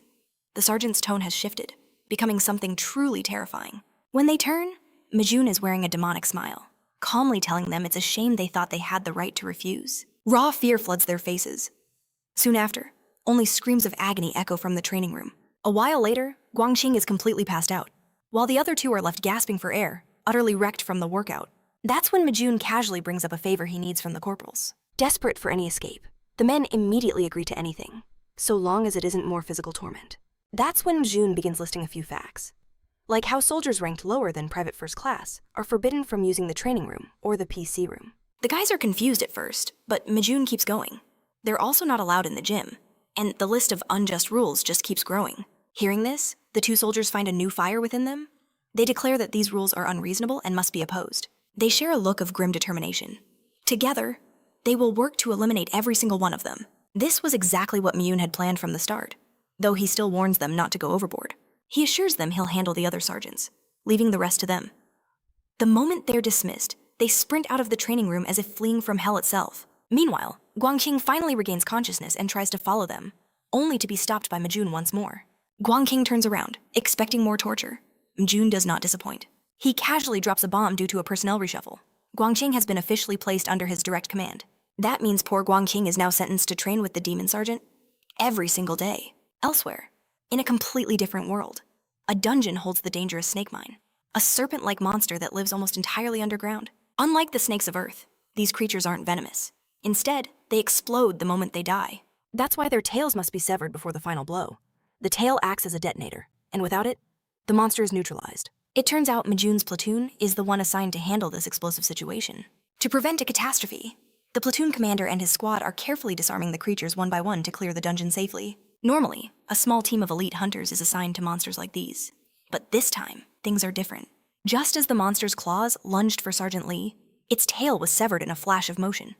The creature was taken down by none other than Mjun, who had already slaughtered tons of these beasts back in his... While Mjun stood there, not even breaking a sweat. The squad was running on fumes, forcing them to take a 10-minute break. The soldiers collapsed into the cool shade of the trees. While Sergeant Lee inspected his weapon, Mjun was beaming. He'd just unlocked a brand new skill agility boost, raising his agility stat by a full 5 points. He was still holding out for a class-specific skill, but this power-up felt incredible all the same. As he admired his newly updated stats, a familiar voice suddenly echoed directly inside his mind. It was, of course, the clueless Bongo, announcing he'd detected a potent wave of demonic energy. That instantly put Mjun on high alert. He needed to know where the fool was. But the answer sent a shockwave through him. Bongo was in Anan. A few days later, during a weekend in the bustling Inan metropolitan city, Mjun finally reached the location. Bongo landed gracefully on his shoulder, insisting he hadn't done anything reckless and had only been keeping watch. Since there were no monsters nearby, he theorized this had to be the byproduct of a dungeon. He also revealed the house had been empty until yesterday, but now, someone was definitely inside, and the demonic energy was pouring from it. Bongo complained that his master should have arrived yesterday, but Mjun barely managed to get permission for an overnight stay. Regardless, he pulled on his mask, preparing to move. He knew this was technically trespassing, but in his view, he was simply eliminating a hidden danger before it could fester. After slipping through a window, Mjun's eyes scanned the room and locked onto a purple crystal sitting on the TV cabinet. As he moved closer, he could feel the demonic energy radiating from it, though it lacked any malicious intent. Just as his fingers were about to touch the crystal, a voice cut through the silence, warning him not to move. Mjun froze, knowing he'd been caught red-handed. To his absolute astonishment, the voice belonged to none other than Yuno. Only moments before, Yuno was in her bedroom, totally unaware that a certain intruder had just infiltrated her home. She was happily chatting with her mom, who was excitedly talking about going on a movie date with her dad. Yuno couldn't help but smile. Her dad could be so cute. But as she typed a message, a sudden rattling sound from downstairs put her instantly on guard. Without a moment's hesitation, she cracked open her door and peered into the hallway. Realizing the noise was coming from downstairs, she moved like a shadow, silently creeping down to investigate. And that's when she saw him, a hooded man reaching for the crystal. "Don't move," she commanded, her voice firm. Convinced no modern-day thief would be so brazen, she demanded, "Who are you, and what are you doing here?" Mjun turned slowly, his eyes wide with shock. He never dreamed he would encounter Yuno again, especially not like this. The entire situation was ludicrous. He'd tracked a dungeon byproduct emitting demonic energy, and it just happened to be in Yuno's house. To make it all worse, Bongo quickly pointed out that it was the dumb night walker who had detected it first, not him. Then again, finding such an artifact in the home of a division commander from the Hunter Corps wasn't entirely surprising. But the true coincidence was that this girl, of all people, just happened to be home today. It felt as if fate was deliberately pushing them together, just like it did in Hua. The thought alone frustrated Mjun to no end, but his attention snapped back to the girl before him, who was now ordering him to put his hands behind his back and freeze. Of course, Mjun, being as greedy as ever, had no intention of leaving empty-handed after coming all this way. When he ignored her command, Yuno launched a high kick. Mjun dodged it with ease, simultaneously pulling a pen and a folded piece of paper from his pocket. Still determined to stop this so-called robber, Yuno unleashed a flurry of punches, putting her boxing skills on full display. But Mjun, true to form, evaded every single strike while casually scribbling on the paper. As she jumped for an aerial kick, his gaze followed her movements. He had to admit, she was good she'd probably make sergeant soon. Finally, looking thoroughly bored of dodging, he blocked one of her attacks, seized her wrist, and shoved the paper into her hand. Yuno realized this was no thief. This man was highly trained. She tried to land one more kick, but as she expected, he dodged it again, using the opening to create some space while keeping his eyes locked on the crystal. Then, with a lightning-fast dash, Mjun shot forward, snatched the crystal, and vaulted out the balcony window as if it were nothing. Yuno stood on the balcony, seething that she hadn't landed a single blow. That's when she noticed the paper he had forced into her hand. Overcome with curiosity, she opened it, and her face flushed a deep crimson as she became utterly enraged. Scrawled on the paper was a single word, BB, just to get under her skin. Like always, Mjun slips away from the scene and finds a safe haven near the woods. Without a second to waste, he pulls out the crystal and begins his inspection. Instantly, he feels it a demonic energy more potent than most monsters he had ever encountered. The fact a 2-star hunter from the Corps had this just lying around suggests it's harmless to humans. But that doesn't explain the ominous aura it radiates. He's now certain it's a monster crystal. But it's a type he's never seen before, not even in the depths of Isgard. Monster crystals are rare minerals found within beasts, their quality varying based on the creature's age and power. Each one holds an amount of mana relative to its size, which is why they are considered a priceless treasure for any hunter. But a crystal brimming with pure demonic energy, that was something completely unheard of to Mjun. He had never seen or even read about such an artifact. He drops it on the ground, and the crystal cracks open. Seizing the chance, Mjun instantly devours every last drop of the demonic energy within. Right away, a system window flashes before his eyes, announcing that his demonic energy stat has skyrocketed by an absurd amount. Gaining such a massive power-up without lifting a finger made the entire trip more than worth it. Whatever the Corps might be plotting behind the scenes, Mjun knew he couldn't waste time worrying. Just then, another system notification appears, informing him he has unlocked 2 new skills, Demonic Energy Singularity and Demonic Energy Grasp. Mjun is thrilled to acquire new abilities and quickly examines demonic energy singularity. It allows his dark power to become colorless and odorless, making it completely undetectable. This skill was a godsend. He was growing concerned that the higher his demonic energy rose, the harder it would be to suppress the crushing pressure it released. So this ability was precisely what he needed. On top of that, the demonic grasp skill lets him physically control his energy. To test it, he extends his hand toward a clueless Bongo, who is immediately hoisted into the air. Mjun isn't sure if it has a weight limit, but the display of power is impressive nonetheless. After his test, he assigns Bongo and Nightwalker a mission-find dungeons and any byproducts suspected of containing demonic energy. As a small reward, he tosses each of them a taste of demonic energy to feast on. But of course, the two blockheads immediately start fighting over whose piece is better. When Mjun shoots them a deadly glare, they instantly act like the best of friends who have never had a single argument.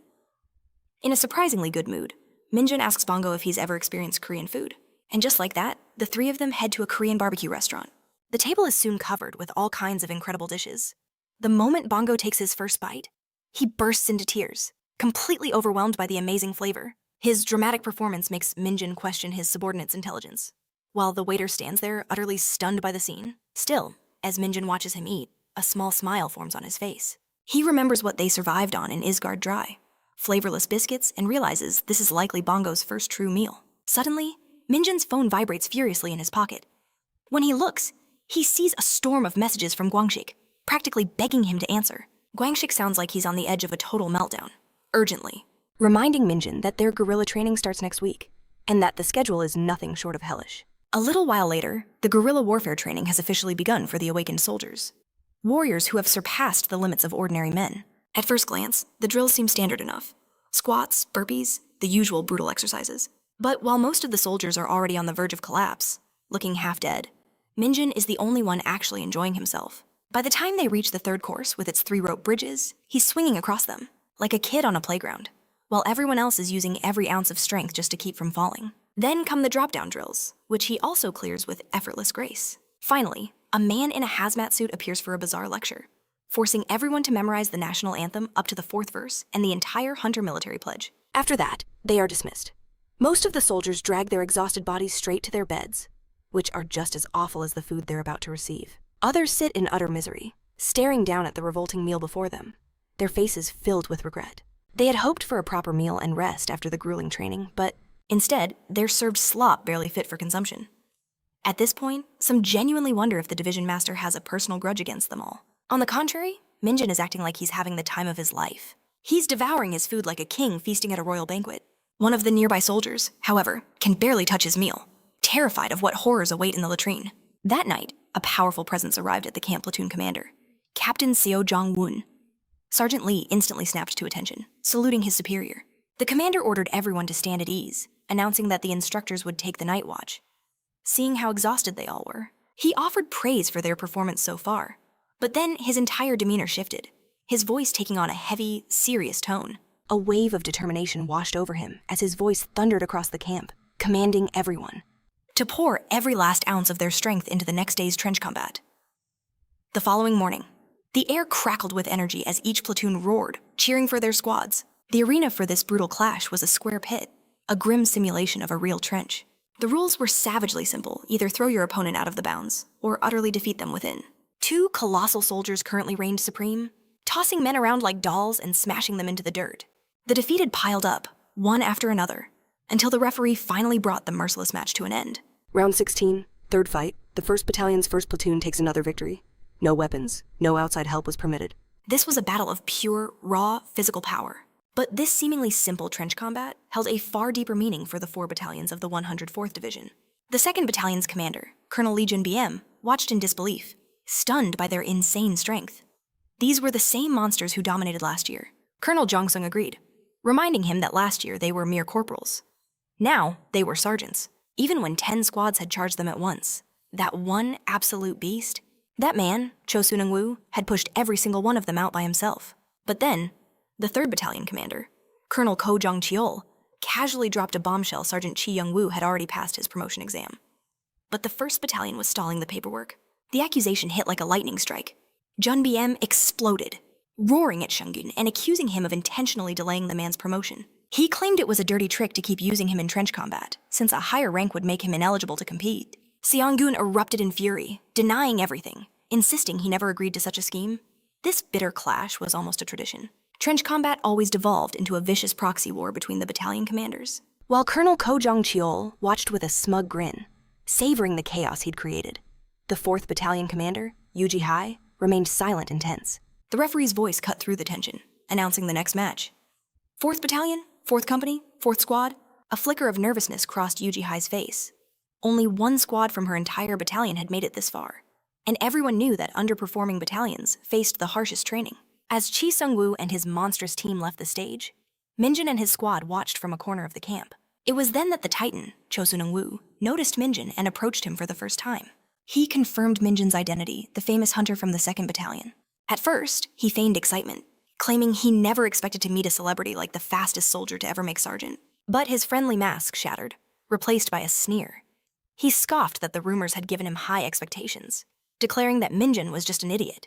Gwang Shik and Young Han-yoon instantly shot to their feet, ready to fight, but froze in place as the giant's hands clamped down on their shoulders, stopping them cold.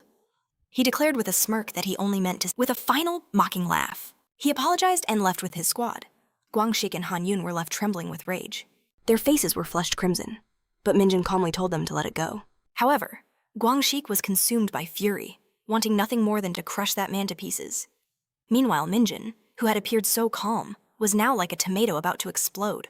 Yet somehow, he forced his unbearable anger down, assuring his team that it was fine, because they would meet that bull-headed monster in the arena soon enough. As the combat resumed, the 4th Battalion's squad waited on standby.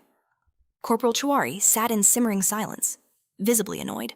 She was completely irritated, seeing zero point in these pointless brawls. They were exhausting, and worst of all, they involved physical contact, something she found utterly disgusting. Corporal Yoon-hee agreed, adding that the whole thing was unfair. They were always the ones who got trashed for poor performance. She couldn't understand why they had to go through all this suffering just to crown some so-called gorilla king. But while Hee-ju vented her frustrations, Mari was more worried about their battalion commander's wrath, especially since they were the last squad standing. Mari glanced at her commander, an uneasy feeling growing in her stomach, as she saw that stern, unforgiving expression. But it was too late for regrets. The referee's voice echoed, calling the 4th Battalion, 4th Company, 4th Platoon, and 4th Squad to enter the arena. Their squad commander, Sergeant Osit Bael, lit up with fighting spirit, roaring at her girls to win this thing and seize the title of Gorilla King. She's the only one radiating pure confidence, while the rest can barely hide their nerves. The round erupts. Mari becomes a blur, avoiding every touch, while Hugh digs in her heels, desperately pushing her opponent back. In the rear, Ha Ji-yoon and Kim Non are in trouble, caught in the grip of a massive soldier. But suddenly, a single hand grabs his collar and sends him flying across the arena like a rag doll. It's Sergeant Opil, completely owning the battlefield with her absurd power. Before her target can even recover, she's already in motion, charging forward with a brutal spear tackle that knocks him out cold. His body skids out of the ring, marking the first official elimination. Apiel casually dusts off her hands and turns to her squad, her gaze locking onto Mari, who's still moving like a whirlwind. Just as a pursuing soldier grins, certain he's finally trapped her, Mari suddenly pivots, seizing his wrist and slamming him into the ground with a thunderous impact that stuns the entire crowd. Apiel can't suppress a proud smirk as Mari glares down at the unconscious man, reminding him he was warned. After handling that grunt, her attention turns to Yoon-hee, who remains locked in a bitter struggle. The soldier she's fighting smirks as his friend rushes in, thinking he's spotted a fatal opening to take Hugh down. But in the chaos of battle, he failed to realize he was the one about to be eliminated. Before he can even react, he's flipped into the air and launched completely out of the arena.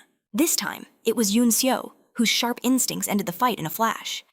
The man fighting Hugh is stunned, and for a split second, his guard drops. Hugh doesn't miss her chance. She grabs his arm and uses all her might to slam his back into the unforgiving ground. With the small fries cleared out, only two massive, hulking opponents remain. They never dreamed these women could push even one of them out of the ring. But now that it's happened, the time for games is over. Full of confidence, they charge forward, roaring that this victory will be theirs. But before their attack can land, both are stopped dead in their tracks by Oset Bu, who holds them back with her bare hands. The men laugh at her audacity, thinking she's insane to challenge them both alone. But that laughter vanishes when they realize they can't budge her an inch, shocked by how unbelievably strong this woman is. The rest of the squad surges forward, and with one unified push, they heave both giants out of the arena, leaving everyone watching in utter disbelief. The referee announces their victory, and the entire squad explodes in celebration. From the sidelines, Minjun observes quietly, acknowledging that their teamwork is actually perfect. On top of that, their skills are. The front door exploded inwards, splintered off its hinges. Qinfeng's sister stood there, her face a mask of fury. He hadn't answered his phone. Xiao Yuyu was a storm of rage, kicking anything she could reach. All because her beloved Songfei needed more money for his so-called singing career. She demanded he just send the cash. But the protagonist, his patience shattered, did the unthinkable. He struck his sister across the face. The force of the blow sent her collapsing to the floor. He looked down on her as if she were trash. She could only stare back. Completely. From the judges' panel, Colonel Lee Junbyung looks deeply disappointed. As he had much higher expectations for the men, he gestures to the 4th Battalion commander, asking if she's proud of this outcome. But she meets his glare with cold silence. Moments later, the referee calls the next squads for battle. And this time, it includes Minjin's squad.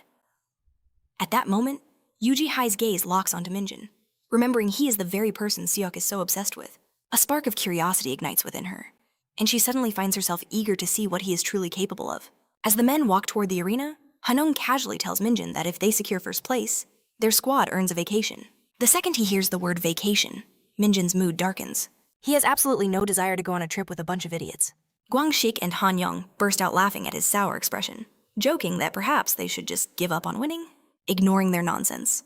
Minjin stares down the arena, a confident smirk playing on his lips as he declares that they will enjoy that vacation. Separately, the test is about to begin. Both teams stare each other down, tension crackling in the air. The coach gives the signal. The instant the whistle screams, the match explodes into action. Hanong and Lee Sun-ho launch themselves forward, while Sergeant Kim Mun remains motionless. A calm Lee H. Go seizes 2 opponents at once, driving them back with unstoppable force. Guangxik locks onto his target, a smirk on his face as he grabs the man by the waist. Heh, you're lighter than a feather, he scoffs. He and Brownhead hoist their men with ease. But among the enemy ranks stands a true behemoth, a mountain of a man. His eyes scan over Han, then Lee Ho, choosing his prey. But in that moment, Mjun finally makes his move. Walking toward the giant, Mjun sizes him up. This one might be perfect for a little experiment.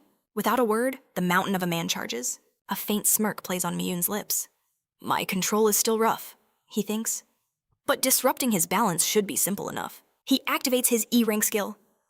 Demonic energies grasp. In an instant, the giant's balance shatters, and he crashes to the earth, stunned and enraged. He scrambles up and charges once more. Mjun doesn't flinch. He uses the ability again, violently wrenching the man's arm and sending him slamming back into the dirt. Now, terror mixes with confusion in his eyes. He can't comprehend what just happened. But Mjun knows his limits. Using a skill like this so openly is dangerous. If he continues, someone is bound to notice. He gestures for his opponent to stand. Come on, get up. This time, Sergeant Kim Mjun relies on no cheap tricks. This will be a pure contest of speed and power. The moment the man finds his feet, Mjun explodes forward. He seizes him by the waist and, with a powerful twist, hurls him out of the ring, ending the match instantly. A decisive victory, they advance effortlessly to the final round. But Mjun tempers their celebration. We won, he says. But don't get your hopes up. Our next opponents aren't the 4th squad from the 4th Battalion like you wanted. The coach's voice cuts in. The final battle begins shortly. Both teams to the arena. Their opponents are led by a true monster, a man named Cho Sung-woo, renowned for his overwhelming power. As they walk toward the arena, Han turns to Guangxik. Hey, wasn't that guy Cho Seung-woo a wrestler? Guangxik nods grimly. Yeah, until high school. He only quit after his awakening, Han mutters. Judging by his form, he must have been a prodigy. Guangxik adds, the rumors say he won nearly every competition he ever entered. That information only fuels Hanong's rage, especially since these days. The guy only uses dirty tricks to win. Hanong and Guangxik are practically steaming with fury. Lee H. Go has to physically hold them back. Mjun explains the source of their animosity. It wasn't just that Cho Seung-woo's team won the quarterfinals. It was how they won. Their opponents were an all-female squad, and the final score was 6-0.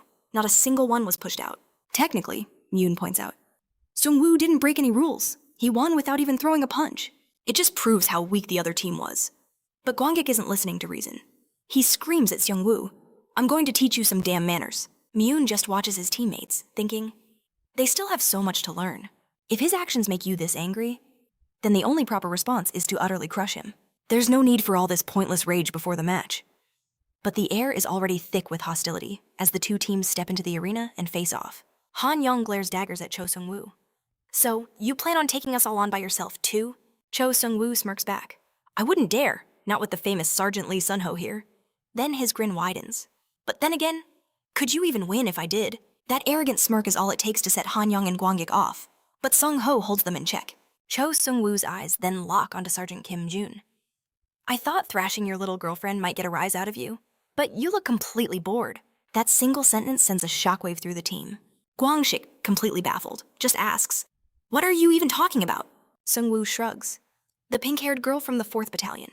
She seemed pretty excited to see Mjun. Was cheering her head off. Gwanggik's face goes red with a mix of embarrassment and rage. "She wasn't waving at Sergeant Kim Mjun," he shouts. Han quickly backs him up. He's right. The only girl Mjun cares about is Lumi from Dungeon Power Fighter.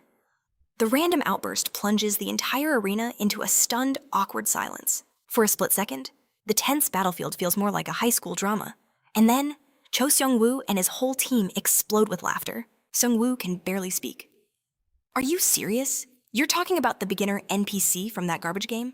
Still roaring with laughter, he points at Mjun.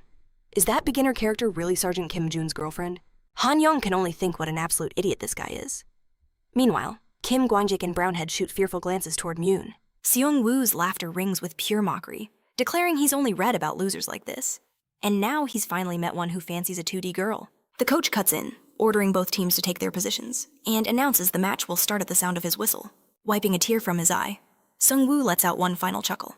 He sneers that he'll go easy on Mjun, since the guy needs to get back to his precious little Lumi in one piece. The whistle shrieks. The match begins. Both teams surge forward, but Sergeant Kim Mjun remains completely motionless.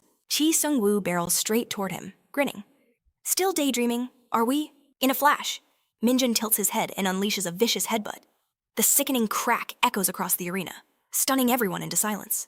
A red welt blooms on Seung-woo's forehead, but he forces a laugh, claiming he just lost his footing and asks the coach to let it go. The coach looks to the judges, who give a silent, reluctant nod of approval. He announces the strike will be overlooked this time, but reminds them all that striking is forbidden from here on out. Though clearly enraged, Seung-woo forces a grin. "That was a cute move from Sergeant Kim Mjun," he seethes. "But now, I won't be holding back." The match resumes. Mjun smirks, whispering, "I'm not done being cute." He then explodes away from Seung-woo, crashing into his own teammate Hanung and his opponent, sending them both flying out of bounds. Even though Hanung was an ally, it's clear Mjun is still furious with him for even mentioning Luminuna. Seung-woo is completely floored, watching in disbelief as Mjun starts eliminating his own squad alongside the enemy. Next, Mjun charges Kim Gwanggik and his rival, effortlessly tossing them both out of the ring. He then sets his sights on Lee Sung-ho and his opponent. But unlike the others, Sung-ho stands firm, calling Mjun a psycho bastard as he reinforces his body for the impending impact. He manages to hold his ground for a moment, but is ultimately overpowered and thrown out as well. Now, only 2 men remain in the arena, Sergeant Kim Mjun and Cho Sung-woo. A sinister grin spreads across Minjun's face as a dark mist seeps from his mouth. His eyes are a pure, terrifying white, and every muscle in his body ripples with raw power. Seung-woo can barely bring himself to look at him, thinking, what kind of unhinged monster did I provoke? One of the spectators leaps to his feet, demanding the match be stopped since Mjun is attacking his own teammates. The judge calmly tells him they can't stop the fight, as no official rules have been broken. The man argues back that even if it's not against the rules, it's not normal to take out your own allies. He asks if the judge will take responsibility for any serious injuries. But another observer cuts in, stating the judge will handle it. Just like in every match before, Sergeant Kim Mjun suddenly closes the distance, initiating a wrestling match. Sung-woo is caught completely off guard, his mind reeling. First, Mjun cleared the field for a one-on-one, and now he wants to grapple. This must be Minjun's mistake, Sung-woo thinks. Sure, the guy is a beast, but wrestling isn't just raw strength, it's a battle of technique. He digs in, summoning every bit of his power to execute a perfect throw. But no matter how hard he strains, Mjun is like an immovable mountain. Then, with terrifying ease, Mjun lifts him completely off the ground and slams him into the dirt. "Get up," he commands. Sung-woo scrambles to his feet, realizing this man is truly dangerous.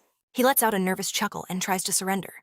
But before he can finish the words, Mjun grabs him again and executes a bone-shattering suplex, pinning him by the waist. Mjun lifts him into the air, his voice cold. "I'm not letting you surrender just yet." He hoists him up and throws him down again, before he can deliver a third attack. Seung-woo screams that he gives up and is stepping down. Sergeant Kim Mjun leans in close, looking him dead in the eye. "Listen to me very carefully. Luminuna is not just some two-dimensional character," he declares. "She is my absolute favorite." With those final words, He delivers one last devastating slam. The coach declares the match over, announcing the second platoon as the victors. Sergeant Kim Minjin steps off the stage, his rage finally subsiding.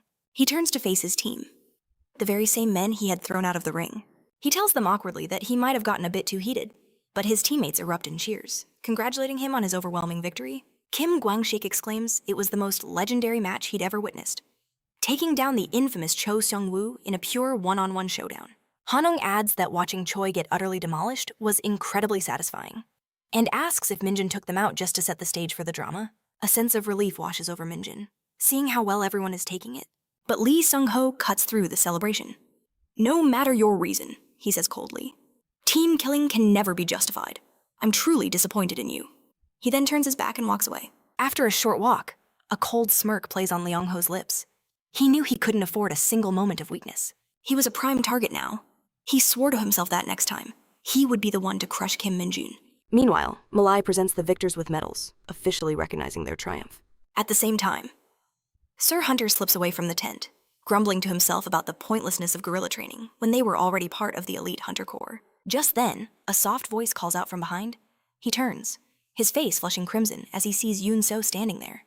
The following day, with the brutal guerrilla training of the 104th Division barely over, a new scheme begins to brew among the recruits. Kim Gwang-shik insists they must approach this with extreme caution. Han declares that even if punishment awaits them, they must push forward. Brownhead looks terrified of the sergeant. But Kim Gwang-shik tells him now is not the time for fear. He explains they only need to lure their targets to the rendezvous point. Once there, they'll be completely trapped. Han turns to Mohawk, his gaze intense. "Your role is the most critical. Can you do it?" Mohawk simply gives a silent nod. Even as their bodies ached from the training, their minds were already deep in conspiracy. Kim Gwang-shik reminds them their window of opportunity is small, and they must operate with maximum efficiency. Han agrees that the rendezvous point is everything, and asks Kim Gwang-shik for the optimal location. Lee Dong-jin suggests the eastern edge of Gyeonggi. It's on the borderline, and pushing any further would take too long. Kim Gwang-shik nods in approval, telling him to keep the ideas coming. But suddenly, a message pings through from Hunter Son Yun-seo.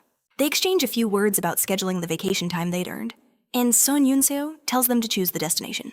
Then, she casually asks if they can send her Kim Min-jin's number. Han's eyes widen in panic. This could expose their entire plan. Kim Gwang-shik looks to the others, asking if he should just pretend he doesn't have it.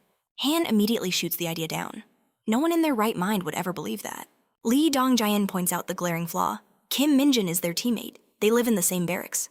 It would be beyond suspicious. That's it for Han Yong. The plan is compromised. He points a finger at Kim Gwang-shik. "This was your mess, so you can deal with it. We know nothing." He storms off, motioning for the others to leave before they're all dragged down, leaving a stunned Kim Gwang-shik to face the fallout alone. Elsewhere, Kim Min-jin walks into the gym, the familiar blue glow of his status window materializing before him. He quickly scans his stats. His power stat had jumped by 5, and his agility by 1. He offers a silent thanks to Cho Seung-woo. After he broke the 60-point barrier, leveling up had become an agonizing crawl. He lies back, grabbing a pair of dumbbells. A 5-point leap in strength felt incredible. But as he pushed through his set, a voice suddenly shattered his focus. Someone calls his name. Minjin sits up, annoyed. "What is it?" Mage Lai Bongu's reply is simple: "I want more soup." Minjin's patience snaps. "I already gave you money to buy your own food." Lai Bongu just thanks him casually. "Oh right, and I forgot to mention something about a mysterious aura." Minjin's face contorts in frustration.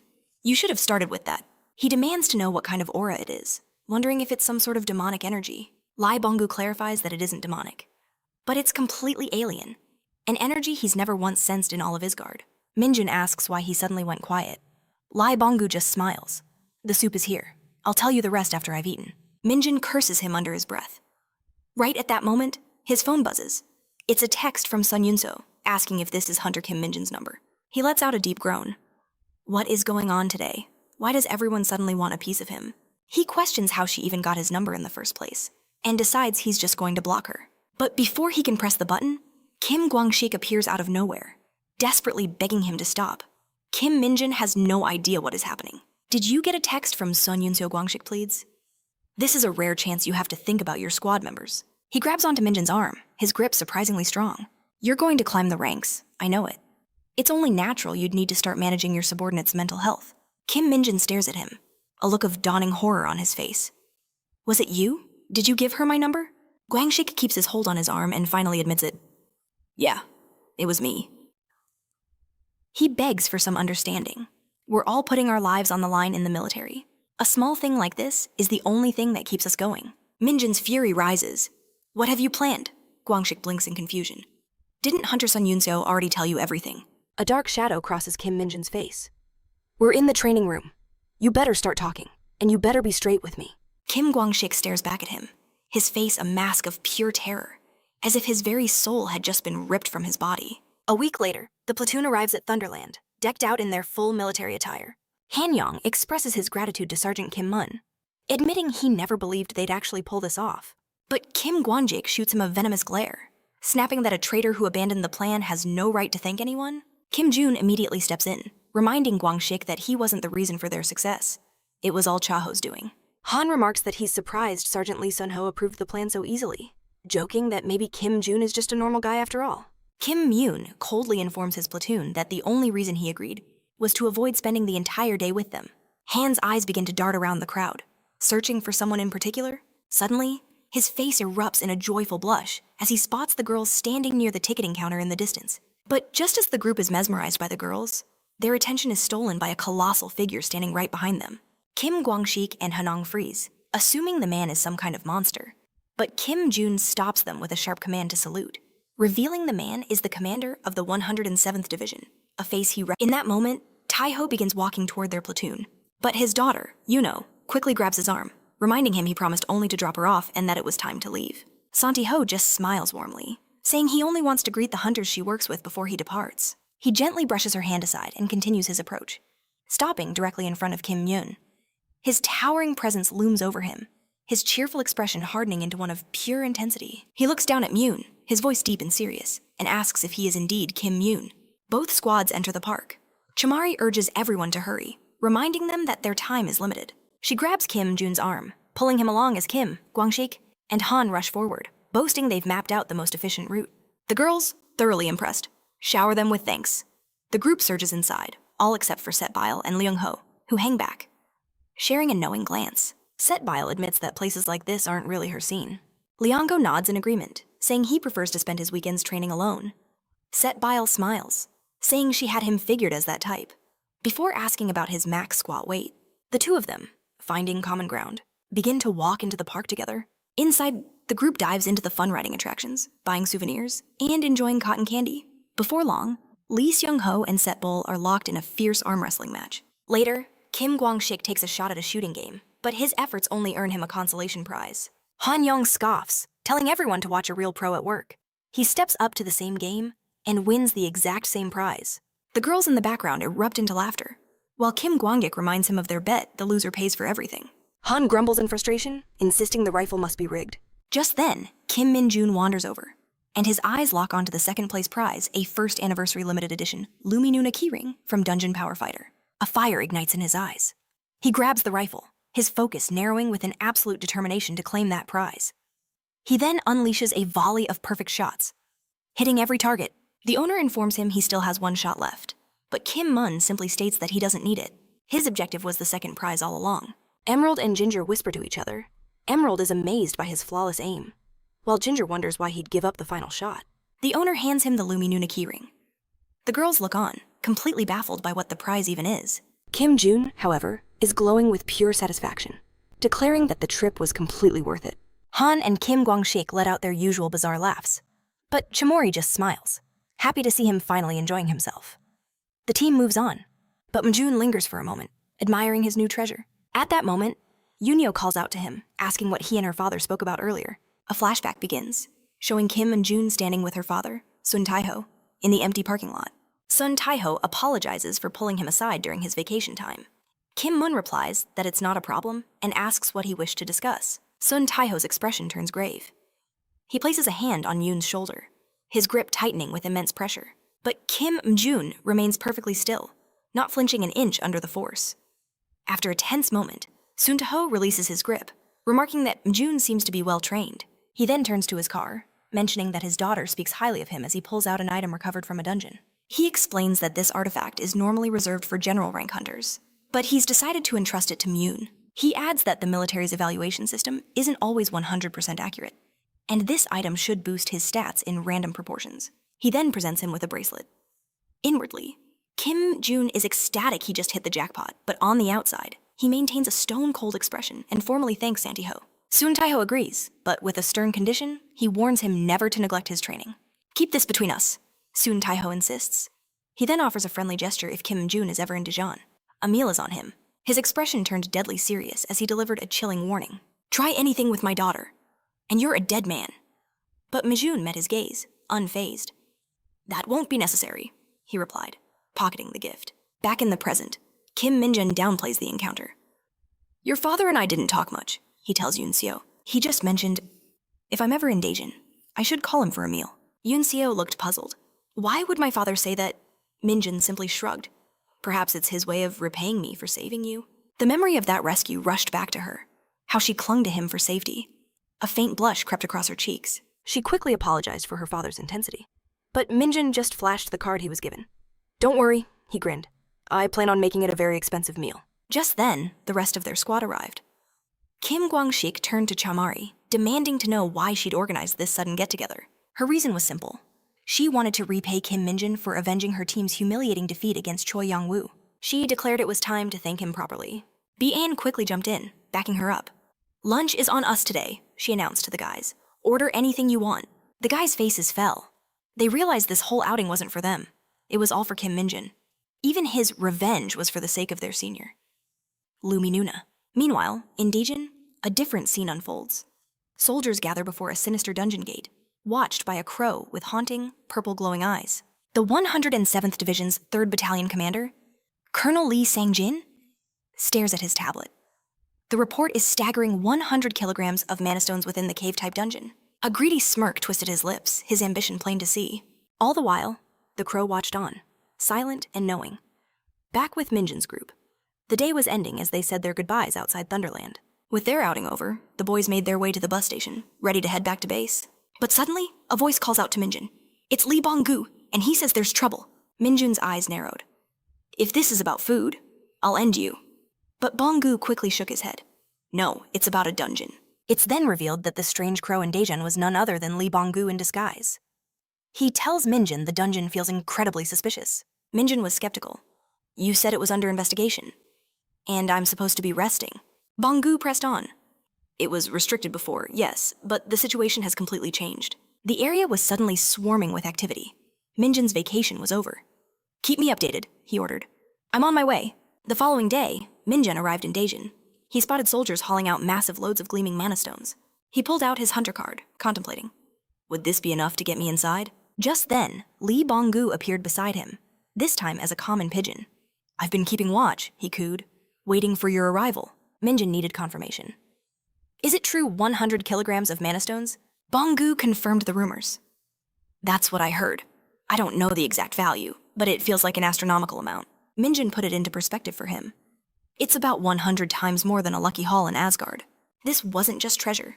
It was power, an immense energy source that Earth was already trying to turn into weapons. Suddenly, a chilling wave of otherworldly energy erupted from the gate. Minjun turned to Bong-gu. Is this the aura you felt before? Bong-gu nodded grimly. It is, but I still can't identify its source. There are no monsters, he explained. Just this deeply sinister presence. Minjun's face grew dark. Of course you don't recognize it. Because in my entire life, I have only felt this energy once before. There was no more time to waste. Minjun charged toward the dungeon gate. Without warning, grotesque tentacles burst forth from the entrance. The commander screamed at his men, "Fall back! Abandon the mana stones! Retreat now!" A soldier cried out. But there are still men inside. Follow orders, the commander roared. Minjun watched the chaos. This energy confirms my suspicion. This is a fake dungeon. A soldier blocked his path. Who are you? Stay back, it's too dangerous. Minjun brushed past him without a second glance. Sergeant Kim Minjun, 104th Division, 2nd Battalion, 2nd Company. I'm going to open the gate from the inside. Report this to the 104th Division immediately. And with those words, Minjun leaped through the gate, just as the tentacles slammed it shut behind him. The commander stared in horror at the sealed entrance. He knew at that moment they were in catastrophic trouble. Meanwhile, inside the suffocating darkness, Minjun found the trapped soldiers from the transportation team. Private Ryu Hwan, Private Zhang Zhangdae, Private First Class Kim Sung-won, Private First Class Jo Tae-hoon, and Private First Class Im Da-woon. Minjun scanned their terrified faces. Is there anyone else? He demanded. Lim Daesong confirms they're alone and asks who the newcomer is. Kim Mjun introduces himself to the squad. The situation is grim, he states. I'll explain on the move. He immediately orders a full equipment check. Report any injuries, now. Kim Min-jun scans their limited supplies. Is this seriously all the gear you have? He asks, unimpressed. Kim Sang-won explains their role. We're just the transport unit. This is it. He adds that the main inspection team has already left. Kim Myun's mind races. Who in their right mind sends a transport team in alone? A cold suspicion begins to form. This wasn't a normal mission. He snaps the squad to attention. Gather your gear. I'll tell you what's really going on. His words are heavy with dread. We're trapped inside a fake dungeon, a rare and lethal phenomenon. To put it simply, he continues, we are inside a living creature, a massive beast that lures its prey and devours them whole. And this time, the monastones were the bait. He senses their rising fear. Do not panic, he commands. I will take full responsibility for getting every one of you out of here. A glimmer of hope, mixed with doubt. The squad asks if he truly knows the way out. His voice is like steel. Follow my orders without question. And I guarantee you will all survive this. His command is simple, kill anything that moves, and push towards the dungeon's center. As if on cue, grotesque slime monsters begin to emerge from the walls behind them. Kim Mjun moves to the front. Stay behind me, he orders. With a single punch for each foe, he effortlessly carves a path forward. Lim Daesong watches, his eyes wide with awe. He turns to his squad, a look of revelation on his face. It's him. He's the one from all the rumors. The man who made Sergeant in record time? The invincible monster of the Hunter Corps. Meanwhile, outside the gate, Sunai-ho arrives in a fury. He storms over and grabs Lee Sang-jin by the collar. Rage blazes in his eyes. You sent the transport team in alone. What in the hell were you thinking? Lee Sang-jin stammers, terrified. I was just trying to retrieve the mana stones. Sun Tai-ho's voice booms. Who gave you that order? Your directive was to investigate the dungeon, he roars. How dare you send men in without a proper raid team, especially into a potential fake dungeon? Shaking, Lee Sang-jin tries to defend himself. After 2 weeks of investigation, it was confirmed empty. That's why I sent them. Sunai-ho trembles with fury. 2 weeks is nothing, he snarls. You deployed soldiers without authorization. This was all for your own damn career, wasn't it? Mark my words, when this is over, you're taking off that uniform. He shoves him back, disgust on his face. And if a single one of them dies, I'll personally see to it that you rot in prison. You better start praying they all make it out alive. Back in that, Kim Mjun continues his one-man slaughter, carving through the slime creatures with absolute ease. He turns to the squad, his brow furrowed in annoyance. Why are you interfering? I told you to stay back. One of the soldiers speaks up, determined. Sir, we only wanted to help you. Kim Myun lets out a frustrated sigh. Did you forget my order to push to the center? He explains that these parasites are merely tools, created by the dungeon to drain their energy. The real fight begins at the heart of this beast. Once we're there, they will swarm us in endless numbers. That is when we'll need every last ounce of your strength. If you waste your stamina now, or get injured, you'll be dead weight when we reach the core. His logic is flawless. The squad nods in understanding. But in the shadows of his mind, Kim Mjun had a much different reason. It's not about them, he thought with a hidden smirk. It's about all this sweet, sweet experience. A greedy laugh echoed in his head. And every single point is going to be mine. With that predator's gleam still in his eyes, he orders the squad forward and takes the lead once more. After pushing through the fleshy corridors, they finally arrive at the dungeon's center, where the pulsating core awaits. Kim Myun glances back at the exhausted squad. He knew this would happen. Fake dungeons drain the life force of anyone with low stats. If I'd let them fight from the start, most of them would already be dead. He points a commanding finger toward the core. That's our ticket out of here. We have to destroy it. The slime monsters begin to surge around them. Kim Jun turns to the squad. Now, it's your turn. Your only job is to survive. Play defense. Do not get killed. Without hesitation, the soldiers form a tight defensive perimeter, their shields locked, ready to hold the line. Kim Myun launches himself toward the enemies. I'll have to hold back, he thinks. Can't reveal all my cards with an audience watching. Yet, this only fuels his rampage. He becomes a whirlwind of destruction, cutting down the beasts as if they were made of paper. Primal fear finally grips the horde, a terror so pure it freezes them in place. But for Kim Mun, this slaughter was far from over. With a menacing laugh, he demanded the monsters hand over their juicy experience points. At this point, it was hard to tell who the real monster was. Suddenly, the dungeon core pulsed with a sickly light. unleashing a cloud of deadly poison. Kim Mjun instantly ordered his squad to fall back. The poison wouldn't affect him. He braced himself to unleash his own power. But in that moment, a brilliant light erupted from his pocket. It was the item from Sun Taiho. The bracelet flared, reacting to the dense demonic energy in the air. As its hidden power awakened, Kim Mjun muttered, "I was saving this for when my stats hit a wall." His status window flashed open, revealing the bracelet's true ability.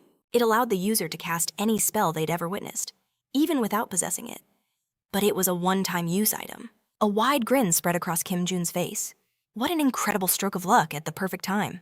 Without a second's hesitation, he activated the Dark Knight's ultimate skill. He summoned a demonic sword that tore through space itself, blasting his foes into a dimensional rift. With one devastating swing, the sword ripped open another rift, sucking in every monster in sight before landing a crushing blow on the dungeon core. As the battlefield fell silent, Lee Bonggu rushed to his side. "We have a serious problem." The military had planted a mana bomb at the gate. Lee Bonggu shouted that they had to get out, just as Kim Mjun shattered the last fragments of the core. Outside the dungeon, the installation of the bomb was complete. A soldier presented the detonator to Division Commander Sun Taiho. He gripped the trigger, knowing that forcing the gate was an option, but the dungeon's reaction was a risk he couldn't ignore. Just then, a report came in. "Sir, Kim Mjun from the 104th Division has entered the gate." Another soldier confirmed it was verified. He was inside with their personnel. Sun Taiho erupted. "Why did he go in? This isn't even his jurisdiction." The soldier explained that according to witnesses, Kim Mjun had announced his affiliation and charged straight in. "Have you contacted the 104th?" Sun Taiho demanded. The soldier confirmed their commander was already en route. Another report came through. All other troops had been evacuated to a secure perimeter. Sun Taiho's thoughts raced. It had already been 4 hours since they went in, and they didn't even have the proper gear. He wanted to have faith in Kim Mjun's abilities, but he knew time was running out. Just as his thumb hovered over the trigger, cracks began to spiderweb across the dungeon gate. Sun Taiho rushed forward, yelling, "Alert the medics! Get convoys ready for survivors!" He added another command. "All available officers to the gate, fully armed, now."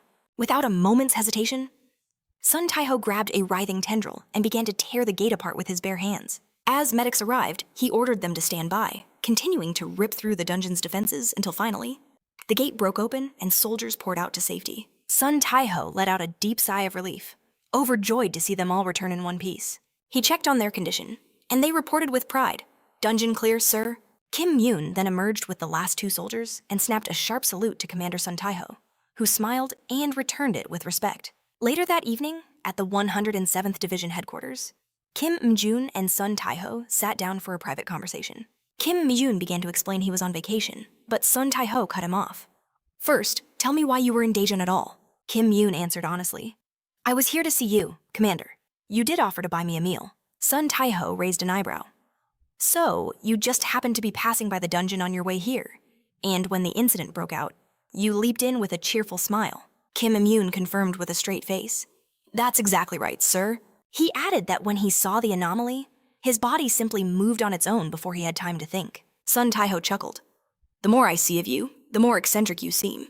But his tone turned serious. "Solo clearing a pseudo-dungeon is an incredible feat. I truly appreciate your help." However, he offered a word of caution. "You're starting to stand out far too much. You're climbing the ranks at an unnatural speed. After today, the Hunter Corps headquarters will definitely have its eyes on you." The commander then told him, "If that attention causes you any trouble, do not hesitate to come to me." Kim Mjun thanked him gratefully, promising he would reach out if anything happened. Sun Taiho sighed, saying the meal would have to wait, as he was buried in work. "But," he added, "if there's anything else you want to ask for, now's the time. If it's within my power to grant, I will." Without skipping a beat, Kim Jun's eyes sparkled. "A promotion, please." Sun Taiho immediately shot him down, saying, "That is far outside my authority." Kim Mjun pouted for a moment, but then his gaze was drawn to a crystal sitting on the commander's desk. He could feel a faint, yet incredibly refined demonic energy radiating from it. Sun Taiho noticed his stare and asked, "Do you want it?" A glint appears in Kim Jun's eyes. "I've never seen a stone like this," he admits. "I'd love to have it for my collection." Sun Taiho reveals that his home was recently robbed, and this mysterious stone is the only artifact that remains. He offers it to Kim Mjun, explaining that while its properties are unknown, it's been cleared as harmless to humans. Watching this exchange, the commander reflects on the situation. He realizes that, just like with Yunho, he's being drawn into the orbit of Kim Mjun. And he doesn't seem to mind one bit. His expression turns serious. "Tell me, "What is your relationship with my daughter?" Kim Mjun answers without missing a beat. "We are fellow hunters, nothing more, nothing less." A relieved smile breaks across Sun Taeho's face. "I've taken up enough of your vacation," he says, dismissing him. As he turns to leave, Sun Taeho asks him to send his commander in. Kim Mjun gives a respectful nod and departs. Outside, Lee Bonggu is noisily devouring a grilled carp, shouting about how incredible it tastes. "Keep your voice down," Kim Mjun snaps. "Eat quietly before you wake the entire base." Then, without a moment's hesitation, he clenches his fist, shattering the crystal. A torrent of demonic energy erupts from the shards, surging directly into him, pushing his power to its absolute limit and unlocking a new skill, Demonic Energy Whip. A predator's grin spreads across Kim Myun's face. "This," he says, "changes everything." Meanwhile, deep within Hunter headquarters, Lieutenant General Kim Taeho is berating a subordinate for his incompetence. "The 107th Division is facing an audit," he roars. "You had better be prepared for what's coming." He warns Sun Taeho to count his blessings. It's ending with just an audit, when he could have easily stripped him of his rank. "Have Lee Sangjin report to headquarters first thing in the morning," he orders. Suddenly, the door swings open, and a high-ranking officer enters. Lieutenant General Kim Taeho immediately snaps to attention and salutes. "Don't be so hard on your subordinates," the officer says calmly. "I could hear your shouting from down the hall." Kim Taeho apologizes at once, promising to handle the matter with more discretion. The officer sits, reviewing a report. "I've seen the details," he says. "Was it Kim Mjun again?" This man is none other than the Supreme Commander of the Hunter Corps, General Gu Hakchol. In another part of the base, the commander is speeding back to his barracks. He bursts out of his car and storms into his office, a look of urgency on his face. "Salute," Kim McKeel greets him. "Where are they?" the commander demands. "Is it what I think it is?" He asks if he himself is the target, and Kim McKeel grimly confirms it. The commander sinks into his chair. "Those bastards! They must have waited for me to be away." Just 1 hour ago, 2 members of the Elite Special Task Force arrived. First Sergeant Yu Tae-han and Sergeant First Class Jang Min-soo. Kim McKeel explains the situation. He tried to reason with them, but they showed up unannounced, demanding to see a soldier who had just returned from his vacation. Yu Tae-han cuts him off. "Do you have any idea under whose authority we are operating?"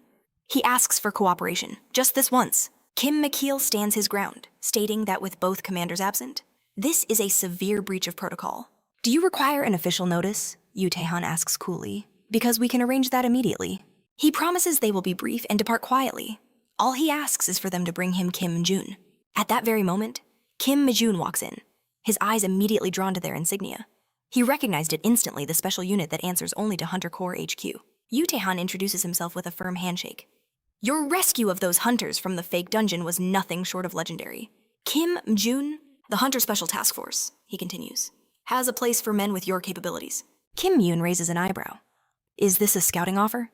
Yu Tae-han explains their duties: high-risk dungeon raids, VIP protection, and even overseas missions. He lists the endless perks and benefits of joining their elite unit. But Kim Mjun's mind is elsewhere. None of it mattered, unless it came with a massive promotion. Then he was all ears. "We also handle crimes committed by rogue civilian hunters," Yu Tae-han adds, "which is why unparalleled combat strength is a requirement.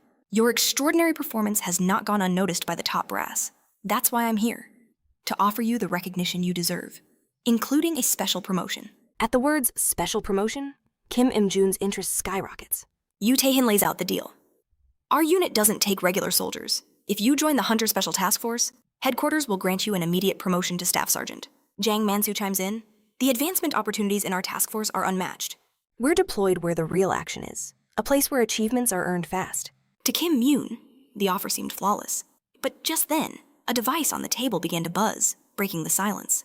Kim Mjun asked if it was a phone, but Jang Moo clarified it was a special device, issued only to members of the elite task force. It wasn't a commercial smartphone, but a secure communication line for handling top-secret national intelligence. Suddenly, a look of dread crossed Kim Myun's face as he asked, "Will I be allowed to use computers and the internet freely?" Yoot Wan's answer was a crushing blow. Security was the absolute priority.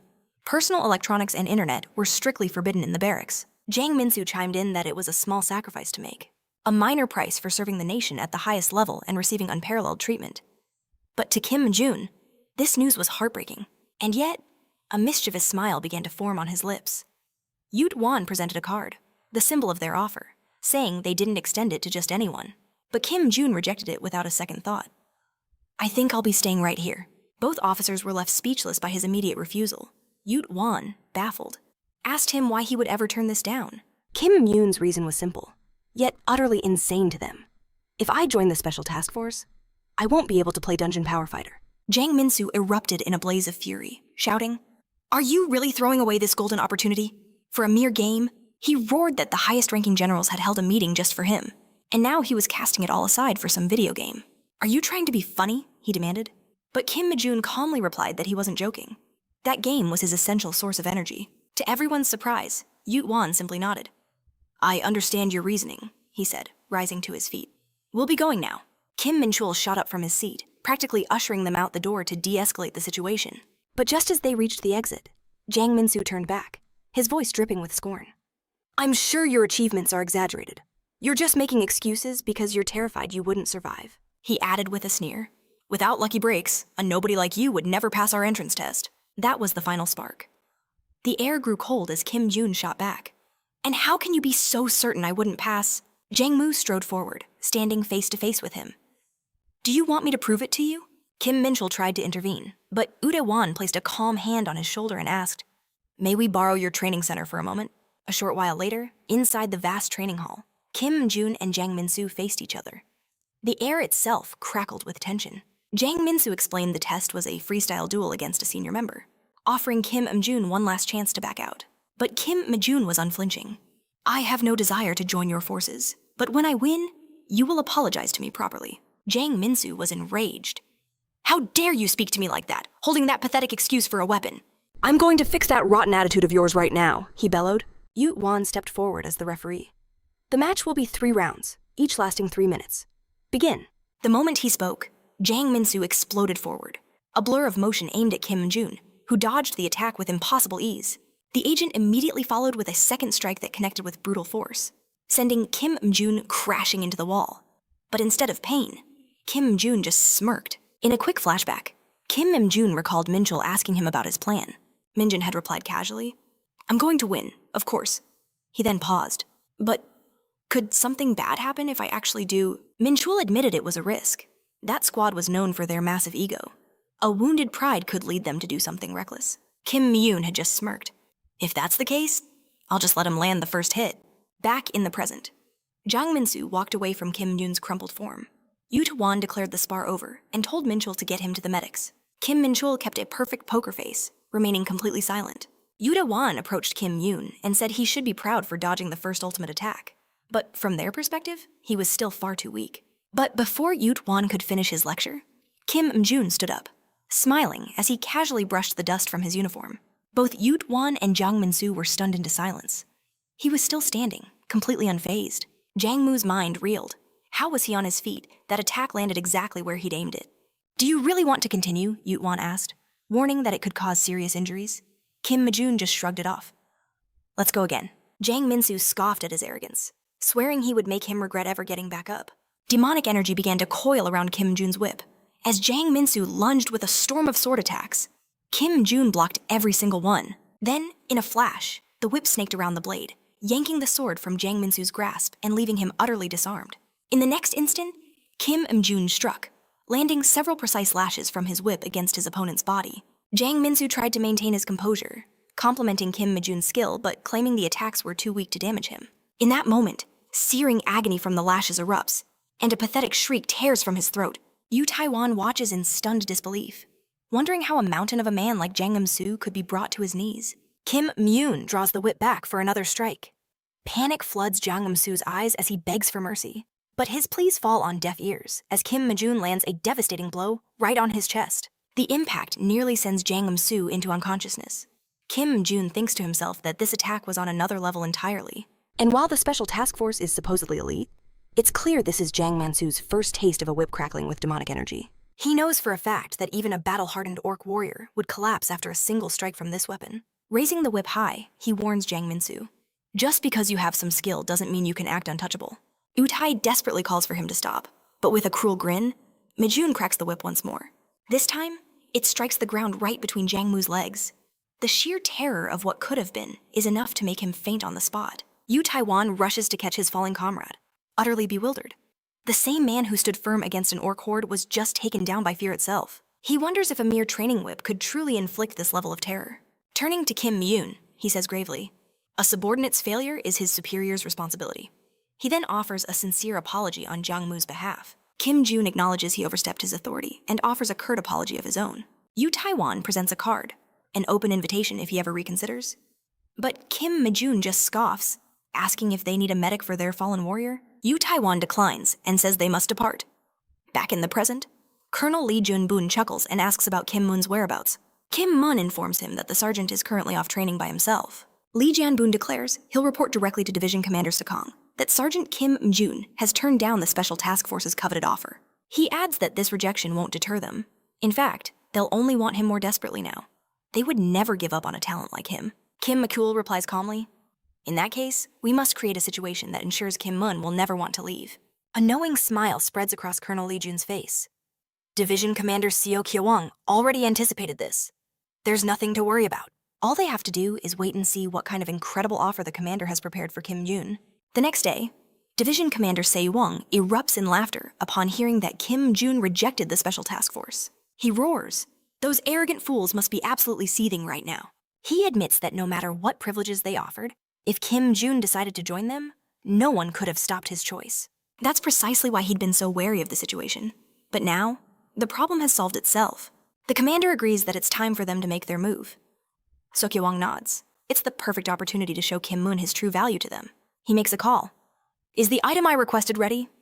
A confident smirk plays on his lips as he orders them to bring all the related files over immediately. Meanwhile, back at the barracks, Lee Seung-ho makes a major announcement to the squad. He declares that from this day forward, the new commander of the 2nd Platoon's 2nd Squad is Sergeant Kim Min-jun. A soldier asks if Sergeant Lee Sang-ho is getting a promotion. He shakes his head, explaining he's aiming for the rank of Staff Sergeant. Since he has enough points, he is handing his command over to Kim Mjun. He asks if anyone objects to his decision. The squad is unanimous, agreeing that Kim Mjun is the only one worthy enough to fill his shoes. Just then, Lee Dong-jin says he has a question for the new Sergeant Kim Min-jun. He asks if the rumors are true. Was he really the one who single-handedly cleared an entire fake dungeon? He laments being on vacation when it all happened, as the others chime in that the entire hunter community is in an uproar over the incident. Kim Mjun casually confirms it was him. He just happened to be in Dijon when the anomaly occurred and got swept up in the chaos. The entire squad is left speechless, realizing their sergeant was a true monster in hiding. Kim Gwang-shik asks if that's the reason for his new command and wonders if he received any massive rewards. Kim Mjun admits he got a few perks for clearing the dungeon. The squad erupts with excitement, dying to know what kind of incredible rewards he earned. A few days later at the Goblin Colony dungeon, soldiers discuss the legend of Kim Mjun while battling monsters. One asks if it's really true that Kim Mjun received an offer from the Hunter Special Forces, and then had the guts to turn it down. Hanung confirms every word, adding that he even dominated a first-class sergeant in a sparring match. His comrade finds it all too incredible to believe, saying anyone outside the military would dismiss it as pure fantasy. He then asks if the craziest rumor of all is true that the division commander himself appointed Kim Mjun as their new squad commander, with plans to promote him to staff sergeant within a single year. Han nods, confirming that even Sergeant Lee Seon-ho approved the moment he heard the news. Suddenly, their talk is shattered by the roar of an orc charging from the tree line.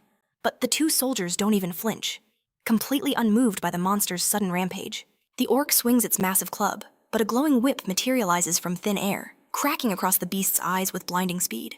The monster howls in agony, dropping its weapon and clawing at its ruined face as the whip retracts.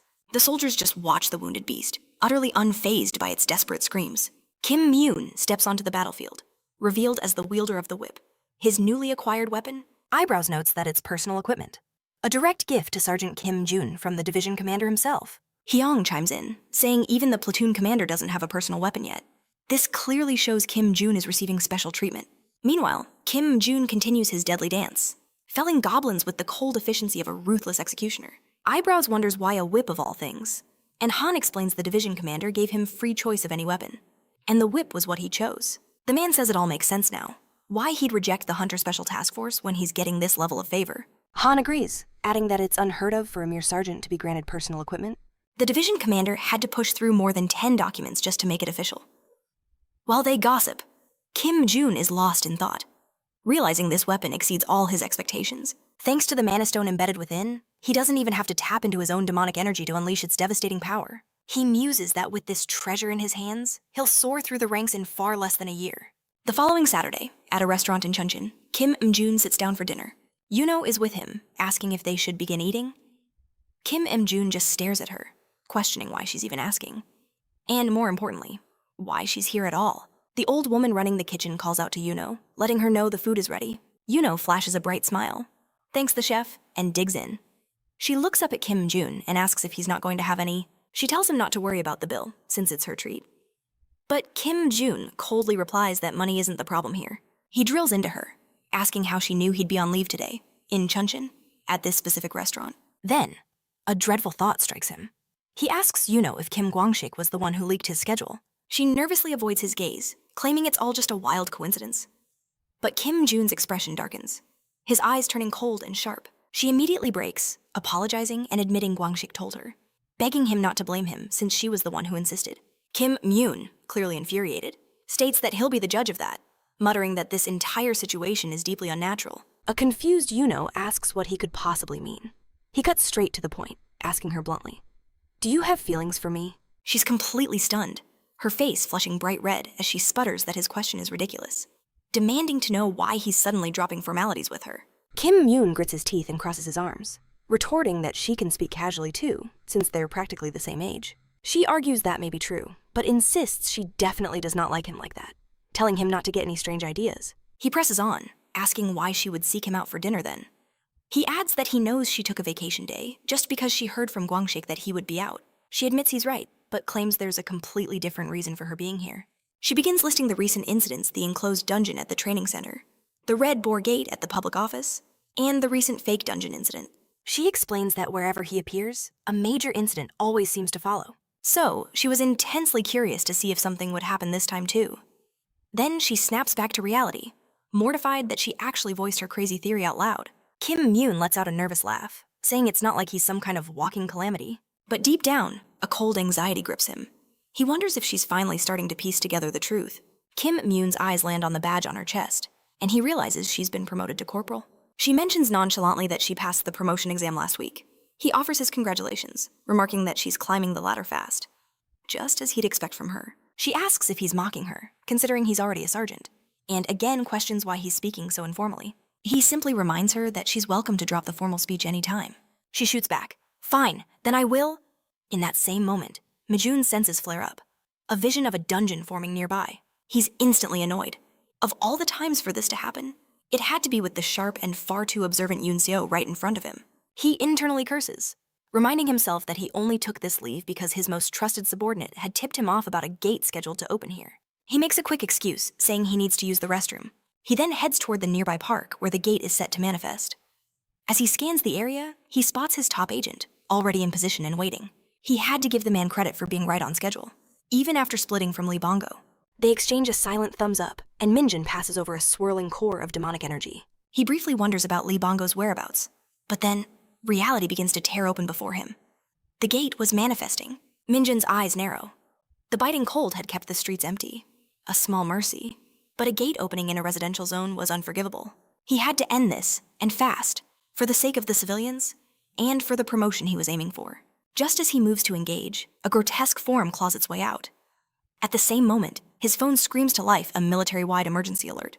Minjun resolves that if a beast appears that's beyond his current power, he'll just have to hold the line until backup arrives. He steels himself for battle. A hanker emerges from the portal, but something about this one felt different. It's alone, he observes, wondering just how much demonic power it had already devoured to reach this state. He eyes its arms, honed like living blades. Deadly, he mutters, but completely useless if they can't land a single hit. He springs backward, evading the first vicious swing, and begins to summon his demonic arrow skill. But before he can unleash it, the hanker launches its own arm like a projectile to his utter shock. A chain trails right behind it. Minjun snatches the chain from the air, scoffing at the creature's pathetic trick. But with a brutal yank, the hanker sends him flying high into the sky. While he's still airborne, the second blade comes hurtling toward him. He twists, narrowly avoiding death's edge, and counters with a devastating punch that smashes the hanker straight into the ground. He looks back, thinking the fight is over. But the monster rises, its jaw shattered, yet its eyes still burn with malice. That's when he hears a familiar voice cry his name. It's Yoon Seo, sprinting toward the chaos wielding a massive road sign as a weapon. He can't believe his eyes. The hanker sees its new prey and flings a blade her way, but Minjun intercepts it, grabbing the chain mid-flight. "What are you doing here?" he roars. She snaps back, just as furious that he ditched her at dinner. and even angrier that he's facing this thing barehanded. The emergency alert brought her running, she explains, before heaving the heavy road sign toward him. Mjun catches it, pouring his demonic energy into the makeshift club. With one earth-shattering swing, he crushes the hanker's skull, annihilating it instantly, as a cloud of dust obscures the scene. He seizes the chance to absorb the creature's leftover demonic essence. When the air clears, he walks toward Yunseo, who is speechless. He just soloed a high-threat monster all by himself. Mjun just smirks, saying he had a little help. Though in his mind, things would have been a lot simpler without the interruption. Meanwhile, Yunseo kneels beside the carcass, observing that this wasn't a normal hanker, but an irregular, pointing to its chains and projectile blades. She stands, her expression grim. We need to have a serious talk. But before she can continue, 5 more hankers claw their way out of the gate. We have to fall back, she yells, and come back with backup. He agrees, telling her to go call for reinforcements. But Yunseo explodes, realizing he intended to fight them all alone. Are you completely insane? She screams. As the monsters unleash a bone-chilling roar, a wide grin spreads across Minjun's face. Let the games begin. Charging headfirst into the fray, his only thought is, it's time to earn my promotion to staff sergeant. Far from the city, deep within a desolate forest, a cloaked figure emerges from the shadows. With a few whispered words of power, a hidden passage grinds open in the earth beside a massive stone.